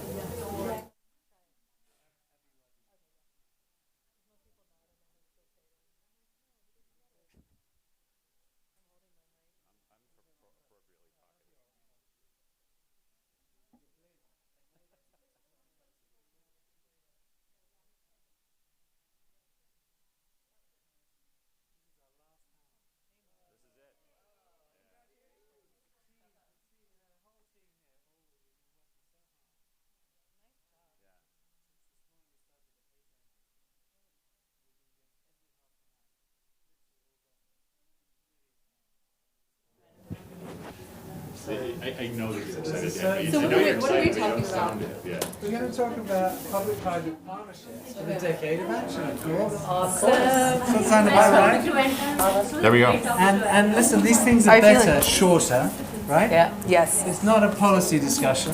No. It's for a global audience, people who are interested in the SDGs, but may not need to know about policy dialogues and stakeholder engagement. So I should put my 10 minutes of remarks away. Is that what you're saying? Yeah, I have pulling out of my pocket. Yeah. Just don't forget to name check me though. That's right. You know I do that well. I know you do. We're all coming at this from different angles. So I'll give you all a chance to talk about how that plays in. Yeah, it's the end of the day. I think they're falling apart. Well, good afternoon, everybody. I'm Dan Thomas from the United Nations Global Compact, talking to you live from Davos, Switzerland. We're here in the SDG Media Zone, and I'm very pleased to be joined for a panel on public-private partnerships for the decade of action for delivering the SDGs. On my far right, Deirdre O'Reilly, the SAP Business Director for Expo 2020. Next to her, Anne Rosenberg, the Senior Vice President for UN Partnerships at SAP, and the head of Next Gen Global. Thank you for joining us. Rob Skinner, the Executive Director of UN Office for Partnerships, an important distinction, for partnerships, not of partnerships. My good colleague and friend. And Penny Abedawardena, I apologize, the New York City Commissioner for International Affairs, a friend to the United Nations, someone we see often. Thank you so much for joining us, everybody. We're here to talk about public-private partnerships. Here we are entering what the Secretary General is calling the Decade of Action to deliver the Sustainable Development Goals. And I think we should talk about how we're going to deliver that agenda, how we're going to engage the whole world in that, not only the private sector, but the people of the world, civil society organizations. This is a public-private initiative like no other, a global universal agenda bringing everybody to the table. Rob Skinner, first of all, you, from the UN's point of view, how do you go about creating this sort of public-private partnership, not just governments, but everybody else as well? Yeah, thanks, Dan, and thanks to the whole team at Global Compact and the UN's Department of Global Communications for putting this initiative together. It's great to have the Media Zone here. It's also great to have it in line with the Equality Lounge. Indeed, because a big part of the Decade of Action is equality and gender, and the Secretary General has said that repeatedly, and so it's great that we're here and where we're located. So, I mean, the Decade of Action is kind of, as you said, Dan, we need everybody to deliver it, and the Secretary General has been very clear, as he's put out the call in his speeches to the member states in September, when he announced the Decade of Action, to the member states again yesterday in his sort of State of the World address, and as he's going to do in about 45 minutes here in Davos, as he meets with the business community and all of the leaders that are here in Davos, is that we need everyone. And we're going to look at climate change. I mean, he has been a champion in climate change. He had the climate summit in September that brought all sectors together to talk about how we're going to tackle, maybe the greatest challenge humanity faces right now, the climate challenge. He's focused again on gender equality and making sure that is happening on his agenda, and then sort of the broad basis of not just the SDGs, but the MDGs. Before that, poverty and inequality, and how we're going to make everyone count and leave no one behind. And it has to be done through partnership. And the way we think of it, as you indicated, Dan, at the UN Office for Partnerships, it's creating space for those partnerships to come together. And that's partnerships with the UN, but we also know that our friends and colleagues from the private sector, from local government, from from academia, philanthropy. Sometimes getting them together to partner with each other is the best thing that the UN can do. I think everyone recognizes, we'll complain or find flaws with the UN, but the one thing that everyone agrees that the UN is good at is bringing people together and convening. And I believe, the WEF is very good at it as well, but the UN really can bring people together, and that's what we want to do. And to be sitting here on a panel with Penny, who is championing, local government involvement, city involvement in a great way, which I'm sure she'll talk about, and with Anne and Deirdre from SAP, who are great partners to the UN and have been championing the SDGs from the private sector. I feel like this panel right here is a great example of what we're trying to do at the UN. Yeah, convening all the players. Anne Rosenberg, today with the Secretary General, the UN Global Compact, together with SAP, together with Accenture as well, we launched SDG Ambition. Tell us a little bit about that. How is that partnership going to drive this sustainable development agenda? Yeah, so it's not more than it was 1.5 hour ago we launched the SDG Ambition Scaling Business Impact, the Decade of Action. So, as already mentioned, the only way we can reach the 17 global goals and the 10 principles is really by partnerships. And what is fascinating about UN, and you said it so nicely, is that it is United Nations, UN Global Compact, is fascinating the way they can get academia, corporation, countries, investors, startups, people of the world to come together. And we saw it in the General Assembly Week in September, how a voice of a youth has same level of importance as the voice of a president, of a voice of a CEO. And this is what UN is about, and UN Global Compact is about. And the fact they have this incredible framework, the 17 global goals and the 10 principles, is a way to unite the world. So therefore, when SAP and Accenture, because we are the world's biggest software company and Accenture is the biggest service company in helping companies to run their businesses and implement business processes and business models, we daily see in our work how a company actually use our software, use their business processes, and we can see that when companies are signing up to UN Global Compact and they commit to the global goals and 10 principles, it's a bold move they need to take. And we need technology, we need to help each other, we need to share, and we really need to redefine the entire value chain and the entire business model and the way we look at values and how we go to market and communicate, whatever. So we need to look at our strategy, our operation model, and our stakeholder management. And this is what SAP and Accenture is about. So by teaming up with UN Global Compact in a public-private partnership, it will give the world a platform. All of it, by the way, is open source, so it's for everybody. Everybody can use what we defined here, that of course now is going into every single industry. To use that as a guideline or an implementation guide, a management guide to help them on their transformation journey. And by saying that, part of the work that I also see is important with UN is academia. So we also talk about SDG ambition for academia, where we need to see academia really putting the SDG first. We need to make sure the next generation, the youth generation, coming out to the entire world, whatever they go into, to government and work or whatever, the public or the private sector, that they champion the SDGs, become a normality. And that is also what was talked about in our lunch today, with that we need to make it a normality to put the sustainability into the core of the businesses. And only with public-private partnership we can do that. Fantastic. Thank you so much. Penny, the City of New York has been not only a great host to the United Nations headquarters, where Rob and I are based, but also really embraced the Sustainable Development Goals as an agenda for a city. And you've led as a city, you've led the world actually in taking climate action.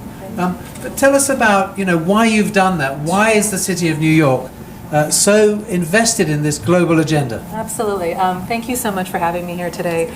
So I like to think that we started our decade of action actually in 2015 when the global goals were agreed to.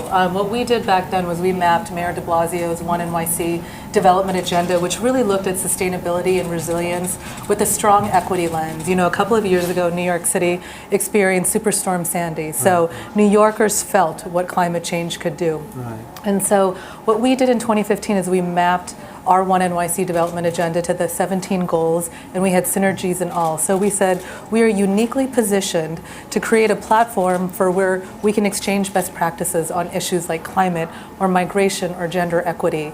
And so we created what's a platform called Global Vision Urban Action, which was very successful in partnerships with the UN and member states for 2 years. But I'm going to be very honest in terms of public engagement and government engagement. We're seeing national governments abdicating their responsibility on very significant issues and pulling out of multilateralism. And so what we want to do as New York City is showcase the power of what it means for cities collectively to come together and flex their power on the different issues related to the Sustainable Development Goals. So we worked with the UN closely, and we launched in 2018 the first voluntary local review. For those of you that aren't familiar, it's based on the voluntary national review that member states submit during the high-level political forum. The UN welcomes that engagement with cities, and this is really an opportunity for subnational leadership to take a seat at the table and work with member states and say, listen, the private sector is involved, civil society is involved, subnational leadership also needs to be here. And you know, for New York City, we are beautifully positioned. We are grateful to host the United Nations. I think you've seen the economic impact analysis that my team did a couple of years ago. We've got a good economic partnership too as well, right? But there's a lot that we can learn to improve what's happening in our communities from countries, cities, and states around the world. And so this opportunity with the voluntary local review to exchange best practices helps us as local governments accelerate impact in our neighborhoods through this best practice exchange. Well, thank you, and thank you for your partnership, and thank you for your leadership, leading other cities and municipal authorities to take a leadership role in this global agenda, and not just leave it to the national governments to do the right thing, which isn't always the case.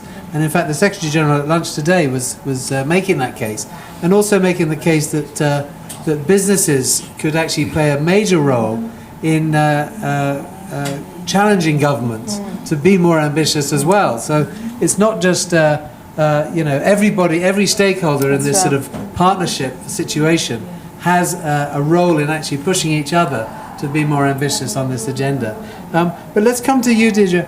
Expo 2020, that's another, that's going to take place in a city. It is indeed, you are the SAP global lead for that. Indeed. And I know that SAP is sort of heavily investing in that expo. Tell us about that, and how are you driving partnerships in that space for this global agenda? Well, thank you for asking me to be part of the panel for a start, Dan. Thank you very much. I'm very proud to be associated with SAP and Expo 2020. We were the first international premier partner to sign up with Expo 2020, and since the inception, Expo has been aligned with the SDGs. So it has an Expo Connect program, it has a Youth Connect program, it has an Expo Live program, which is an SME program. So we align and have run together hand in hand since 2017, actually, when we originally signed the partnership. Currently, it's due to start on the 20th of October this year, and it runs for 6 months. That is 6 months. Most people think it's 2 weeks or, kind of whatever it would be, but it is 6 months because it is the World Trade Fair. It's 6 months, did you say? I believe it's 6 months. I'm not sure, but it's definitely 6 months. So we're like really we're setting up. Do we all have to go to Dubai for 6 months? If you would like to come, yes, we'll be happy to help you out on that one. But we're really looking forward to the approximately 20 million plus people who are going to visit. There'll be 30,000 volunteers, and already 192 countries have signed up for Expo 2020. So from SAP's perspective, we're going to have our space open like you have here with SDG Media. We're going to run it alongside the SDGs. We're going to have our own innovation space. We're going to make it a very cool place to be for those 6 months. And in that way, we want to push the agenda of the SDGs to the forefront, and we want to make sure that we continue with the public-private partnerships that we already have, because effectively Expo is public as such because it's funded, and most of the Expo is funded by the governments that take part. And interestingly enough, in almost all of the cases, there is a private element to all of those governments taking part as well, that some of the private companies are actually funding some of the parts behind it as well. Without that, I really don't think it could go forward at the moment. I think it's an ideal diving board to actually just take us forward and to move and to cement what the SDGs mean to everybody, because for this entire week I've heard about what youth are saying at the moment. Right. Obviously I'm slightly older and I agree with everything that they're saying. The time is now, and I do believe that we have an ideal opportunity at Expo 2020 to actually come together in a way that's not been done previously, because so many countries are actually there, and we can actually put groups together to form and to push forward agendas that have not been pushed forward previous to this. And SAP, Accenture and Expo and everybody else were willing to work with anybody to make sure that something comes out of this that is non-forgettable and that is a unique and pushing us forward in a different way. And just tell us a little bit about what the UN's going to be doing at Expo 2020. I gather that the UN will have a pavilion. Maybe you can say a few words, and I'll come on to Rob in a second. But how will the UN be part of Expo 2020, and how will the UN be able to play that convening role? Well, I believe that, as Anne so eloquently put it, actually, I think the UN is central to all of this, because what you are is you're the catalyst to drive everybody else, and you can bring people together in a way that nobody else can. Within the Sustainability Pavilion, I believe you'll have about 4,000 square metres, and we are, sorry, maybe a little less, and we are going to cross over between our space and the UN space, and we'll have trickle down, let's call it, boards to tell us what's happening globally, live analytics coming up, and this is the way we want to push things forward. We're also working on a dashboard for universities, and we're looking at how universities are actually feeding in to the SDGs, and that's actually currently being run by a team in SAP as well. And myself, my own team won the 1 Billion Lives programme. We're writing an app for people of determination, or especially abled people, for the Expo itself, to guide and to give guidance to people of determination for the 6 months. So there's lots of different areas. Thank you so much for your partnership. It's really a great initiative, and really exciting that the private sector is really working with the UN to drive this this global agenda. Rob, you've been to Dubai. You've heard about some of the plans. What's the UN going to be doing in Dubai, do you think? Well, there's going to be a UN pavilion, which our colleagues in the Department of Global Communications, Maher Nasser, is managing the UN's process with the host in Dubai to make sure that the UN has a solid presence, and that will certainly have a large focus on what your previous discussant talked about, Fabrizio Hochschild, and he's here talking about UN 75. Right. So we're thinking about that looking ahead. But of course, a big part of UN 75 is the 2030 agenda and the SDGs. I mean, if we're looking forward, which UN 75 is all about, I mean, what are we going to be doing for the next 10 years is focusing on the SDGs. And I have to say that the hosts in Dubai have been incredibly supportive of making sure that the SDGs and sustainability are a huge part of Expo, including with the Sustainability Pavilion, which Deirdre referred to, which is going to be all about, you know, the goals and how we get to the goals, and thinking about all these issues around sustainability and taking visitors through an experience, a sustainability experience, which is going to be great. And I think as we think about UN 75 and we think about the SDGs, you know, it's all about we the peoples, the original words in the charter, opening words of the Charter of the United Nations. And I love the idea that the UN is going back to that with what it's doing around UN 75 and what it's doing with the SDGs, because that's what it's about. It's, you know, we're for people, for planet, but we have to be thinking about the people, leaving no one behind. And again, that's what I love so much about what Penny's doing with the cities, is that, you know, the national governments are doing what they're doing on the SDGs, but to get to people in the communities where they live, the cities can take the lead and need to take the lead, because that's where people are impacted. The people that live in cities, that's where they know what their local government is doing, because it's in their day-to-day lives, like maybe national government policy is not. And so Mayor de Blasio, and, you know, with Penny's leadership on the SDGs, is really taking that, and it's just really amazing what they've been able to do to get other cities around the world involved. I'm not going to take Penny's talking points, but you did, and that was better than mine. You keep doing it, Rob. But it's not just, you know, the cities you'd expect. And so, you know, some of those cities that you listed yesterday are amazing. Come on, Penny, tell us a bit more than Rob's telling us about how you're doing that. Yeah, so, you know, the voluntary local review has been really interesting. So first, what we have ensured is that the barrier for entry is low. We want to ensure that, you know, some people look at me and say, sure, New York City should be mapping what you're doing to the SDGs. And the reality is that if you're any local government trying to handle education or gender equity or sanitation, you can map that to the SDGs. Here's a framework that allows us a common language to talk beyond borders. Right. And that is really the language we have been speaking. We have cities from Kazan, Russia, to Orlando, Florida, to Helsinki, Finland, and Freetown, Sierra Leone. And to me, I think getting smaller cities from the global south, these are the important players because they're representing communities that are really going to benefit from all of, if we're able to achieve the Sustainable Development Goals. And again, we have 10 years to do it. Yeah. The extreme climate emergencies that are happening right now. I was just on another session about the European Green Deal. They're hoping to be, the most forward-thinking in climate action and climate justice in terms of a continent. We need that kind of leadership on all of these issues, and I think cities are going to be leading them. Well said. And I'm going to give the final word to Anne Rosenberg from SAP. Again, this is about leadership. It's about getting all the players together to work together on this sustainable development agenda, which really links everything together. It's agreed by governments.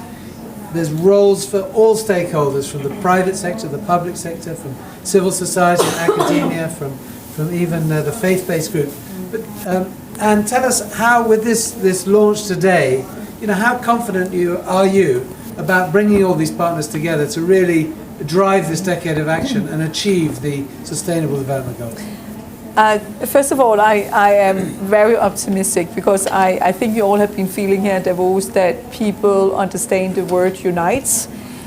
Is only together in a united way that and with the public-private partnership that we actually can reach the 2030 agenda.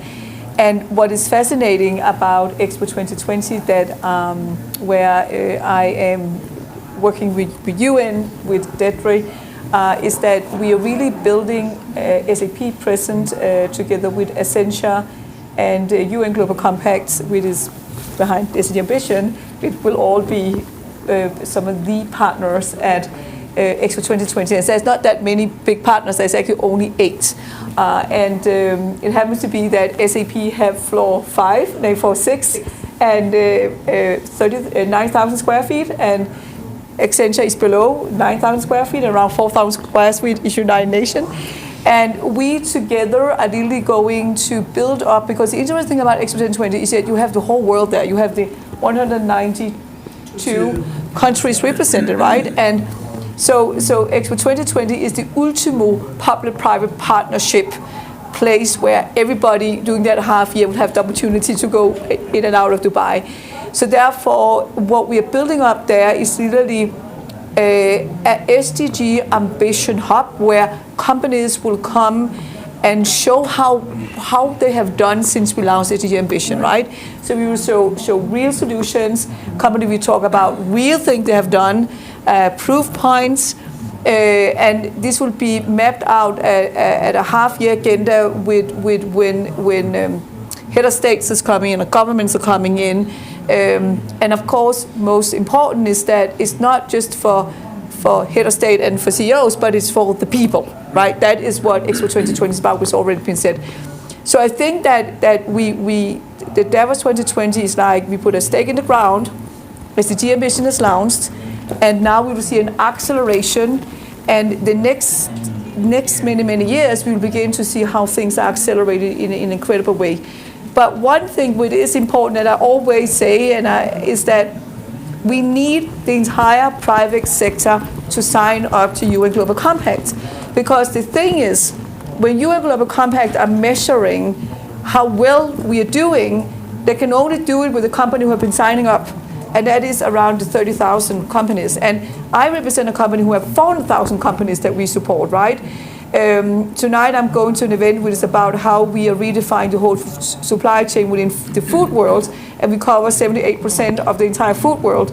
But to be able to show that we're actually improving, we need to unite. You can only unite if you are private sector to sign up to your Global Compact. So that's the call for action that I'll keep on saying going forward. And then we will bring all those great examples to Expo 2020 for half a year. This incredible half a year. We're all moving to Dubai for half a year now, right? But we need to make a stake in the ground and show the world that it is changing. So it will happen. We will change the world. You've said it very well. Thank you for saying it.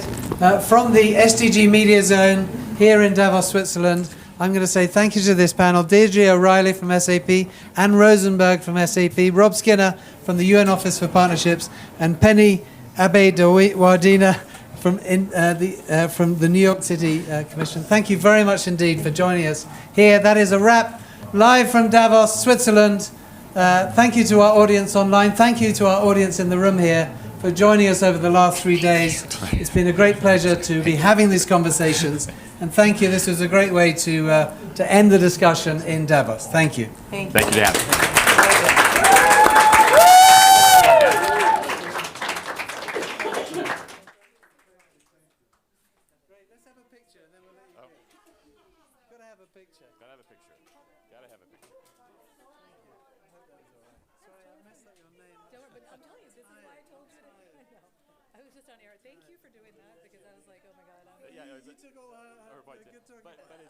It's such a great segue for We the Peoples, though. It really is. He was trying to tee you up, you see. Instead, he just took all your... I went a little too far. I was like, okay, shit, I know they're taking all the... Yeah. Here, Dan and I will go on either end. No, it should be like girl... Yeah, we should... Girl boy. Yeah. Yeah. Okay, you and I should share this. Oh, I need